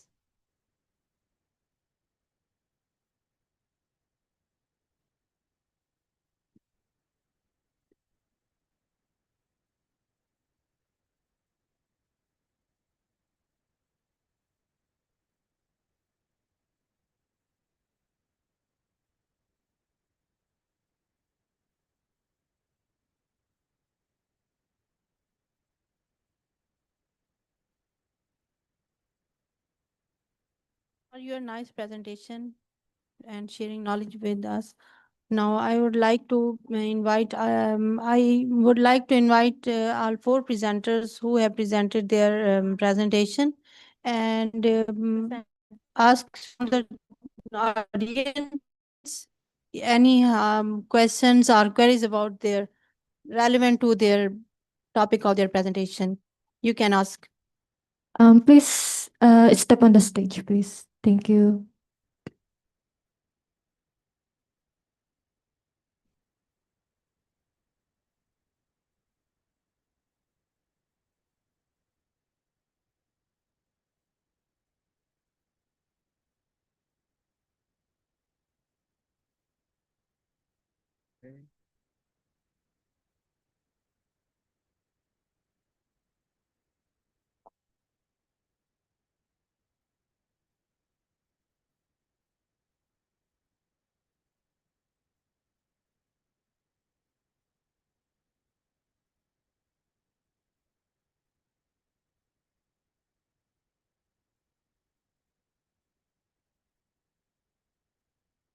Okay, thank you. Let me introduce myself. My name is Danny. I appreciate all your presentation was very explainable and all of them about the technology in agriculture. So I will conclude all the question for all four of you. Well, basically, in my resume for that is how about the agriculture sectors can become an upstream source that can be distributed to all the local consumers, perhaps other industry in the area in your country. Maybe I'll take a sample in Bali, maybe the agricultural sectors can become the upstreams and the tourism sectors can be the downstream source, so that any food or crops product becomes a primary product to ensure economic rotation and sustainability for all parties. But of course, we will also have to ensure that we can adjust the demand and maintain quality and quantity so that everyone can recognize it. So this is where the agricultural technology comes in play. But however, can all traditional farmers adapt to this? What I mean by that is Ms. Mai Salustri, you explained about the hybrid rice technologies, and my concern about that is about a changing habit from innate behavior of traditional farmers to more advanced technology. Well, the challenge can be like high cost maintenance, labor constraints, and the available service for that technology. And if there a problem comes to that technology, like there is considerable demand to adapt to a newer tech and abandon traditional farmers' habit and to reduce the workforce. Maybe you can answer to that. To simply put, how can we teach the traditional farmers to a newer technology that with a lot of problem like high costs, labor constraint, and available service? Okay, thank you for that question. Actually, some studies found out that age, one of the factors is the age, because they found that the adopters are mostly younger farmers. So it means that for older farmers, they find it difficult to to adapt hybrid rice technology. And that is, you are correct, that is except from the fact that the input is very costly to the farmers. So, however, since the government is pushing this and we want to increase the productivity of rice in the country, I think the government should really well, in fact, they are doing initiatives for our farmers to easily adapt to this technology, but still they have to work into I think pulling the what we call this, you pull purchase of inputs such as fertilizers and pesticide could help reduce the expenses on the level of the farmers, although they are actually giving some of the places in our locality are giving free seeds, but still that's not enough because for every 1 kaban, I think they only receive 5 kilos, something like that. So, but on the average, it needs 15 kilos of hybrid rice. So that is why in my recommendation, in my studies, it really needs for collaboration between farmers, between the government and farmer cooperatives, how they will be able to give solution to these high cost inputs. And aside from that, there is a need for the training on pest management so that the farmers would not rely solely on the use of medicine, synthetic pesticides, I mean. And also, the government should well, since it's the government program, and during this implementation, they really have to exert more support to the farmers because the reality is that one of the determinants of adoption is access to credit. So I think they have to provide also to the farmers until such time that the farmers can be able to spend for their cultivation. In fact, in my study, it found that those farmers with large scale and those who can finance themselves are the only ones that can mostly adapt the technology. So it really shows that it's really difficult for other farmers. So I think there is a need for more government support, for more training, and the local government units, aside from the government and the Department of Agriculture, should also do something for the farm for that. Since I also believe that adoption of this technology is very important. So everyone should really work into the sustainability of its adoption. Yeah, because I think in agriculture is kind of like a long-term investment, for us, because everybody needs the food. Okay, everybody needs the food, and the government should concern about investment in agriculture. But how do we to motivate the younger farmers? Because another concern about young people nowadays, they only search for like quick money. So to say, they will transform to any kind of industry, like maybe tourism or something like that. Yeah. Actually, that is one of the reasons why I conducted this study, to show them that there is an impact. There is an advantage of adapting this technology. And maybe if they can see that these benefits, I think that will motivate them to adapt the technology. Yeah. Okay. Well, thank you so much. Maybe the other can contribute their answers. Okay, thank you, Sir Denny, for the question. So as what I've mentioned, our technology is more than a decade already. So we tested that it can really be adaptable or replicable in the community. So since most provinces of the Philippines are highly coconut farming communities, we prepared a technology that is readily adaptable. So it is sustainable, highly inclusive, and God-friendly. So our study showed that in 2 communities, the technology can run smoothly. And then 96% of those we have interviewed through the Philmec group are willing to buy the product. They have tested it well, and it really represents the fresh coconut water. Then a lot of coconut industries are available in the region. Another thing is the Philippine government have this, I think 3-year already in implementation, but it will run for 50 years.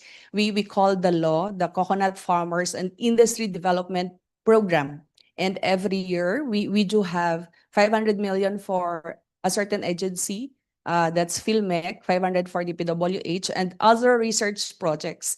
So in that sense, there's a financier for the technology. Actually, during the pitching proper, we do have 4 cooperatives who are willing, and the technology is in the top 5 priority project of PhilMec, who have 500 million pesos of budget every year. So we are excited to see more projects. Even in, so we go as far as Mindanao, that is the southernmost part of the Philippines, and then the Luzon part, which is the northern part, a lot of cooperatives. The only struggle that we have before is the valuation of the technology, since it is funded by the government. But now we placed everything. We have computed already the value of our technology and ready to get the fairness opinion report from our Department of Science and Technology. And this year, we will really kick off for the commercialization of the technology and offering more to ready adopters. And we're so excited about it. Thank you. Okay, so how long since this new idea, or maybe like The idea really come from our Philippine Center for Post-Harvest Development and Mechanization. So they developed this machine. Then their vision really is that the community farming, the coconut farming communities can have this machine so that they can bring the coconut water to the mainstream market. However, when they develop the first set of pasteurizer, it is not adaptable to the community. So this time, the low-cost continuous flow pasteurizing facility, we tested that it is highly adaptable in the community. So it ran well, and then the people involved can be easily trained because our technology is so simple. Then we can adjust whatever tropical flavors are available in the area. We already tested that for pineapple. So we easily prepared the pineapple flavored coconut water. And it suits the taste of the community because it came. So our concept really is everything comes from the community. Therefore, the community knows it, and then the community can readily consume it. And then our plan also to have this like first provinces, eventually with big towns, because we have really special coastal areas where they produce very good tasting coconut water. So is there any feedbacks from the other communities for these technologies? Yeah. One of the community that we have field tested is already preparing the entire set of their documents for submission. I think they are now on the process of approval of their entire facility because PhilMec can provide us. I think there's no limit for the budget requirement as long as they can prove that they have the resources, they have the community that's ready to be involved. Okay. Thank you. Okay, for same question, sir.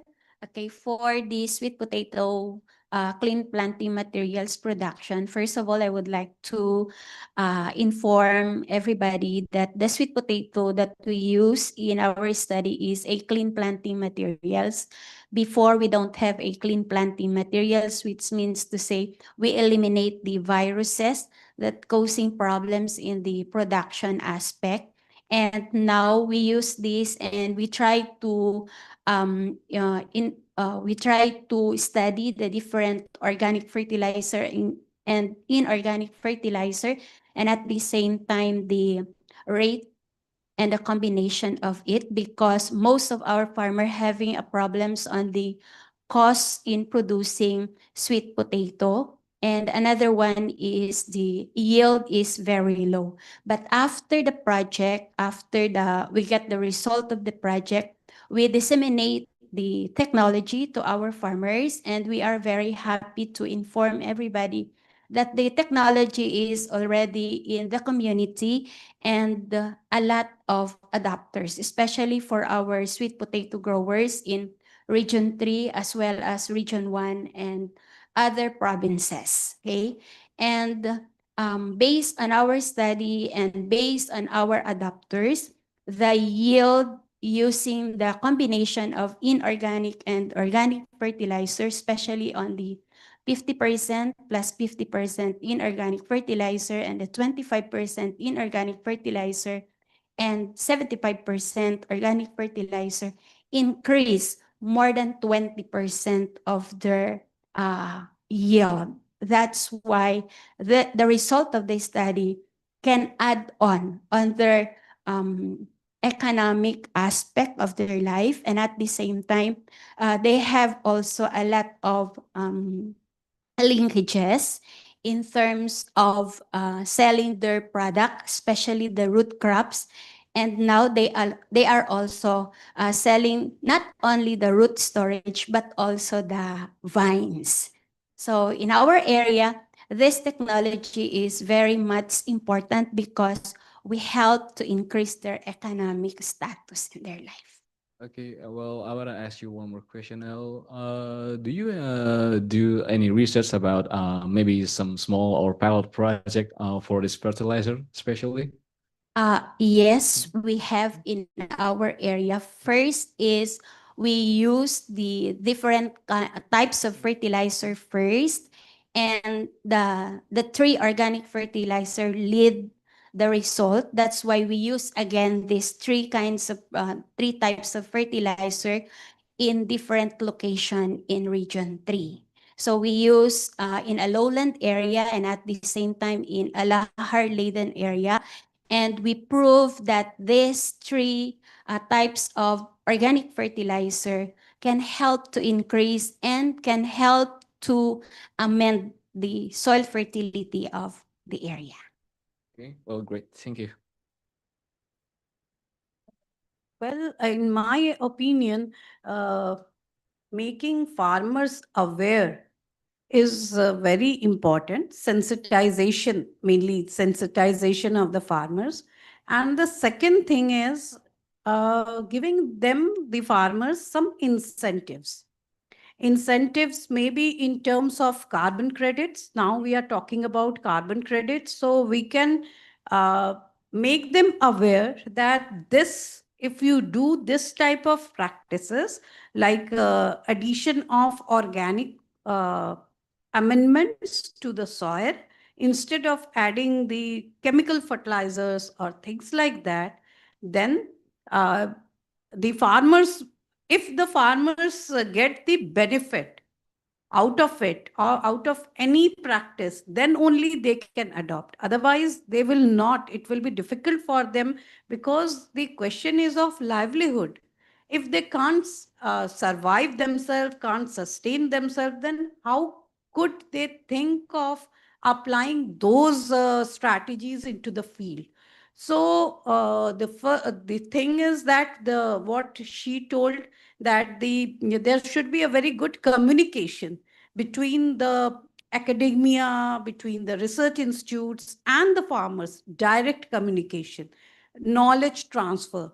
And the second thing, and the most important one, is giving them some incentives.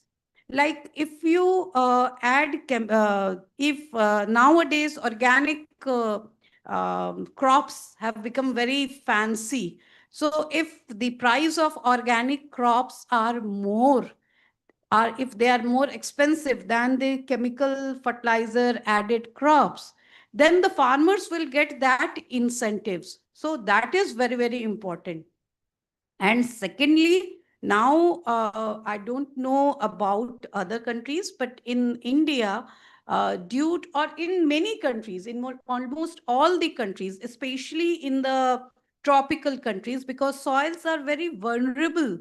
There, the soil organic carbon, the fertility levels are very low. The soils are vulnerable to the loss of carbon, isn't it? And so, if the farmers, if you tell the farmers, or they have observed that the crop yield, the productivity has reduced drastically even after use of the chemical fertilizer for a longer period of time, or it has increased. Initially, it has increased during this green revolution. And after the green revolution, what has happened? Now there is a stagnation in the crop productivity. Now the new term is evergreen revolution, isn't it? So if we can add these technologies, if these technologies, these strategies can reach up to the farmers, then they will understand that for long-term sustainability, it is not for 1 year, 2 year gain. It may be for longer-term sustainability, so that the optimal yield can be achieved by applying these technologies. Then they are forced to adopt it. Otherwise, the soil fertility level will decline. Then the soil cannot manage or cannot give that much of yield. So the farmers, the knowledge transfer should be very efficient. Knowledge transfer should be there from the labs to the fields, the first thing. And the second thing is some incentives should be given, maybe in the form of carbon credit, maybe in the form of subsidies, what she said, or maybe in the forms of any other form, so that they can lead what should I say, a fulfilled life. That is the key. Okay, thank you.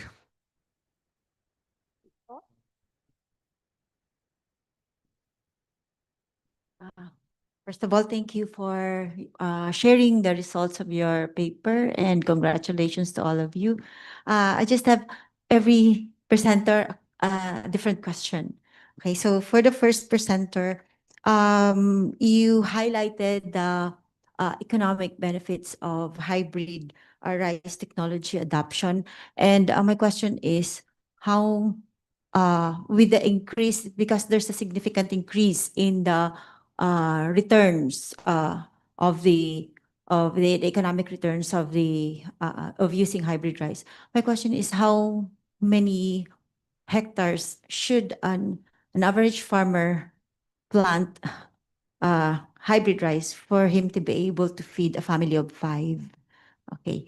And for the second presenter on water cocoa blends and impact, it just so happened that I was able to visit the Labo Cam Norte cooperative, but it was unfortunate because when we saw the machine, it's not functioning. So maybe there's some problems. So what do you think are the limitations of this technologies, a package of technology, why the co-op is not yet using or commercializing this product?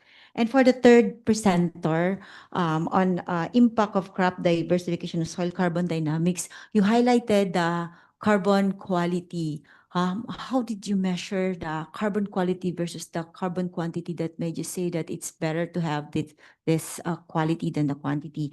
And for the last presenter, optimizing organic fertilizer strategies for sustainable sweet potato, did you also consider the crop rotation factor for this one? Okay, thank you. Okay, thank you, Ma'am Hani. My analysis was based on a 1 hectare of rice crop, and at that size, the profitability is up to like 31%. So that means if and on the impact on the net returns, there is an additional 4,000 something to 5,000 something added net returns, right? So for a family of 5, I think because if I'm going to say, this is under my limitation because I wasn't able to study larger farms because if I'm going to analyze per hectare, the profit is not the same. Even there are larger farms, they gain negative, they gain lower. So it doesn't always mean that if I'm going to say they should plant in a larger basis, there are factors like management and everything. But I think 1 hectare is the, if let me say, it is the minimum that they can plant. And if they are going to perform the proper management practices for hybrid rice technology, if they are going to follow the recommended quantity of fertilizer, I think, and as well as seeds, as well as the practices, I think 1 hectare is enough for them to feed, as you said, as the family of 5. As because this is about as compared to inbred rice. So this difference is quite big. But again, as of this time, I cannot say an exact size of land. That's beyond my limitation. And even if you plan to a larger farm or to smaller farm, if you are not going to practice or to follow the technology, still it will not give you good profit. So 1 hectare minimum. So thank you, Ma'am Hani, for the question.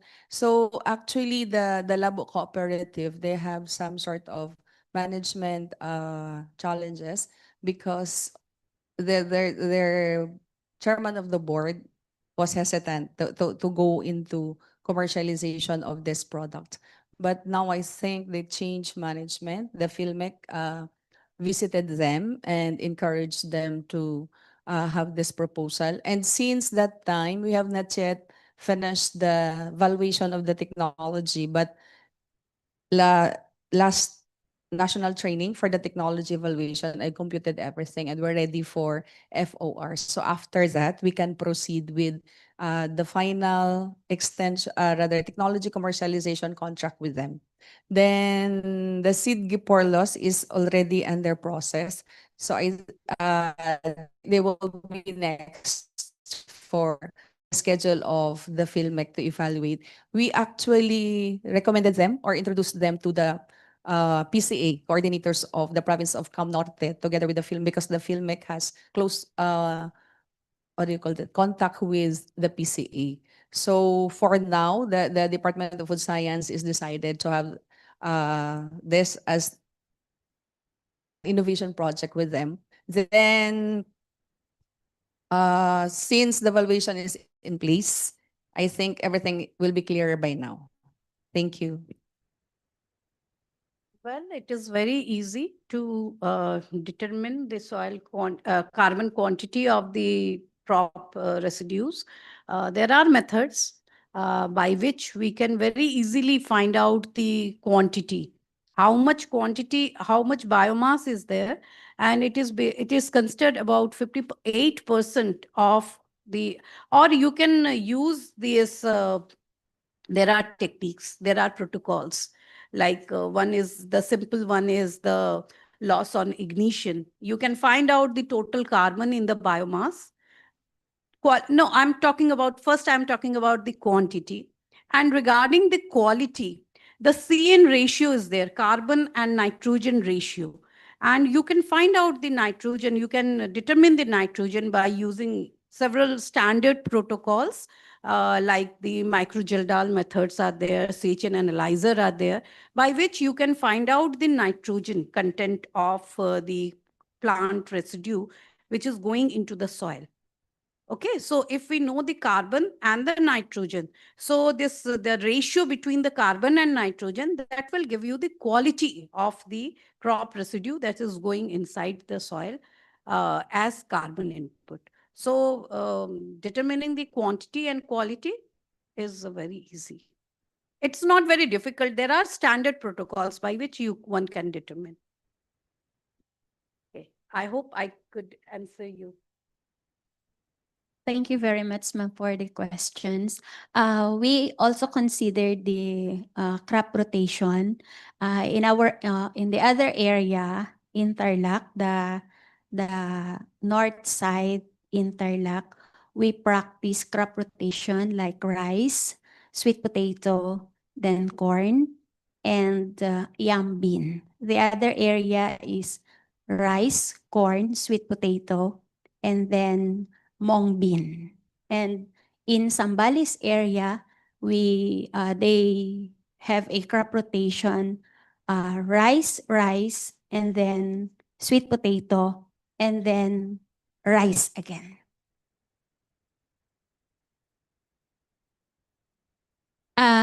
That monocrop siya, ma'am. Yes. Since I mentioned in the methodology, the one we planted, the clean planting materials, sweet potato, is rice or corn after. Yes, ma'am. To know which is much better, if after rice or after corn or after yam bean or other. That will be the next study. Thank you po. May I clarify with my answer? The analysis is based on 1 hectare because that's the standard for rice farm. But as to the number of size, I think that's another study that should be conducted since it was not covered in my study. So, but as to the average, in 1 hectare, I think it's around 72,000 pesos, if I'm not mistaken, based on my profitability. No, that's only for one cropping season. Divide by 3, yes. No, around 72,000. I cannot recall, no. That's actually the gross. It's not yet the profit. So I can remember the profit is around 15,000 pesos. It's not enough. So divide by 3, 5,000. It's not enough to feed the family of 5. Yeah, given the same effective practices maybe, yeah, because I think we need around 7,000 plus. That's only for food. Yeah.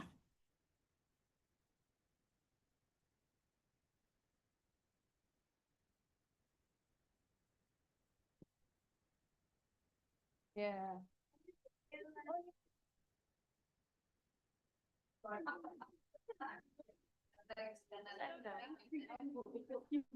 They want it down. Hey, here.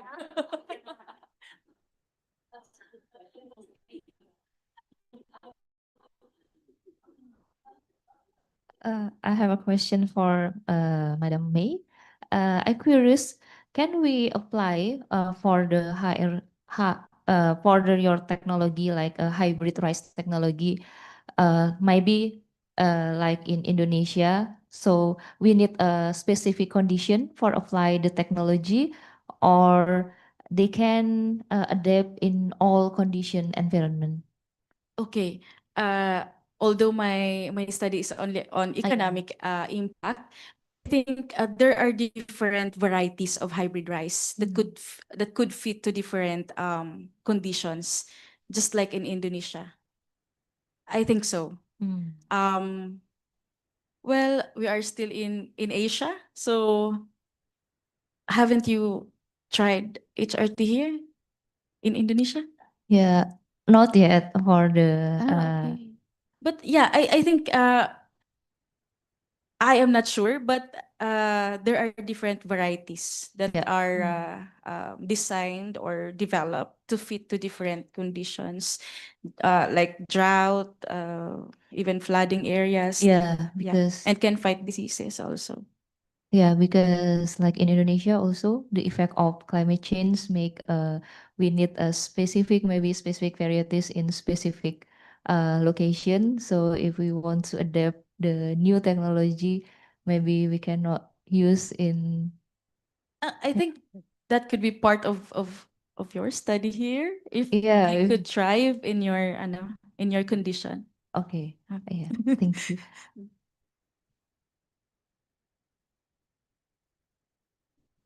Tropical? I can add that the concepts remain the same. Here, the researches are, we do the researches to develop the better understanding of the mechanism. If you know the mechanism, the basic understanding of that mechanism, that technology can be applied anywhere. If you know that for this much temperature, this much precipitation, this soil quality, this type of rice variety can be grown, then you can change the rice variety. That's all. If you have the basic understanding of the mechanism, those technologies for all of us, these technologies can be applied anywhere, especially in the dry tropics or the wet tropics. For the tropics, the situation will be different. For the temperate region, the situations will be different. Even within the tropics, there is humid tropic, there is dry tropics.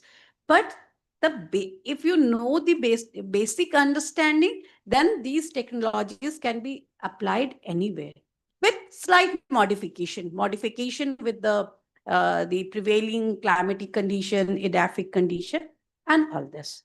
So these technologies can be applied anywhere, especially in the Asian countries, because basic situations are edaphic and this climatic conditions are similar, not same, but they are similar. So with slight modification, they can be applied anywhere. I can add some information. I think we have the same climate condition in the Philippines because as of now, we have also rain there. Based on our study last year and the other year and the previous year, we used the hybrid rice, different hybrid rice, different varieties of rice, which is hybrid. We produce 10 tons per hectare, okay? And the other area, they produce 250 to 300 kabans per hectare with at least 50 kilograms of per bag. And we found out with the combination of inorganic and organic fertilizer, although we know that if we use a hybrid rice, we need more fertilizer compared to inbred rice. So I think here in Indonesia, I think we have the same environmental condition.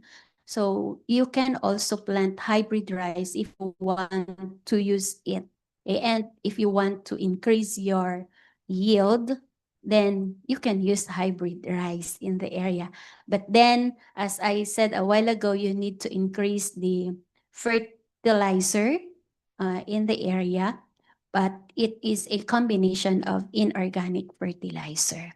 And I would like to add also the question of the other evaluator a while ago. If you plant hybrid rice, the yield is almost 250 to 300, but the lower yield is around 150 to 200 kabans per hectare times 50 kilograms per hectare.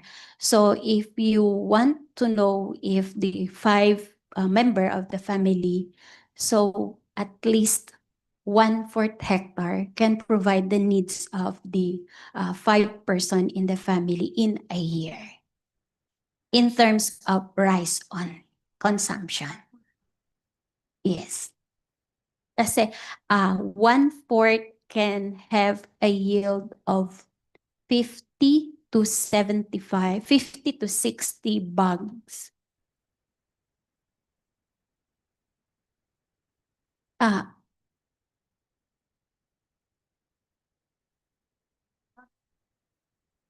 Yeah, but based on our study, it's also increased. Yeah. Only for consumption that I mentioned. Okay, thank you, ma'am. Ma'am, I also interesting about your presentation before about the potatoes. How do the precondition of the soil before you use the combination of fertilizer? Because if we use like organic fertilizer, we must make sure that the condition of the soils before we mix the fertilizers. The conditions of the soil before we use the organic fertilizer is there should be a proper moisture content of the soil. So we apply the organic fertilizer on the last harrowing and plowing of the soil. The soil should be should have a moist condition before we apply it.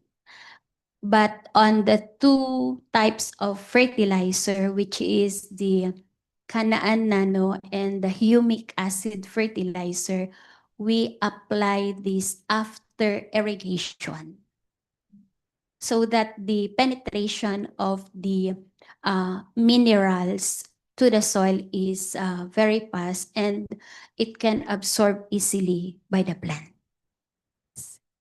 Okay, because in Indonesia we also have like some problems.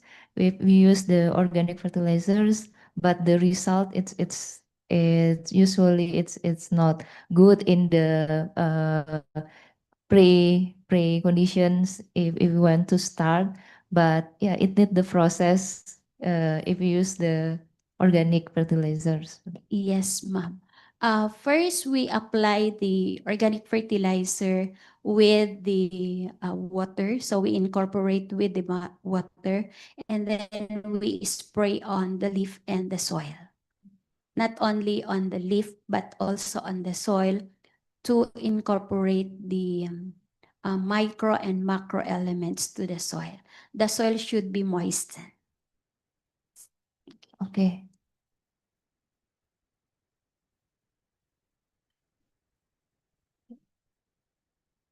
Oh yeah.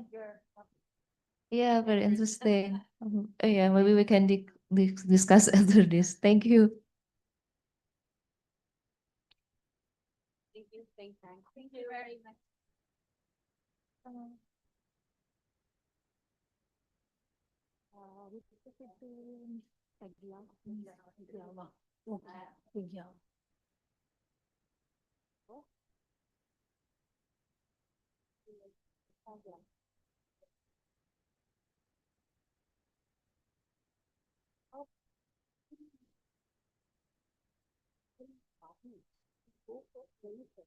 Thank you so much for discussion, elaborative and comprehensive discussion.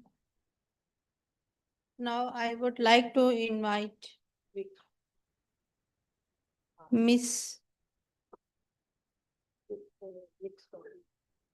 Maria Elena Keguava Sotirio, M. Eben and Edwin Rico from Tarlik Agriculture University, Melacampa, Camiling, Tarlik, Philippines. And the title of their presentation is Economic Impact of Harnessing the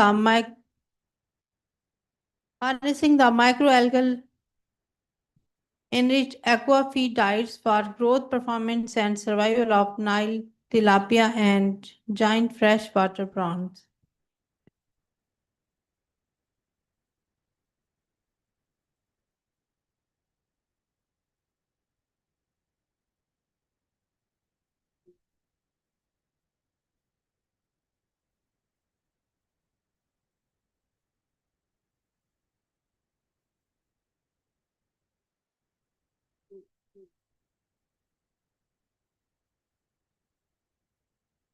I hope this time it will work.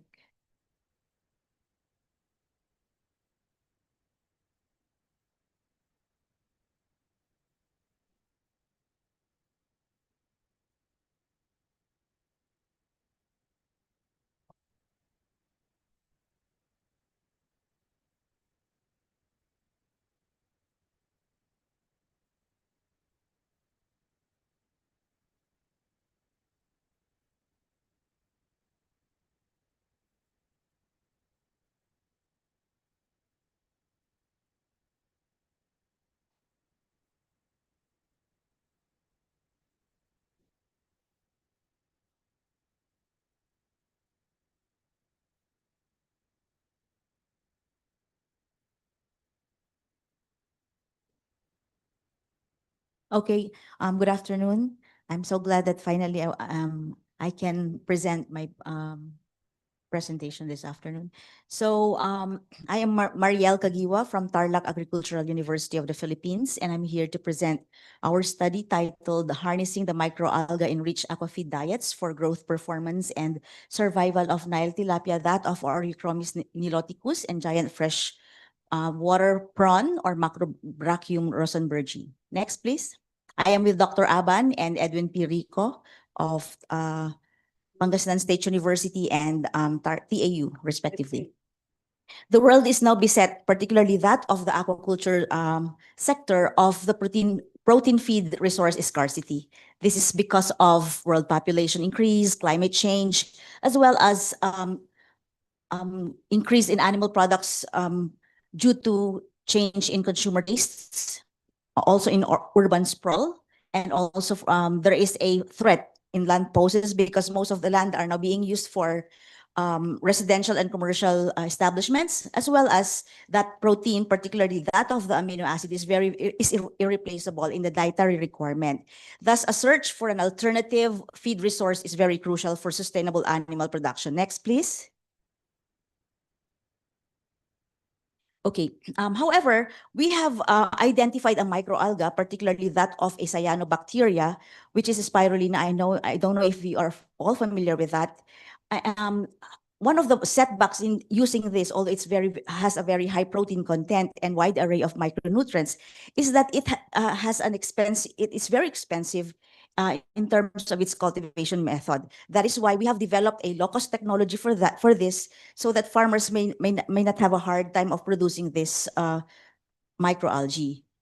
And also, aside from that, animal feeds, as we all know, is very, very expensive, just because they are using also expensive materials such as soya and other marine pelagic resources. Next, please.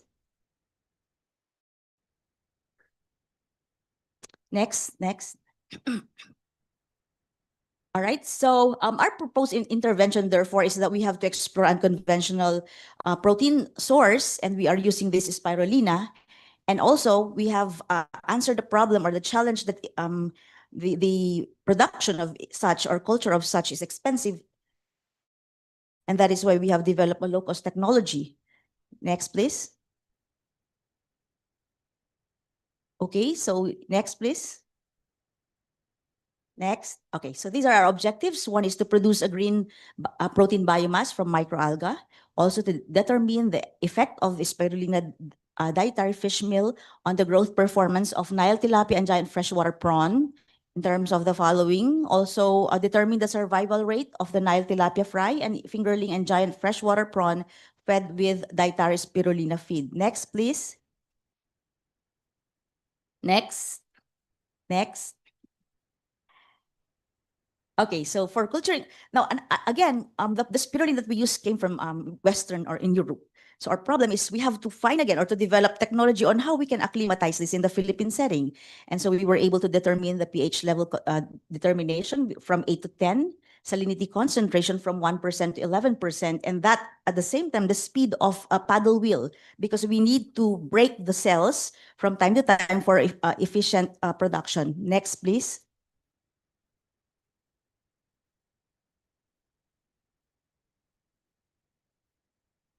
Okay, and so we prepared the needs for the feeds. So first, we prepared the Sarotherodon fish meal. This is an invasive species that kills Nile tilapia. So we have to take the opportunity and convert it into the problem and convert it into an opportunity.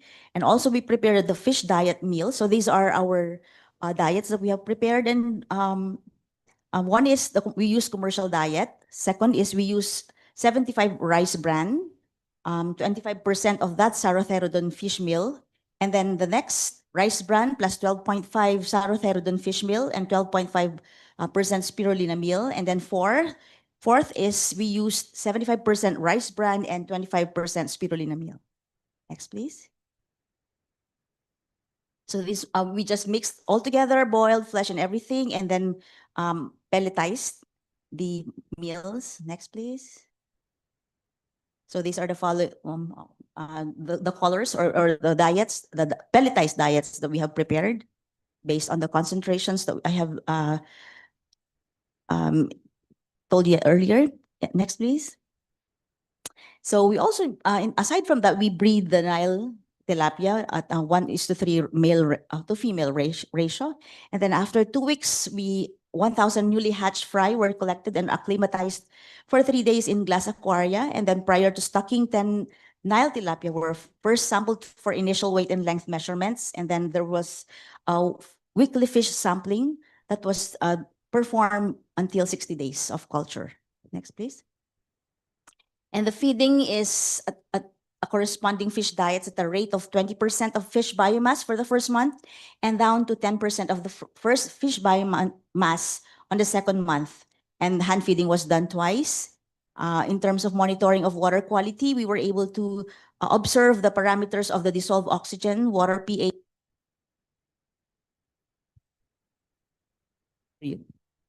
Next, please. Okay, so I think I already have mentioned you this, for diets and for feeding of experimental fish, we have the hand feeding. Next, please.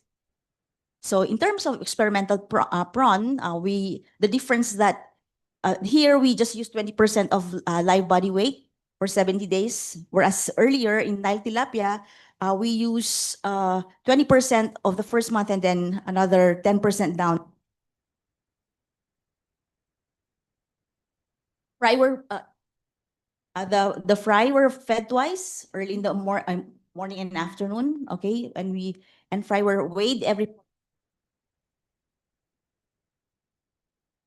The culture tanks. Next, please.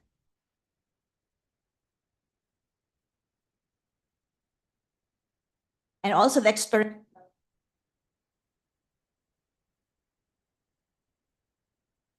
Okay. Also, for the daily ration and weighing and fish feedings was done. Next, please. Yeah, for the results. Okay, here's what we found. That spirulina thrive in an alkaline solution, okay, particularly that of the 8th and 9th, okay, pH, pH levels. Okay, next, please.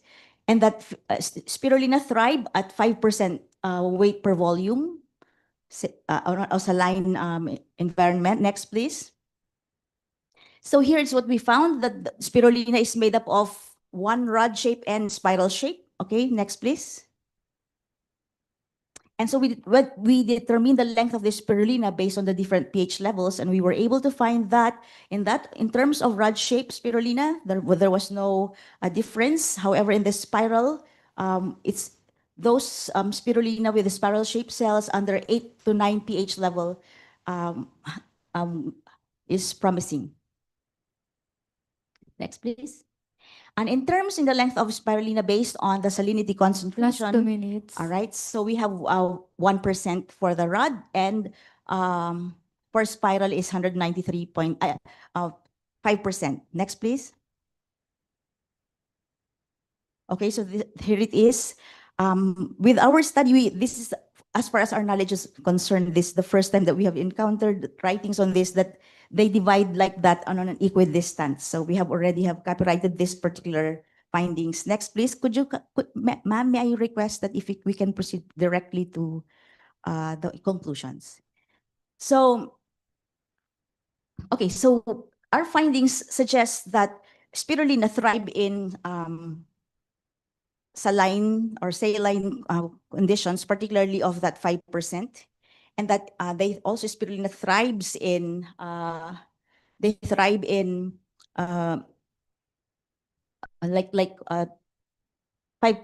Okay.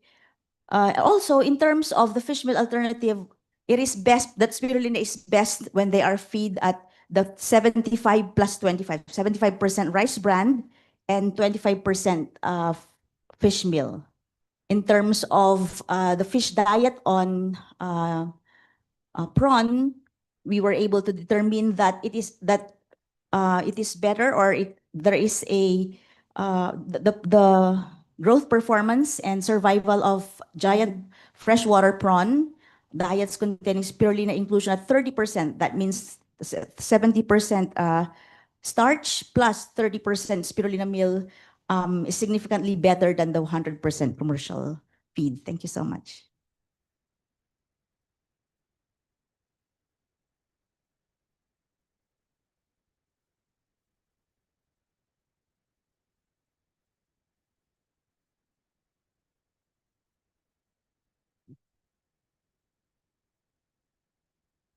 Nice presentation. Now our next presenter is May Grace Corres Somarina, Daniel Leslie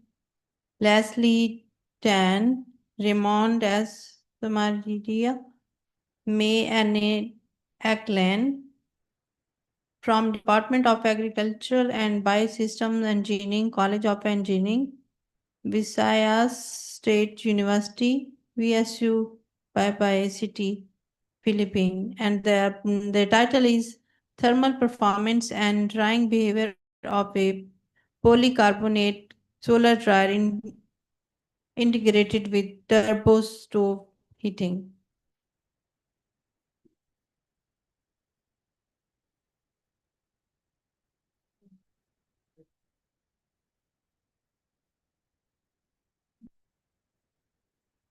Good afternoon, everyone. So again, my name is Maria Grace Corais Maria from Visayas State University, Philippines. And today I'll be presenting our study titled Performance Insights on a Twin Wall Solar Dryer with Supplemental Stove Heating. So actually this research is like 2 years ago, and now my focus is more on microalgae and the process of harvesting in using forward osmosis. So, but this time I will present my previous research on solar dryer. So, okay, so this work explores the design of an improved design of a solar dryer to address the drying challenges faced by the small-scale farmers in rural areas. So next, please. So next. So having introduced our study, so let me now let me now provide you some background. So solar energy holds a potential or a great potential in food processing and preservation, especially in tropical areas like in the Philippines. And we have the solar dryers that are practical tool to extend the shelf life and to reduce losses from agricultural products. And in the Philippine context, farmers face multiple challenges, namely the stronger typhoons, droughts and floods that disrupting the harvesting, and then also the poor infrastructures and also the low thermal retention in traditional designs. So this highlights the need for an improved, low-cost, scalable drying technology that can function reliably even under unstable weather. So our study aimed to design and evaluate thermal performance and drying behavior of an improved locally fabricated solar dryer. And this design integrates a twin wall polycarbonate sheets to improve the heat collection and also the retention, and the locally made turbo stove as a supplemental heat source. So together, these create a hybrid drying system that can operate efficiently even during suboptimal sunlight hours. So this is our fabricated system. So it consists of 2 drying chambers having a measurement of 2.3 meters by length by 0.6 meters width and 3 meters height. And each of the chamber consists of 6 aluminum mesh trays with upswing doors for accessibility, and of course a chimney for an inlet and combustion gas outlet. So the key innovation lies with the use of the twin wall polycarbonate sheet as a greenhouse style heat collector, and also combining with the locally fabricated turbo stove that provides additional thermal energy when needed. Okay, next please. And then to evaluate our fabricated dryer, we conducted drying experiments for 3 consecutive days under these 3 configurations, namely fully open dryer, fully closed dryer plus turbo stove heating. And then in this study, we used sweet potato leaves as the material for evaluating the dryer due to its nutritional importance and also widespread local use. So this is the results. This is the drying air profile. So the experiment conducted for 8 hours from 8 a.m. to 4 p.m. So as you can see, there is a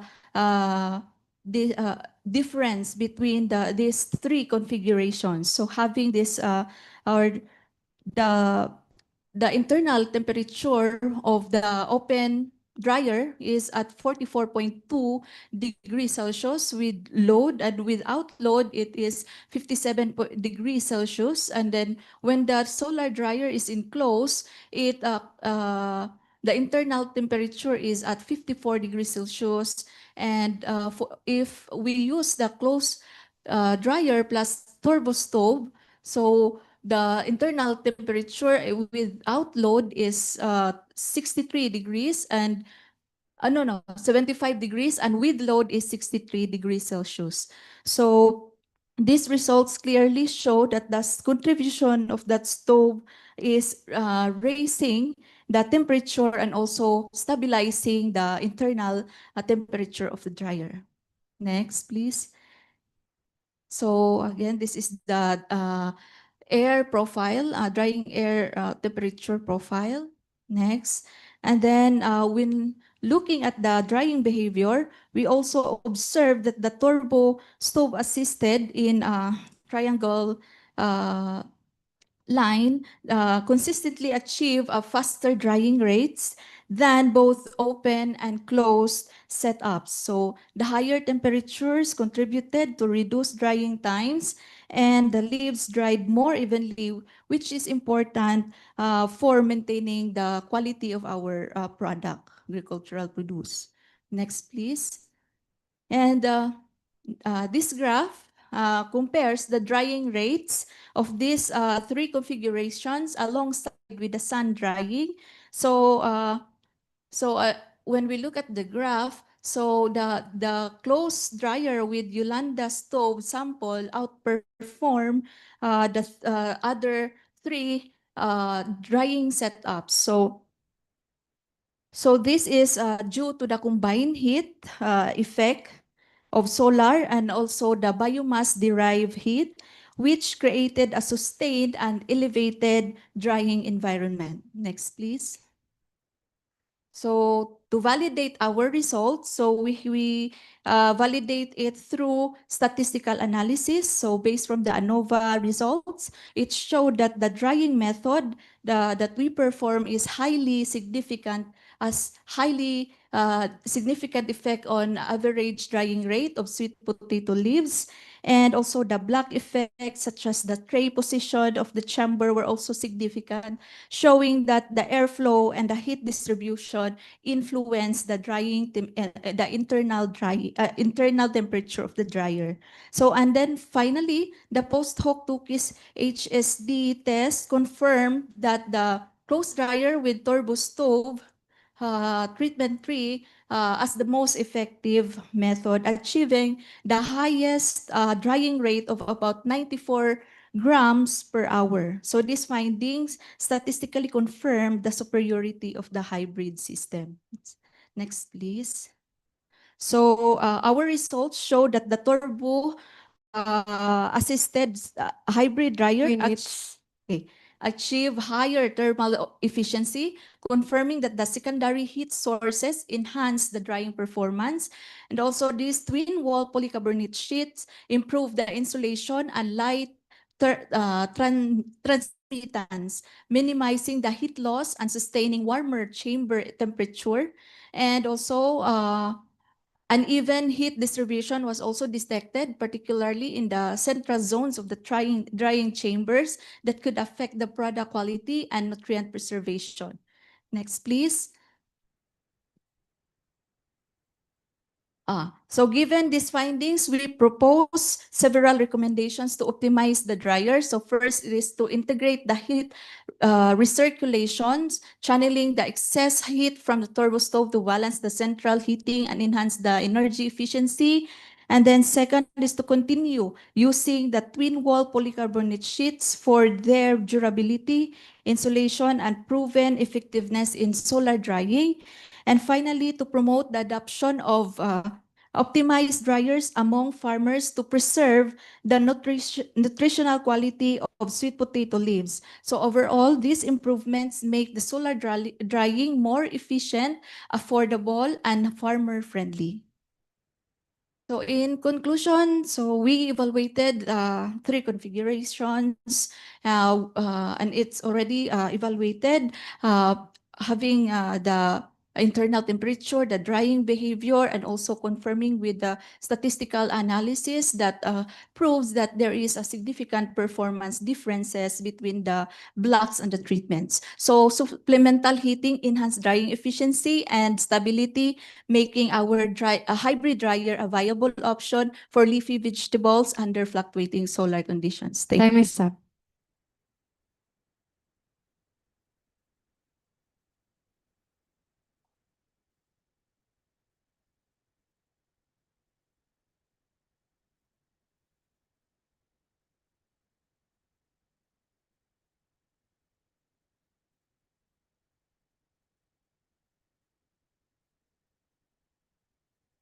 Nice presentation. Now our next presenter is Carol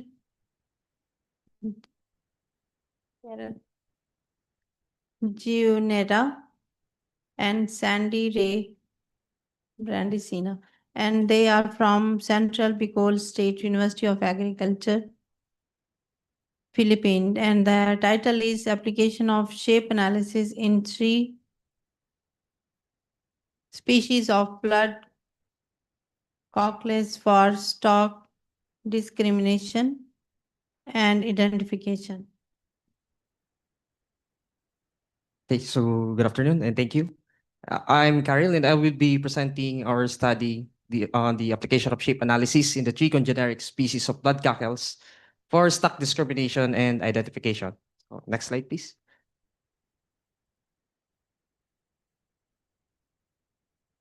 So these organisms are found in San Miguel Bay, which is a known fishing ground in Camarines Sur, and also a known fishing ground in the whole Philippines. And it is rich in finfish, crustaceans, and mollusks. So in San Miguel Bay, especially in the municipality of Calabanga, this is quite a famous delicacy, quite famous fisheries resource. So in Calabanga, they are not aware in other municipalities in San Miguel Bay, they are not aware that there are 3 kinds of shellfish. There are 3 kinds of blood cockles in the area. So only the municipality of Calabanga has the awareness that there is a 3 there are 3 species of blood cockles in the area. So our study focuses on identifying if there is or validating if there is a 3 species of blood cockles in the area. So this image shows the accumulated shells for a year in an area. So it levels the roof of a house. So that's how famous the blood cockles in the area. So next slide, please. So there are 2 things in doing taxonomic identification. One is on molecular analysis, which is quite complex and quite expensive. So in this study, we use only the taxonomic identification using morphological analysis, or we only look into the morphological attributes of this species. So why we conduct taxonomic identification? It is because of the consequences of having misidentification for certain species. So if species are misidentified, there will be problems in management, especially if the species are not studied in terms of their reproductive biology. So even species are in the same family, but they are different in terms of species level, they will have different characteristics in terms of reproductive biology. So next slide, please. So our objective here is to perform an in-depth examination on the three Danara species using the shape analysis methods, distinguish the differences of the three shellfish using traditional method and the modern morphological analysis, or we call it the MOMOCs. So perform taxonomic identification using the data gathered in the study and using references across Asia to determine if these resources, these blood cackles, are matching to identified blood cackles in the Asia. So traditional measurement, looking at the length of the shell, the width of the shell, and doing now the modern morphometric analysis, or we call it the MOMOCs. So geometric morphometrics, or we are putting benchmarks on the shell for accurate comparison of the three species. Next slide, please. So this is our methodology. We use only the images of the shells. We convert it into binary photos so that it will enter into the RStat. So we use RStat for this study. And we also use the traditional measurement of the shells, looking at the shell length and the shell width. Then modern morphometrics using our software, using the multivariate ANOVA, and yes, the ANOVA. Then for the fourth the last of our methodology is that we look at the references. We look at to the references, different references from Asia, if these species are recorded. Next slide, please. So the results, there is indeed a difference in terms of the length in Takal, Ritubenpeong. The Takal, Ritubenpeong is a local term only in the Calabanga. And San Miguel Bay is composed of 7 municipalities. And in the 7 municipalities, only one municipality has the awareness that there are 3 species. So they're characterized that there are 3 species. They call it Takal, Ritubenpeong. Takal and Ritub shows a similar size in terms of length, shell length, and shell width, but in Piyong, it is quite smaller than the 2 blood cackles. So next slide, please. So we have 3 techniques for the validation of if there's indeed a 3 species of blood cackles. First is we use the geometric reconstruction, that one in the left side. Then the results of the geometric construction shows that there are, in the 3 species, in the 3 blood cackles, there is a elongated one. In the degrees of roundness, they are different, and it shows in the geometric reconstruction alone, there is a differences in terms of the degrees of roundness or elongation of the shell. So we also use the scattered plot for shape analysis using the PCA, or the principal component analysis. And it revealed that there is indeed a 3 different species in terms of shape analysis. So we classified that through this PCA that there's indeed a 3 different species of cackles. And also we use the deformation for visualization, and compared if the Takal, Ritub, and Piyong are on the same level, but it revealed also that they are not the same in terms of shape. Next, please. So upon having the morphological attributes of the 3 species, we now look into different references, and it matches on these species. So some of these species on the 3 blood cackles in the Philippines is also available in Thailand, Malaysia. I don't know if Indonesia has it, but also in Japan. This is available. This is abundant also in Japan. So piyong is it matches its attribute to anadara and equivalent waste. Next slide, please. Meanwhile, takal is characterized as the anadara brotoni. Next slide, please. And lastly, ritob is recognized as, or we characterize it as Tigelarca granosa. Next slide, please. So why we conduct shape analysis or taxonomic identification on these species? So this is famous, and the only source of this in the Philippines is through natural collection or harvesting, capture fisheries. So with Last 2 minutes. San Miguel Bay is highly considered as exploited fishing ground. So having the data on the taxonomic level of this species, we are now planning to have a aquaculture technology for this, so that the pressure on the marine ecosystem, especially on these resources, will be lessened. So that's our objective. Having the taxonomic identification, it reveals that we can also study them directly in terms of reproductive biology and its stock assessment as a whole, a comprehensive assessment for this organism to have a comprehensive and intervention, especially for aquaculture technology. So thank you.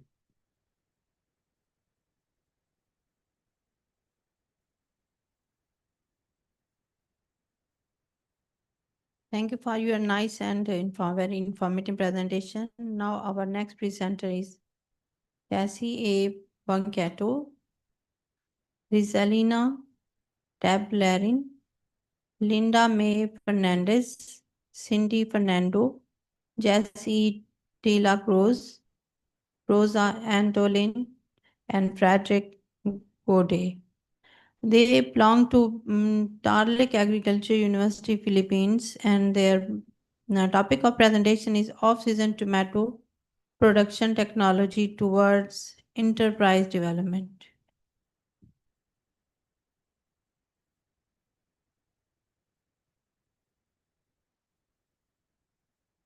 Okay, good afternoon, everyone. The title of our study is Off-Season Tomato Production Technology Towards Enterprise Development. On behalf of the research team, I will be presenting our study, and I am from the Tarlac Agricultural University. Next slide.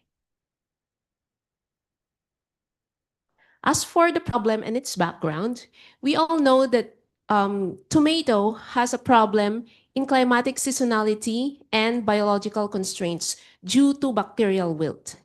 And with this, tomato production exhibits fluctuations, particularly in the rainy season, which affects the market supply as well as farmers' income. And in this illustration, it shows a vicious cycle wherein the low and wet season yields low supply, and in the dry season, there's also market gluts. Similarly, there is a profound supply instability and price volatility of this commodity, which affects farmers' income, making them have high incomes in some periods and lower incomes in other periods. And farmers also exhibit reluctance to invest in resilience technologies, hence completing this vicious cycle of low income in the vegetable production, particularly in tomato production. Next. So for the perceived solution, we found out that we must have two foundations to provide a feasible solution to this problem. Number one is for production resilience, which is we have to introduce the off-season grafted tomato technology. And the second foundation is economic resilience in the form of entrepreneurial capability training. So in short, we formed an intervention bundling both technology and entrepreneurship. Next slide. And with that solution, we perceive this particular cycle that will reverse the vicious cycle said a while ago. So with investment in integrated technology and entrepreneurship, there will be a stable off-season production and improved business management of this particular commodity, which will smooth the annual supply through strategic market timing, and this will produce higher, more stable yields and incomes for farmers. And this will help them invest in better technology as they have the capability to do so economically. And with the adoption of this model and scaling of this model, it will create sustained better production and higher yields. Next, please. So for the hypothesis of the study, we have two. First one is for the improvement of entrepreneurial competencies. Of course, we hypothesize that with our intervention, there will be a significant increase in the PEX scores, or the personal entrepreneurial competencies scores of the farmer participants. Next. And secondly, for our economic analysis, we will employ cost return and profitability analysis. So we hypothesize that net farm income will sustainably increase and surpass the projections established in the preliminary feasibility analysis. Next, please. So for our conceptual framework, it shows here that with our intervention, which is the grafting technology plus entrepreneurial capability building, we will be able to affect their entrepreneurial competencies, or at least increase it. And this will also result to a better enterprise performance in terms of net farm income and ROI. And of course, this whole model will be affected by exogenous variables such as market conditions and socio-demographic factors. And the long-term impact that we visualize is a smooth year-round tomato supply, improved rural livelihoods, and community economic development. Next, please. So for the objectives of the study, number one is to assess the quantitative and qualitative impact of integrated intervention on key entrepreneurial competencies of farmer partners as measured by their pre- and post-test PEC scores. And number two is to evaluate the economic viability of the grafted tomato seedling enterprise by conducting a cost-benefit and profitability analysis, specifically measuring the ROI and net farm income. Next, please. So for our methodology, we employed the descriptive longitudinal research design and with an embedded economic analysis. Next, please. For our intervention, the key activities are grouped into 6. Number 1 is stakeholder mobilization to create a support network. Number 2, technology promotion to recruit adapters. Number 3, the conduct of entrepreneurial training, including FFS and TOT, or training of trainers. 4th is youth engagement initiatives. 5th is market linkaging initiatives through investment forums. And 6th is institutional mainstreaming through integration in ATI's training. Next. So for our methodology, as mentioned a while ago, we will be utilizing our personal entrepreneurial competencies, or PEC assessment questionnaire. Next. And for our economic and profitability data, we will be utilizing our season-long monitoring form. Next. So for our sampling method, we utilize a purposive sampling technique, wherein the criteria we used to select our farmer participants are the following. Number 1, they must be current or prospective tomato grower in the North Central Luzon area. Number 2, they express a willingness to engage in agri-enterprise development. Number 3, they are available to commit to the entire duration of the training program. And for data analysis, of course, we will analyze the PEX change and the cost-benefit analysis. Next, please. So here is the result and discussion. First is our table on comparative PEC change, or the rating during the pre and post tests. So notably, it's listed here the 13 entrepreneurial competencies that have been developed during the period. So the highest scoring element is systematic planning, as we can see in the middle of our graph.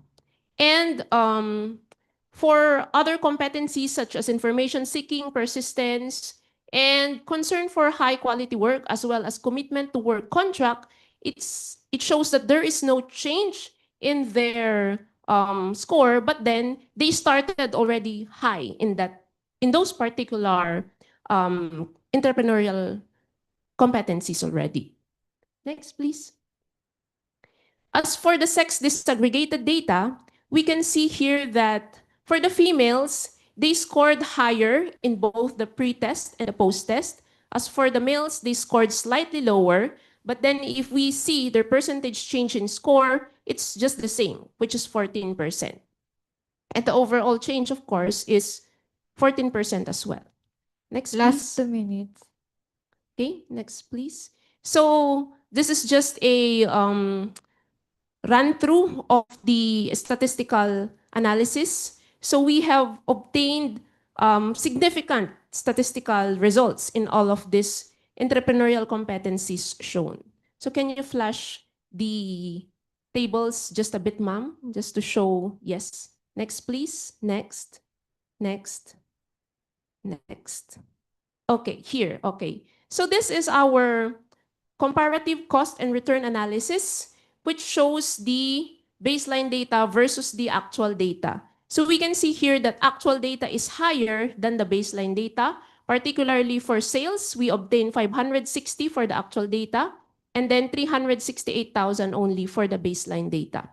As for the net income, of course, our actual data also is higher at 296,807, while the baseline data is only 188,000. And for the rate of return to capital, our actual data shows 113% in ROI, while our baseline data shows 60%. Next, please. Okay, for our conclusions, we can see that the capacity building interventions under this project successfully enhanced the leadership and agripreneurial capacities of the off-season technology or off-season grafted tomato technology adapters. And it's shown that there is a 14% overall change or increase in their entrepreneurial competencies. And when we subjected them to a statistical analysis using the Wilcoxon rank test, we observed a significant result for all of these competencies. And Time is up. okay, thank you so much.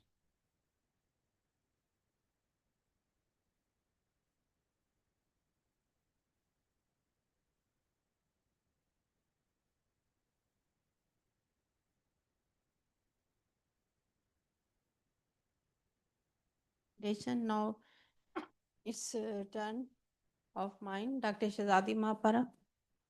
Now start my presentation.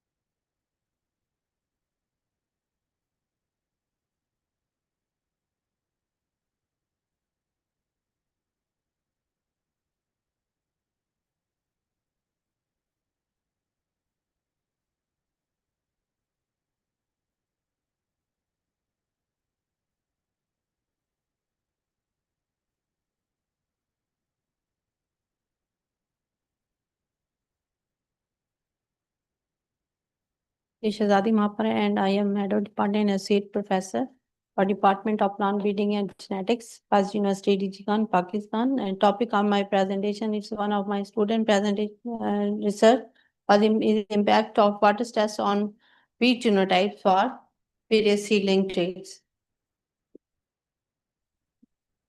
Next. It is the contents of my presentation. Next. First of all, introduction about the crop, as wheat is an important, one of the important cereal crop.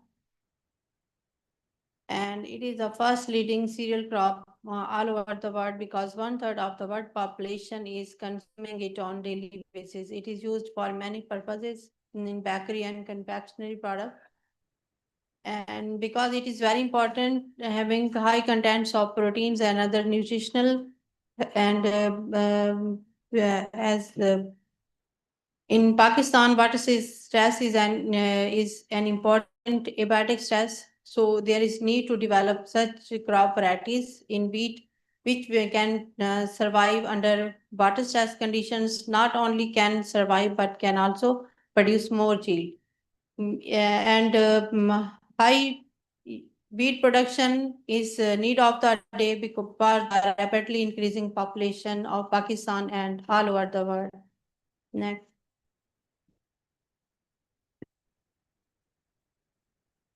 Of Dijihan is semi-arid conditions, but due to change in overall globe, at a global level, climate change, due to climate change, some changes can occur, but mainly it's 27.5 degrees centigrade, its average weight, and its annual rainfall is 152. Next. So it's semi-arid. Status of wheat at international level, Pakistan stands at 9th position among top 10 wheat producing countries with contributing 4% of wheat production. Next. Although this situation is normal, but there is need to produce more wheat as per acre yield or per production is less as compared to other countries. Status of wheat at national level. Last year, 9.6 million hectare was grown, and this year 9.6, and last was it is better than last year, and its production is also increased slightly. Its production increased due to little change in the area, 6.6%, and its production growth is 11.6%. It's the status of it at national level. Next. The objective is to screen out crop varieties of wheat at seedling stage for water stress conditions because drought is a major problem in Pakistan. So seedling stage is a crucial stage when we will find out which variety is more superior that can grow easily at seedling under water stress condition. So at seedling stage, we can easily assess and then we can develop into a new crop variety. So these are the three objectives. Water stress tolerant genotypes is our main objective. Next. The methodology, actually, there are two experiments. First is at seedling and other is when out of 14 wheat genotypes were taken out for this experiment. And from the other experiment, 7 genotypes were studied and their DNA extraction was calculated in this first experiment. 7 wheat genotypes were grown in small plastic pots under CRD design with two treatment, normal and water stress condition. Normal water stress condition was created by applying 50% of the normal water. And 15 days after sowing, seedlings were harvested for evaluation of various plant traits. And these are the equipments which are used for evaluation of the seedling trait, seedling of wheat varieties for various antioxidant enzymes. Next, please. Next. These are the traits which are studied at seedling stage. Back. No.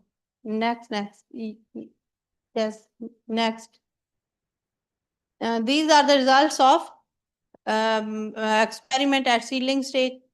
So these different traits were studied and they were evaluated using statistical analysis, ANOVA, and correlation and other. So results indicate that treatments, these are actually normal and water stress conditions, these are significant. It means when the results are significant, it means that our result, we can find out drought resistant seedling varieties, means which variety can tolerate water and they can perform better.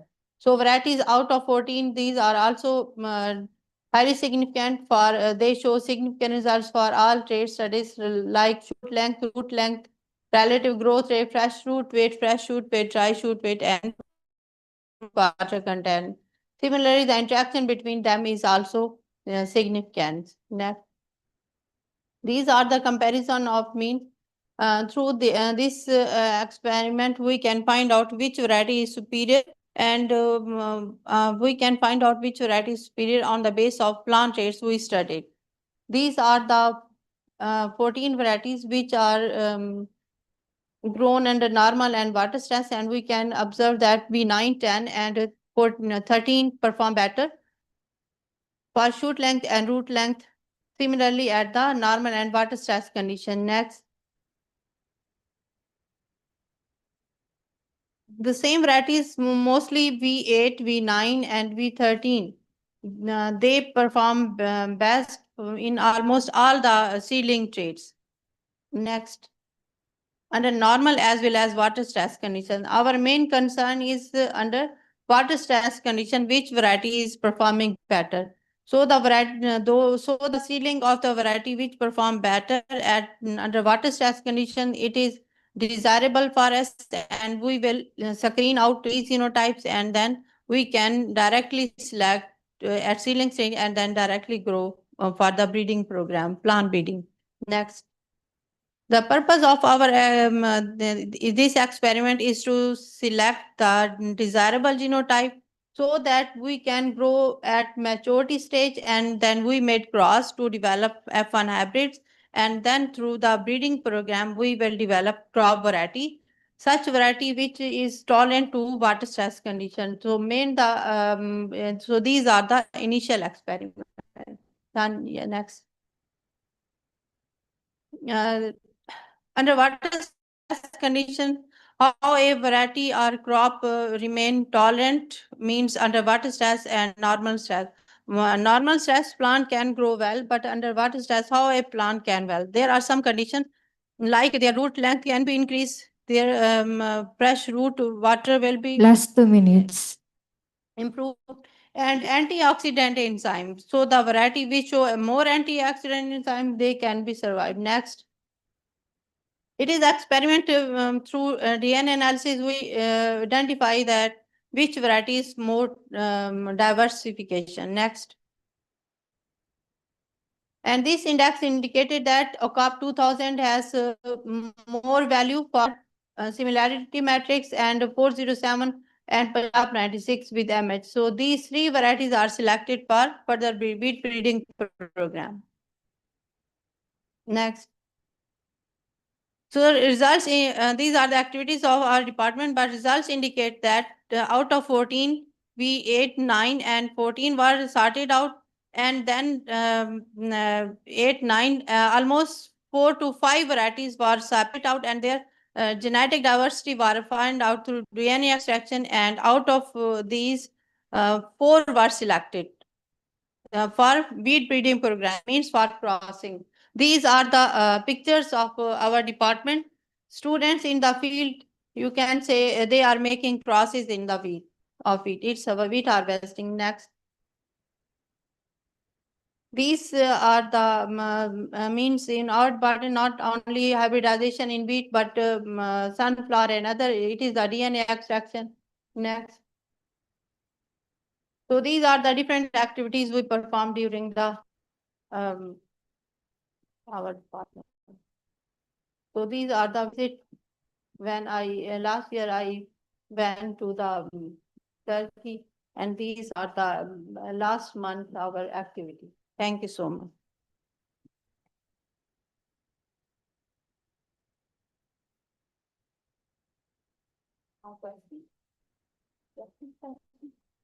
Four are completed. Now you will. Maybe request the 5%ers to please sit on the chairs in front for the Q&A. Thank you.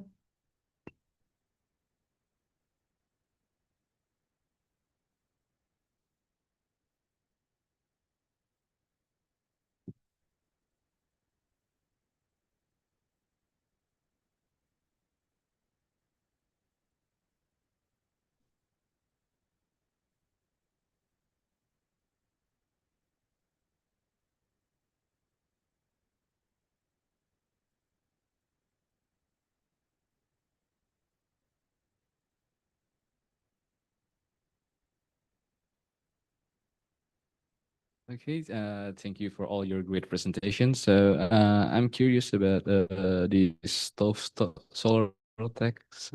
Yeah. What is your name, man? Grace, sir. Oh, Grace. Grace. Okay. I'm curious about this solar techs. Is it like a greenhouse farming or something like that? Yeah. You mean the stove? Yeah. The stove. Actually, I have this on my slide. Mm. So the stove will be used during cloudy weather Yeah. or during night or when needed only. Mm. But it's only for a supplemental heat source of a dryer. It's not fully integrated with our solar dryer, greenhouse effect of our solar dryer. Also, it's different. Yeah, it's different from the whole system. So if the thermal performance is unstable, will it affect the product quality or cause maybe instability in harvest time? Yeah, it will affect. That's why one of our implications of this study is to further optimize the dryer, especially on the arrangement of the chimney, maybe the arrangement of the chambers, and also the design and the design itself. But given the higher efficiency of our solar dryer, it already proved that this hybrid solar dryer already I mean sufficient for drying agricultural produce. So if that kind of problem is occur, therefore this will lead to demand problems for the products, right? Again, sir? If the like cloudy season or something that problem is secure, is it will be lead to a demand problem for the product that will cause the instability harvest time. The stability of harvesting time affects with the weather. First is the weather. So if there is or the heat, the external temperature is not consistent throughout the day. So you can use this supplemental heat source to continue drying your produce or your agricultural product. So. Okay, thank you.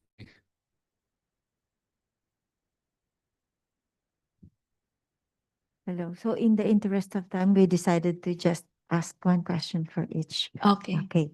My question is for the off-season tomato. Okay. How long did you conduct the study?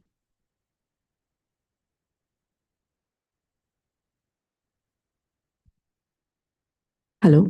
Okay, this study was initially conducted for 2 years, then we sought an extension for 1 year. So in all, 3 years. The table that you presented, was it conducted during off-season or during season of tomato? Off-season, ma'am. Off-season. So Yes. you were not able to compare the returns? Because I just saw the sales. I didn't see Yeah. the level of production. Yes, ma'am. Because we are concerned with the off-season grafted seedling enterprise. So what we did there is to measure the amount of grafted seedlings that has been produced like in 1 year's time, but we just concentrated on the off-season portion, which is the rainy season, and then we came up with 8 production cycles for that particular period. But was the productivity not compared with us?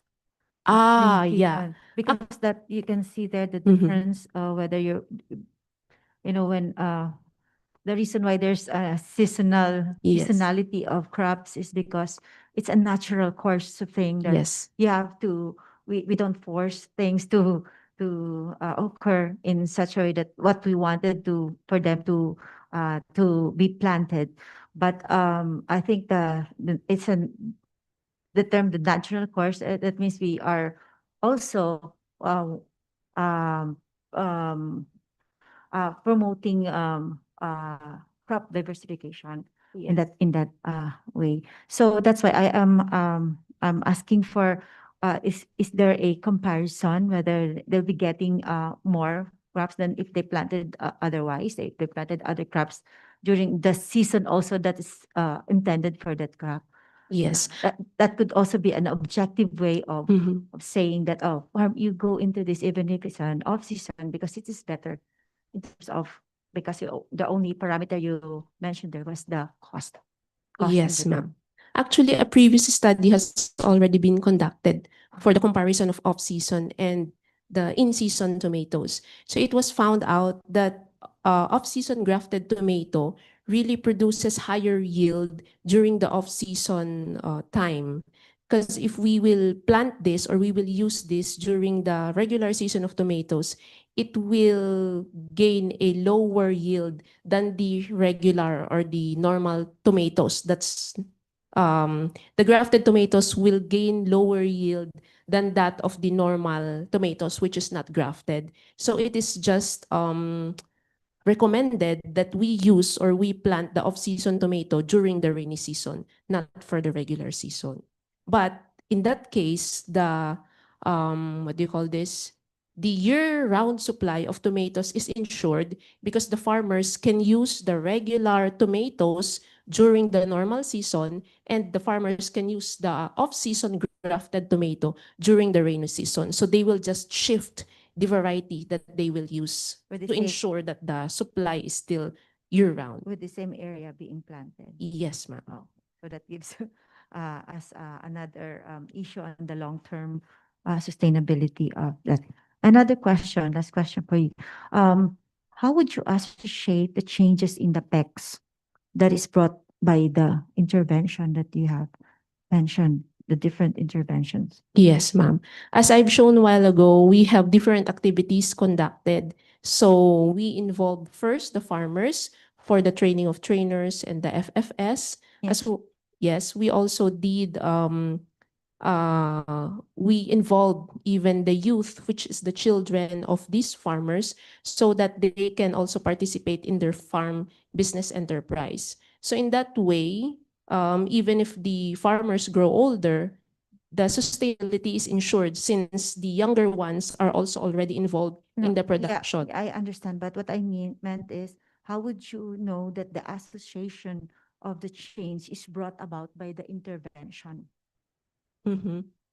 Like they could have gotten it from other sources. Mhm. So how would you ensure that your data Mhm. says that the change is brought solely by the intervention? Mhm. Within that period, ma'am, since they have undergone this series of trainings, so we took their pre-test scores, meaning whatever entrepreneurial competency they have before undergoing the training.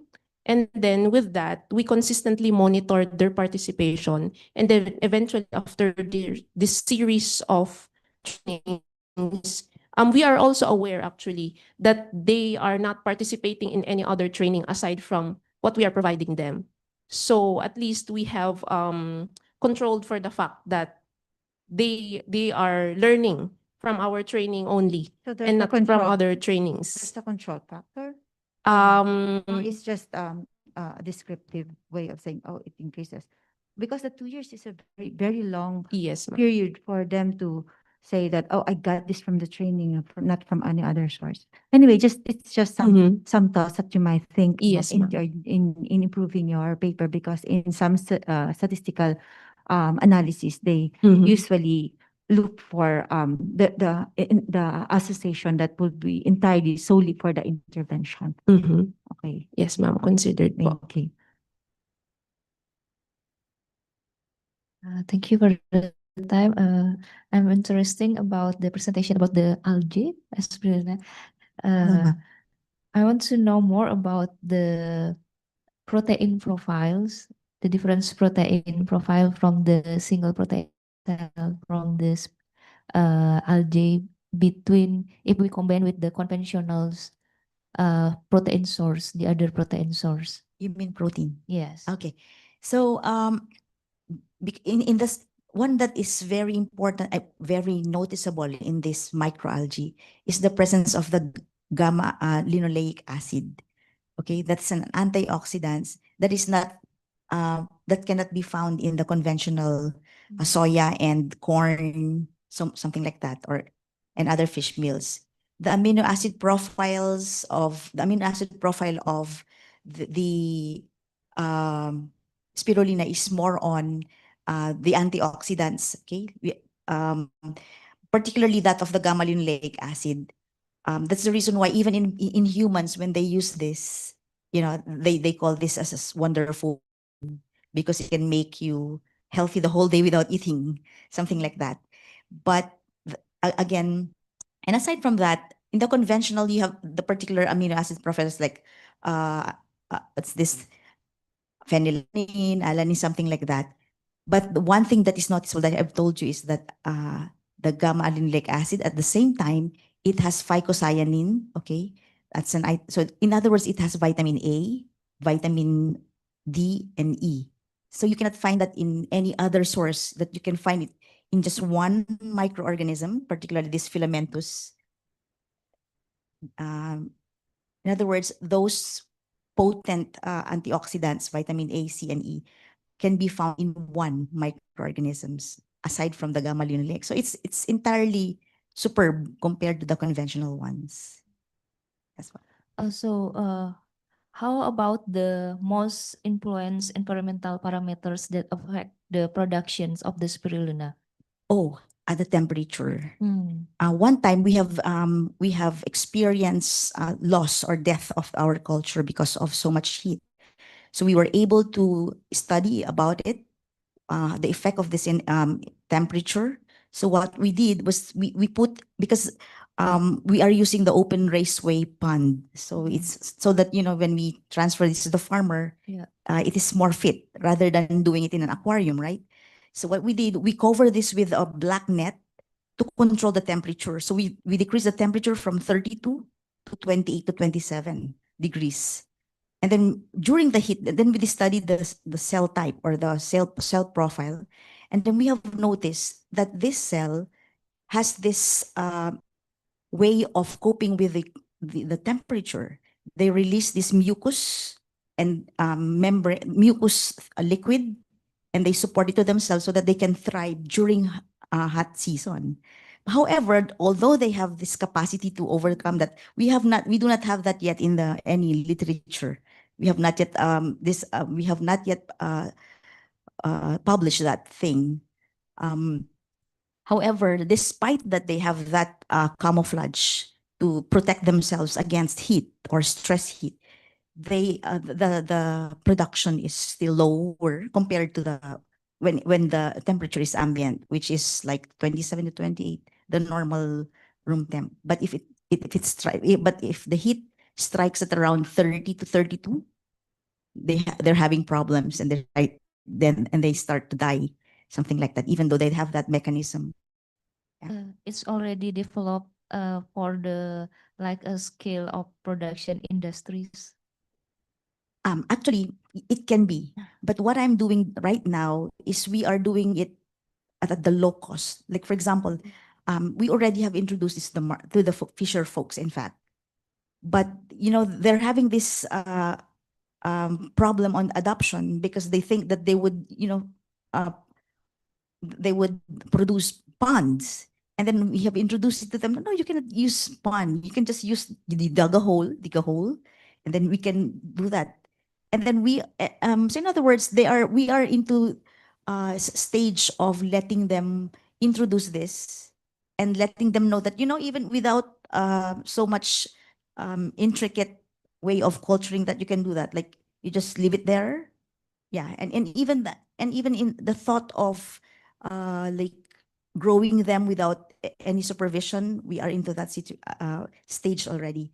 So in terms of adoption, yeah, they are interested because they can even, what we did is that feed grade. But our feed grade is kind of like of the human grade. We can do that and took it as a capsule, we can do that one. But we are teaching them the feed grade, the low cost technology, so that the cost would be much lower, like around 50% than the conventional way of doing that. Okay, thank you. Okay, I wanna ask about the selfish research, and I'm interested about this research. So, what do you do this research maybe to promote how to divide this kind of different shellfish? So yes, sir. Actually, we identify this species for the purpose of having a aquaculture technology for this. Okay. Well, maybe I understand that we want to bring this kind of cultural trust to our local products to the community and raise our identity from our own local products. Maybe this kind of shellfish also.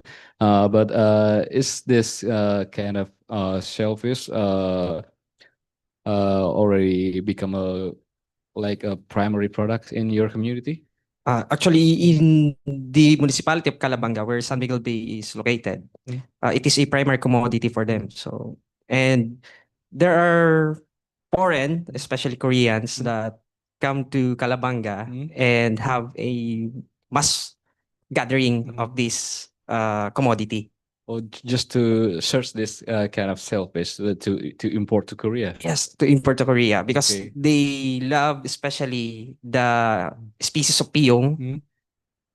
So they are buying this in the locality, the locals of Calabanga, and they brought it to Korea.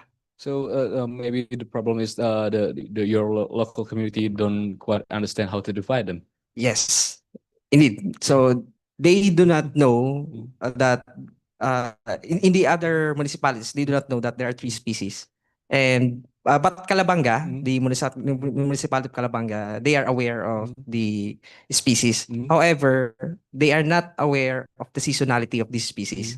So there are times that in a year they disappear. Okay, so well, maybe perhaps in this scenario, maybe I will come to your places. Yeah. And let me. I'm just a general person. How Yes, sir. to buy this kind of maybe the takal, something like that. How can you explain to me to divide these 3 kind of shellfish? So actually, They look the same in general, right? they're the same in general, but having this species morphologically identified. So we are planning to have a community-based livelihood for them. That actually these species have in the other municipalities they are the same in prices, but in Calabanga those 3 species they differ from each other in terms of prices. So takal differ from ritube and piyong, and the most expensive one in those 3 commodities is the takal, and the Koreans also target the takal. So maybe one more question. What kind of thing that differ the prices? Maybe the hardest one to find or something like that. Actually, they are in the same habitat. If the operation for the capture of these organisms are dredging, so one move, all of those 3 the 3 shellfish are gathered. However, because of their difference in seasonality, so sometimes only takal is there and ritube is not available. So there are different. They have differences in terms of abundance. But there are times that they are seen together. So they are abundant in the area for a specific time. But we are not aware of the specific time because we do not conducted yet the comprehensive stock assessment. But that's our hypothesis because it disappears. And the abundance of the 3 species differ from each other. Or maybe we can schedule a proper schedule to cast this different kind of shellfish. Okay. Yes, sir. Yeah. Okay. Thank you. Thank you, sir. And for the last presenter, Madam, how do you intend to disseminate this research output of yours in the government of Pakistan? how do you intend to disseminate the output of your results to the government of Pakistan?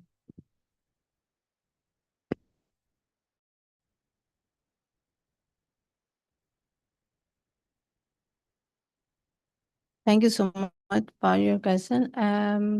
Actually, our department, that is plant breeding and genetics, means to develop new and improve varieties.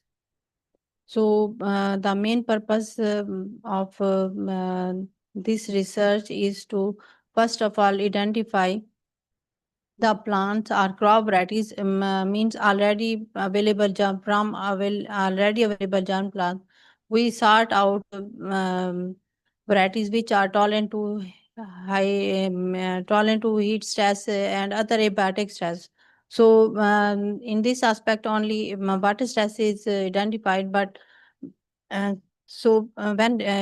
at seedling stage these are sorted out, then at maturity they are again undergo the process of this water stress and normal stress conditions. Means it is a I just told that it was a research of my student and it was a little portion of it. Means when at seedling stage plants were identified, then they undergo the process at maturity stage. We also find out the purpose is to select that already present genes are present for drought stress traits or not.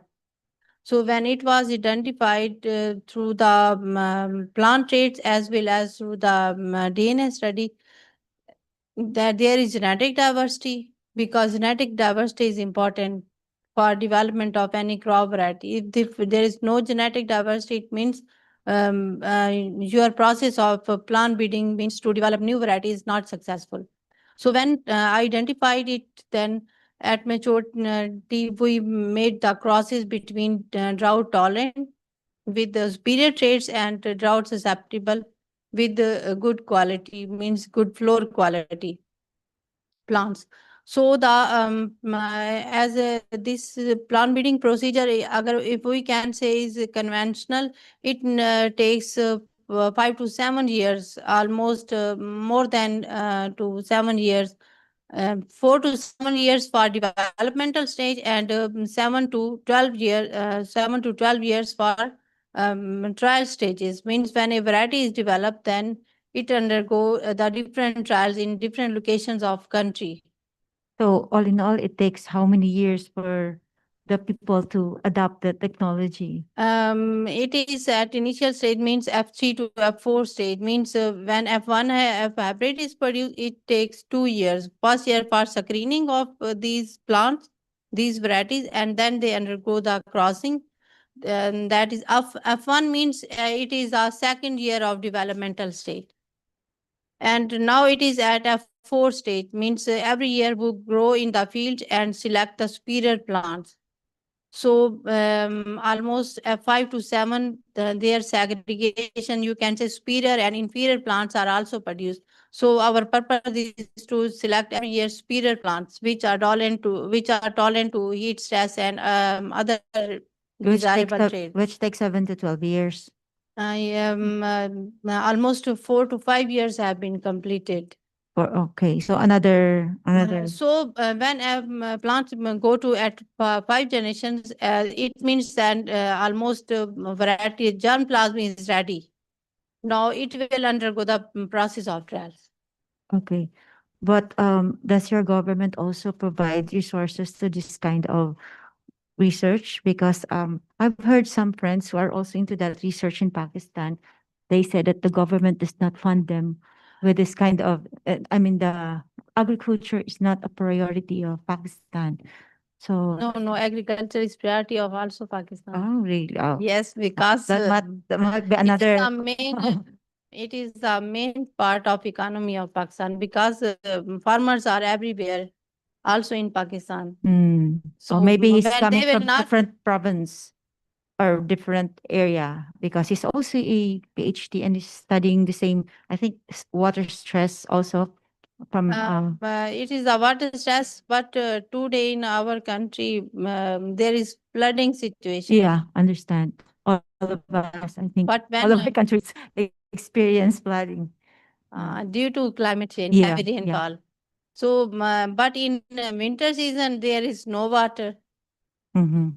So that's why I came. It's really a challenge for Yes. the government to really fund that. And So that's especially why for I'm agriculturists. yeah, that's why it's, I'm asking you, how are you going to convince, how are you going to promote this to the government to fund this kind of technology so that it would be implemented very soon because the people now are suffering from food security. I've seen Yes, that in the news. my one of the project is also shortlisted, and it is also on wheat, but it as it was my student research because my PhD is also on wheat. So this project is development of heat tolerant water stress resistant means at the same time 3 to 4 stresses: heat stress, water stress, and biofortification means zinc and iron percentage increase in wheat grain. Okay, thank you. And four character that is to be studied is yellow rust resistant for wheat variety. So these 4 traits are added in Are already in the laboratory. under process. Under process. Okay. Okay. Thank you. Thank you, Thank you, madam. Thank you. Thank you, everyone. And Thank you so much. congratulations to your research. Thank you so much.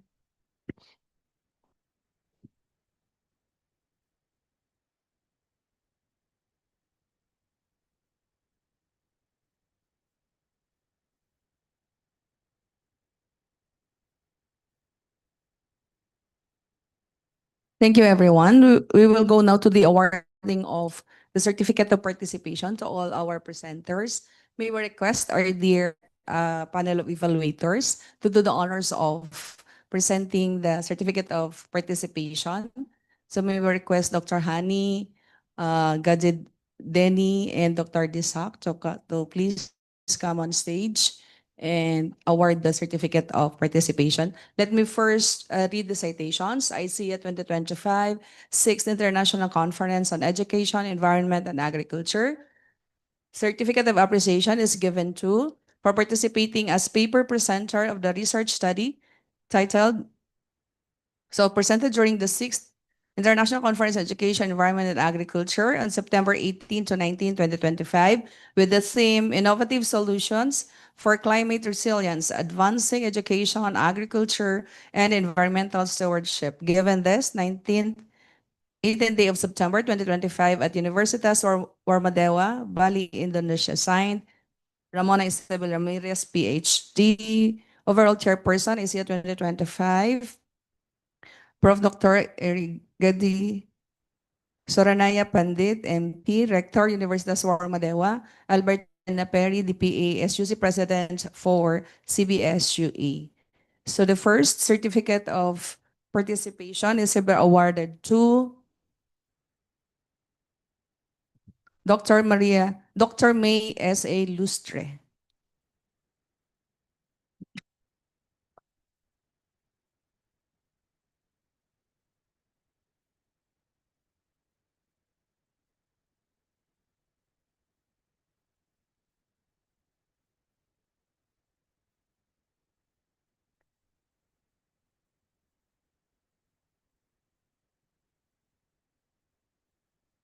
Next, the same certificate of participation is awarded to Maria Elena T. Kagiwa. Kagiwa, sorry. Kagiwa.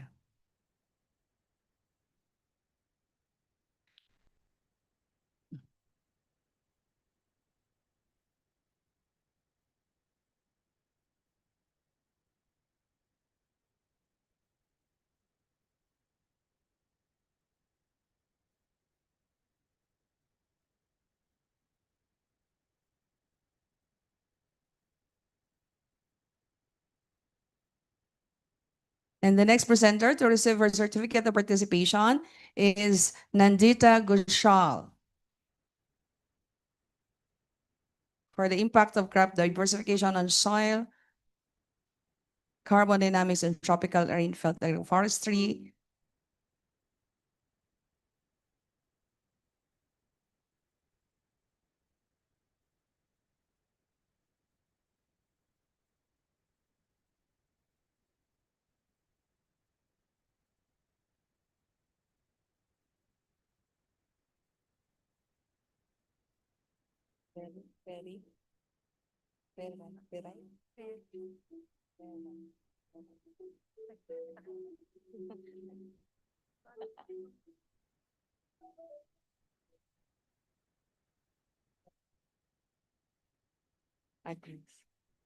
Thank you. And the next presenter to receive her certificate is Agnes Kakal Peray. Peray, okay, Peray. Thank you for the correction.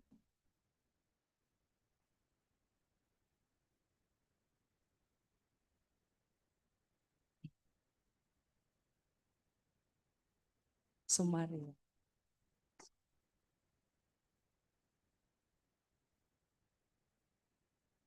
Okay, thank you. Next is Maria Grace Curay Sumaria.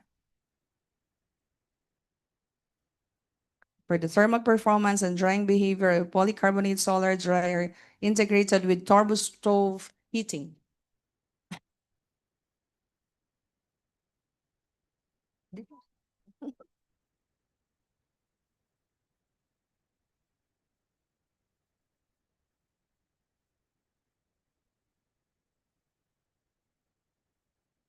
And the same certificate is hereby given to Mr. Karil A. Juneda.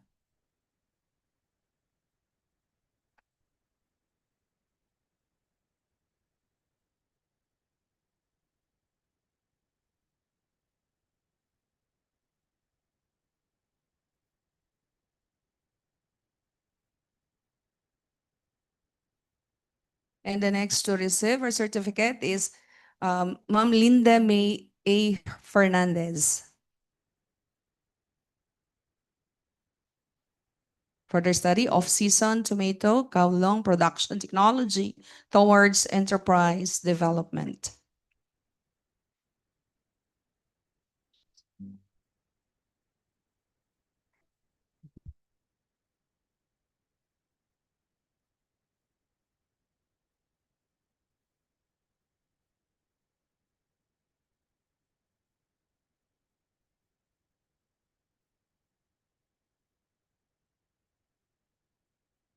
Okay, and we have Shazadi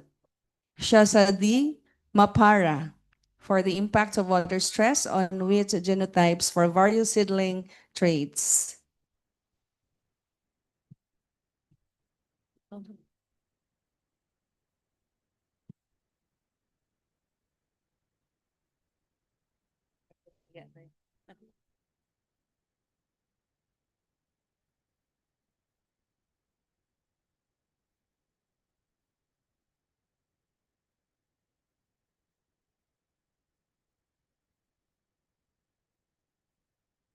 Okay, for the last presenter, may we award this certificate of participation to Julieta M. Casaon.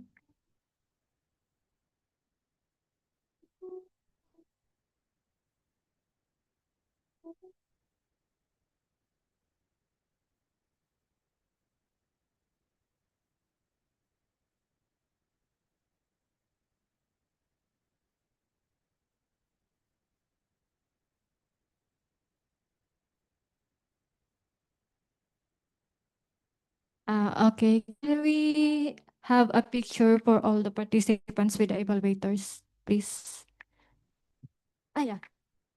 With, with your certificates, please. All participants, please go to the stage.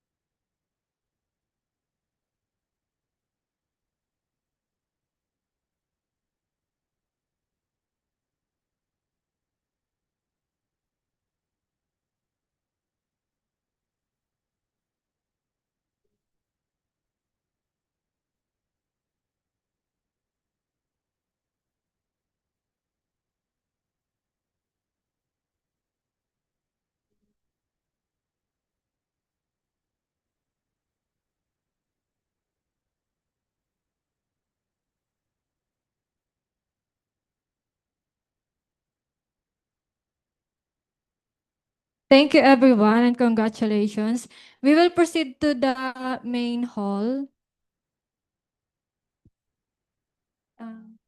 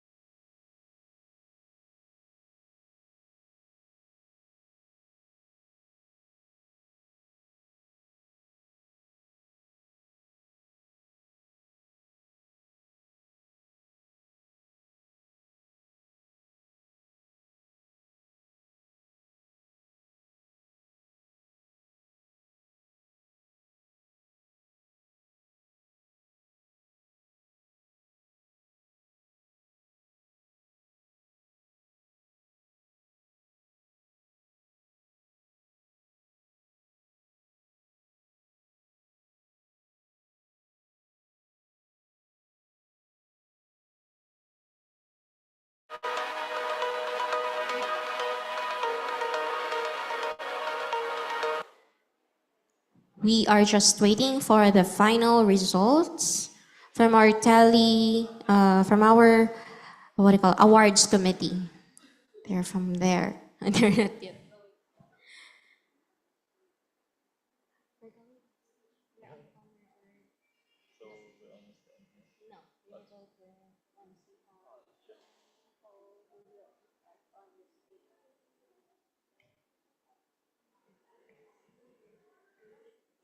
May we also request all the members of the organizing committee to please gather in the auditorium as well.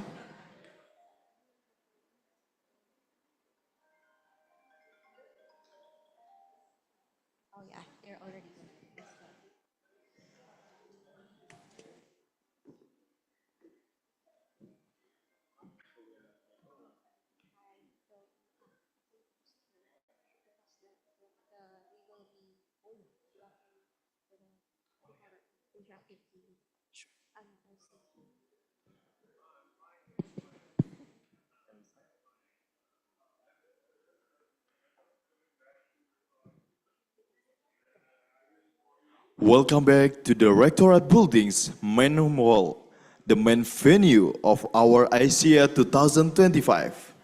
Here at Universitas Warmadewa at Denpasar, Bali, Indonesia. Please settle down as we now commence with our closing ceremonies. To continue, let us listening to the conference sentenced by the Dean of the College of Development Education of Central Bicol States University of Agriculture, and Associate Professor Dr. Darrell M. Ocampo. A round of applause, please.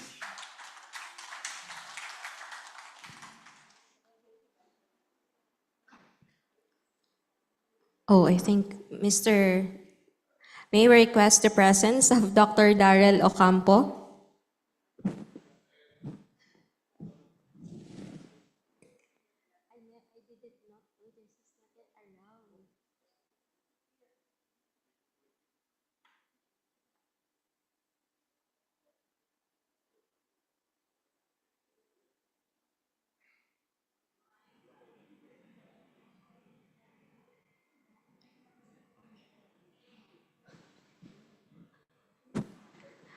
Once again, ladies and gentlemen, the Dean of the College of Development Education from Central Bicol State University of Agriculture, Sipakat Campus, Associate Professor Dr. Darrell Ocampo.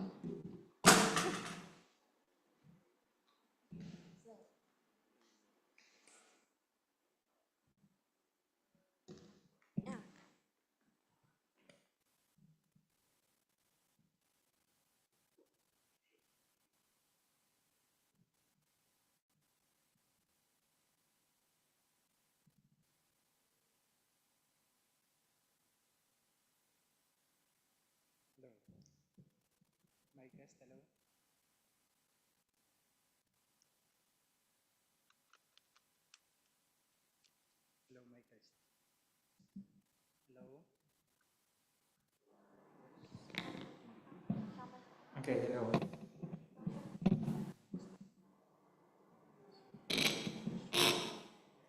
To the University President of Central Bicol State University of Agriculture, Philippines, Dr. Alberto Ena Perry. To the Rector of the Universitas Warmadema, Indonesia, Professor Dr. Igdi Soranaya Pandit.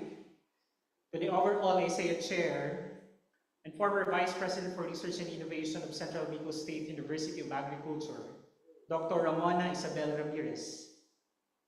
To the different key officials of Universitas Warmadema, to the organizers of ICEA 2025, and to my fellow researchers, salamat malam. Good evening, magandang gabi, matay na banggi. It's been a long day. We're almost at the peak of the program. But before I fulfill my task for this evening is to give a synthesis.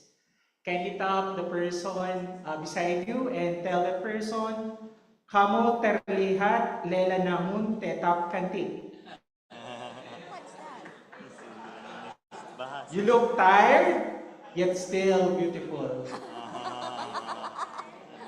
Affirmation is good for the soul, right? So as I mentioned, my task is to give a synthesis. Synthesis by itself is the consolidation of the things that has been done, right? But for me to give a synthesis means to reflect on what has been done for the entire, had been done for the entire day. And to give the synthesis, let me use Aristotle's framework, the triad for speech delivery: logos, ethos, pathos. For logos, logic, knowledge, factual information. There are 3 sessions conducted this afternoon, I mean the entire day. Education session, there are 52 presentations covering curriculum, development, digital learning, teacher education, and educational innovation. For the environment session, there are 29 presentations on climate adaptation, biodiversity, conservation, waste management, and environmental policy. While for agricultural session or agriculture session, there were 53 presentations on sustainable farming, food technology, livestock management, and agricultural innovation. Come to think of it, from these 3 domains, there are several presentations that we did as researchers. This very platform, ISEA, is really a platform where we converge minds. We talk about breakthroughs. We talk about innovations. Aren't we satisfied with the results? Can I hear a satisfying yes from the audience? Are we satisfied with the results? Yes. And we all deserve this, right? I think we need a resounding applause for that. Now for efforts, credibility, the credentials.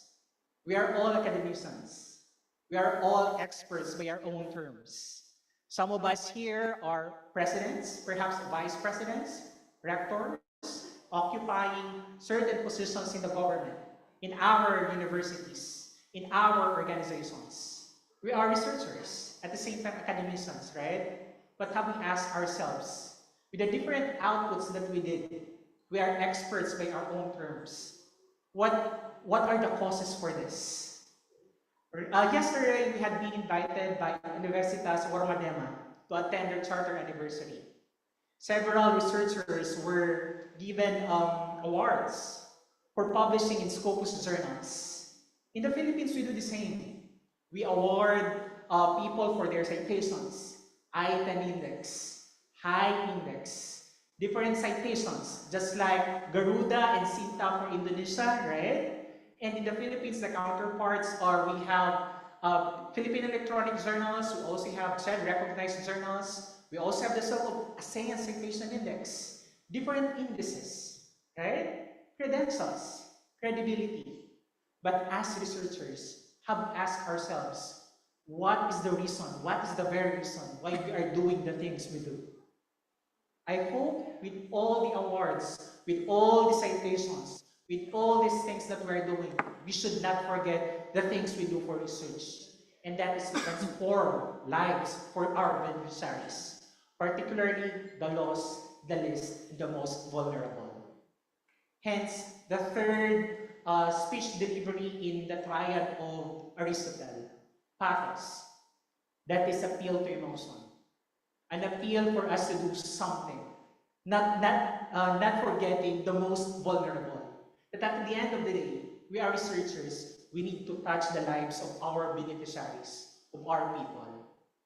And I hope with all these things, with the synthesis that we did, and with the concept of Isaiah, if you keep on repeating Isaiah, can he help me in reciting Isaiah 5 times?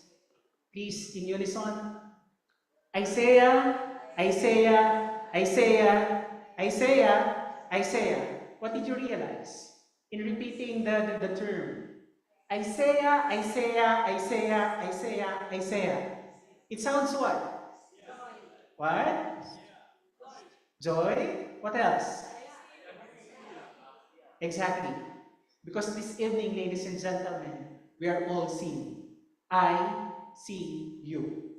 Whatever the things that we do in research, no matter how small or big, for as long as there is an impact, regardless of the citation, regardless of the publications, no matter how numbers we have, for as long as you made an impact, you're able to transform lives with all the breakthroughs that you did. Congratulations, you did well. And that, my friend, is already a win. And that's exactly the purpose of ICEA. Today's session have shown us one truth. Education, environment, and agriculture are not separate paths, but a single road toward climate resilience and sustainable development. With our unified goals and values, we're seeing how inspired teaching, bold environmental action, and innovative farming can transform challenges into opportunities, particularly for our target beneficiaries, the lost, the least, and the most vulnerable. The breakthroughs shared here remind us that resilience is built not in silos, never in silos, but in collaboration across nations. We broke barriers today, we broke boundaries, disciplines and generations, proving that through collaboration, we can break barriers. As ICEA, we affirm that the insights shared here must move beyond dialogue into practice, fueling future research, shaping policies, and empowering communities. This collective effort strengthens our path forward towards sustainable development that not only adapts to climate realities, but transforms them into opportunities for generations to come. Bersama ICEA, kita tidak hanya beradaptasi pada iklim, tetapi mengubah tantangan menjadi peluang bagi masa depan berkelanjutan. Pardon for my bahasa Indonesia. With ICEA, we do not just adapt to climate realities. We transform challenges into opportunities for a sustainable future. Now, as a closing salvo, tap once again the shoulders of your seatmate and tell him or her, congratulations, you did an amazing job. Again, congratulations, you did an amazing job. Terima kasih, have a good night.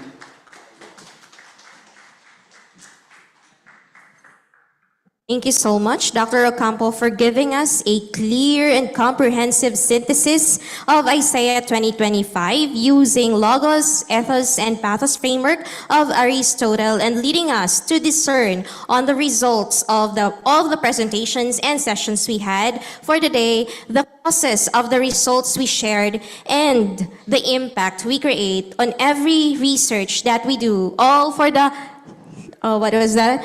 The lost, the least, and the most vulnerable. At this point, let us now proceed with the awarding of certificates and announcement of winners. But we'll start with the awarding of certificates for our evaluators. To assist.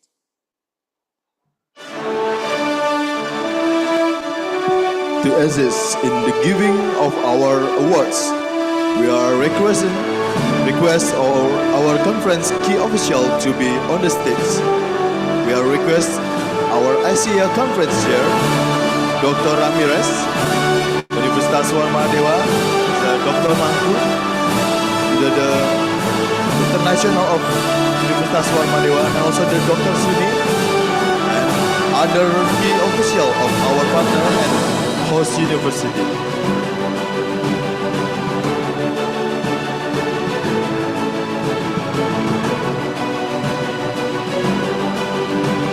The citation reads, this certificate of appreciation is given to for sharing his valuable time and expertise as member of the panel of evaluators during the 6th International Conference on Education, Environment, and Agriculture.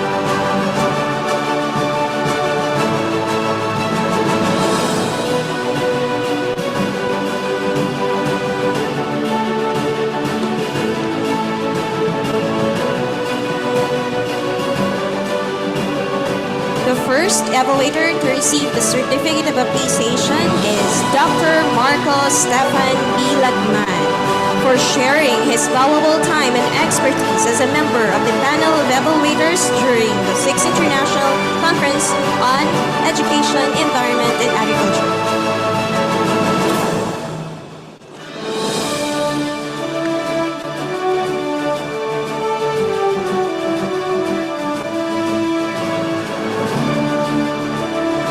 The same certificate is also given to Professor Dr. E. Wayan Gujarta SSM HUM as member of the panel of evaluators.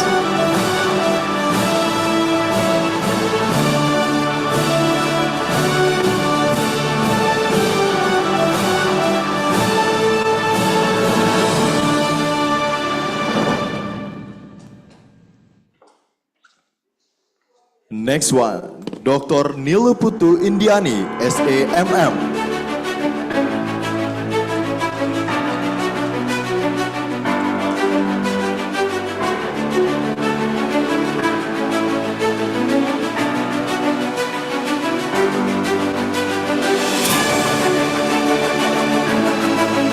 We will now award the evaluators for the environment category. First in the list is Dr. Anak Agung Dwi Megawati SSIM Biomed.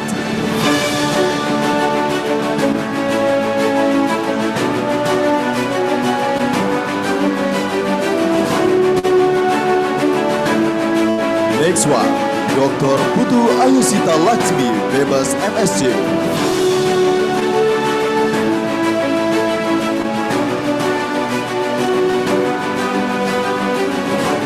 Last but not the least, for the environment category, Dr. Emerson L. Bergonio.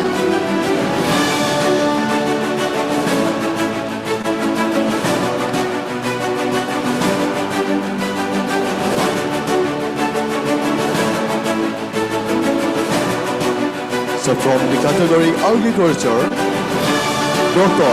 Desa Ketut Kristiana Sukmadewi SSI MSc.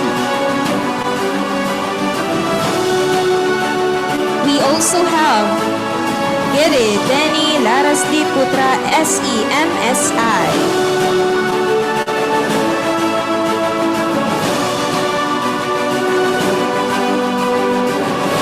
The next one,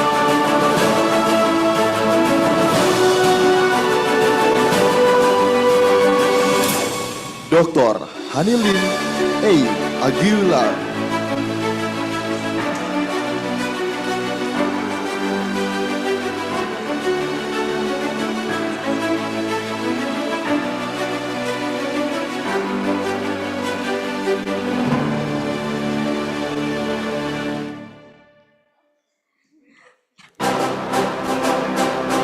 Let's now proceed to the poster category set of evaluators. First in the list to receive the certificate of appreciation is Dr. Vladimir R. Foronda.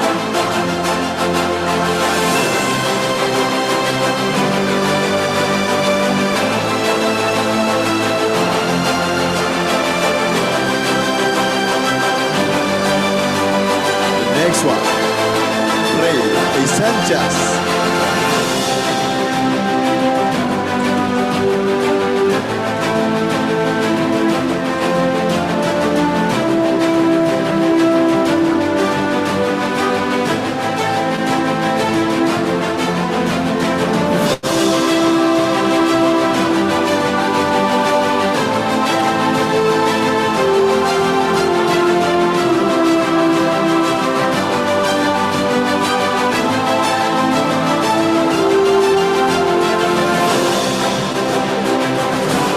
Last but not the least, Dr. Vladimir Foronda.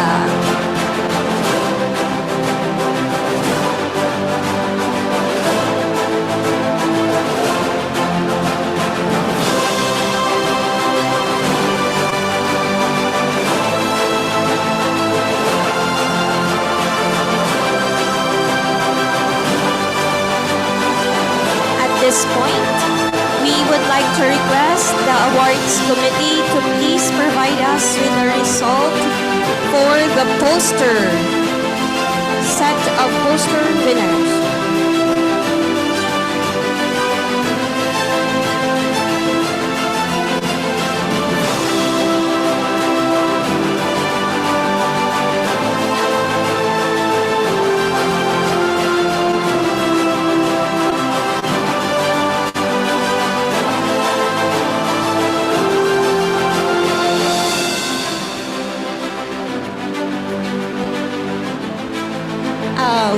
cutting the awarding of winners for a while since the awards committee is still finalizing the results.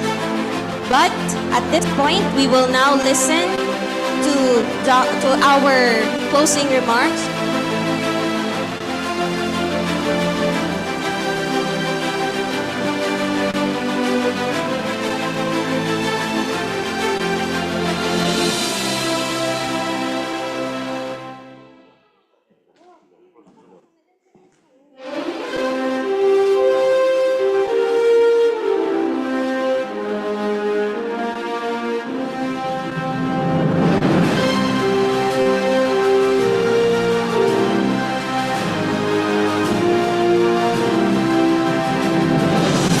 While waiting, let us listen to the overall chair of ISEA 2025 for her remarks of about the overall success of this year's conference. Let's welcome our ISEA chair, no other than Dr. Ramona Isabel S. Ramirez. A big round of applause, please. Oh, this is a surprise. But I instead of elaborating on the success, because everybody knows that we really are successful in the conduct of this international conference outside our country, the Philippines. This is actually a risk that we took in deciding to have our international conference be brought outside the country. And we are so lucky that the Universitas Warmadewa here in Indonesia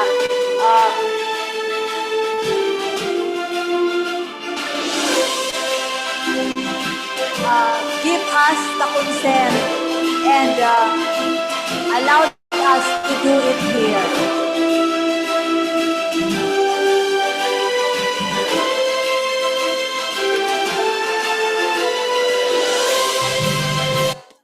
Thank you. Okay. But please just allow me to give you a brief background of our international conference on education, environment, and agriculture. It is running for 6 years now. We started it 2019. It was during the time when the Philippines, particularly the Bicol region, was visited by typhoon and other calamities, that it would be difficult for our university to send our researchers out of the university for paper presentation. But unfortunately, one of the target of SUC is paper presentation in an international conference.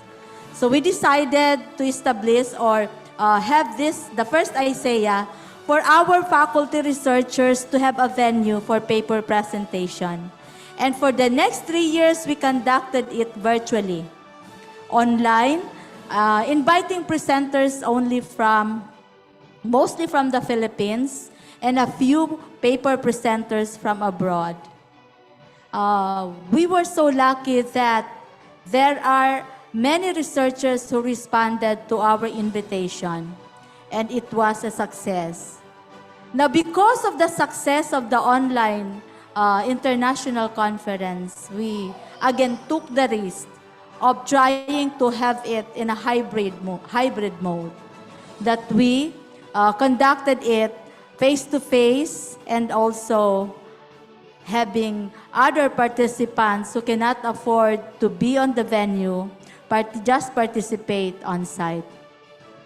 Record shows that there is an increasing number of participants, but the 5 years of conducting ISEA was conducted just in our place in the Bicol region.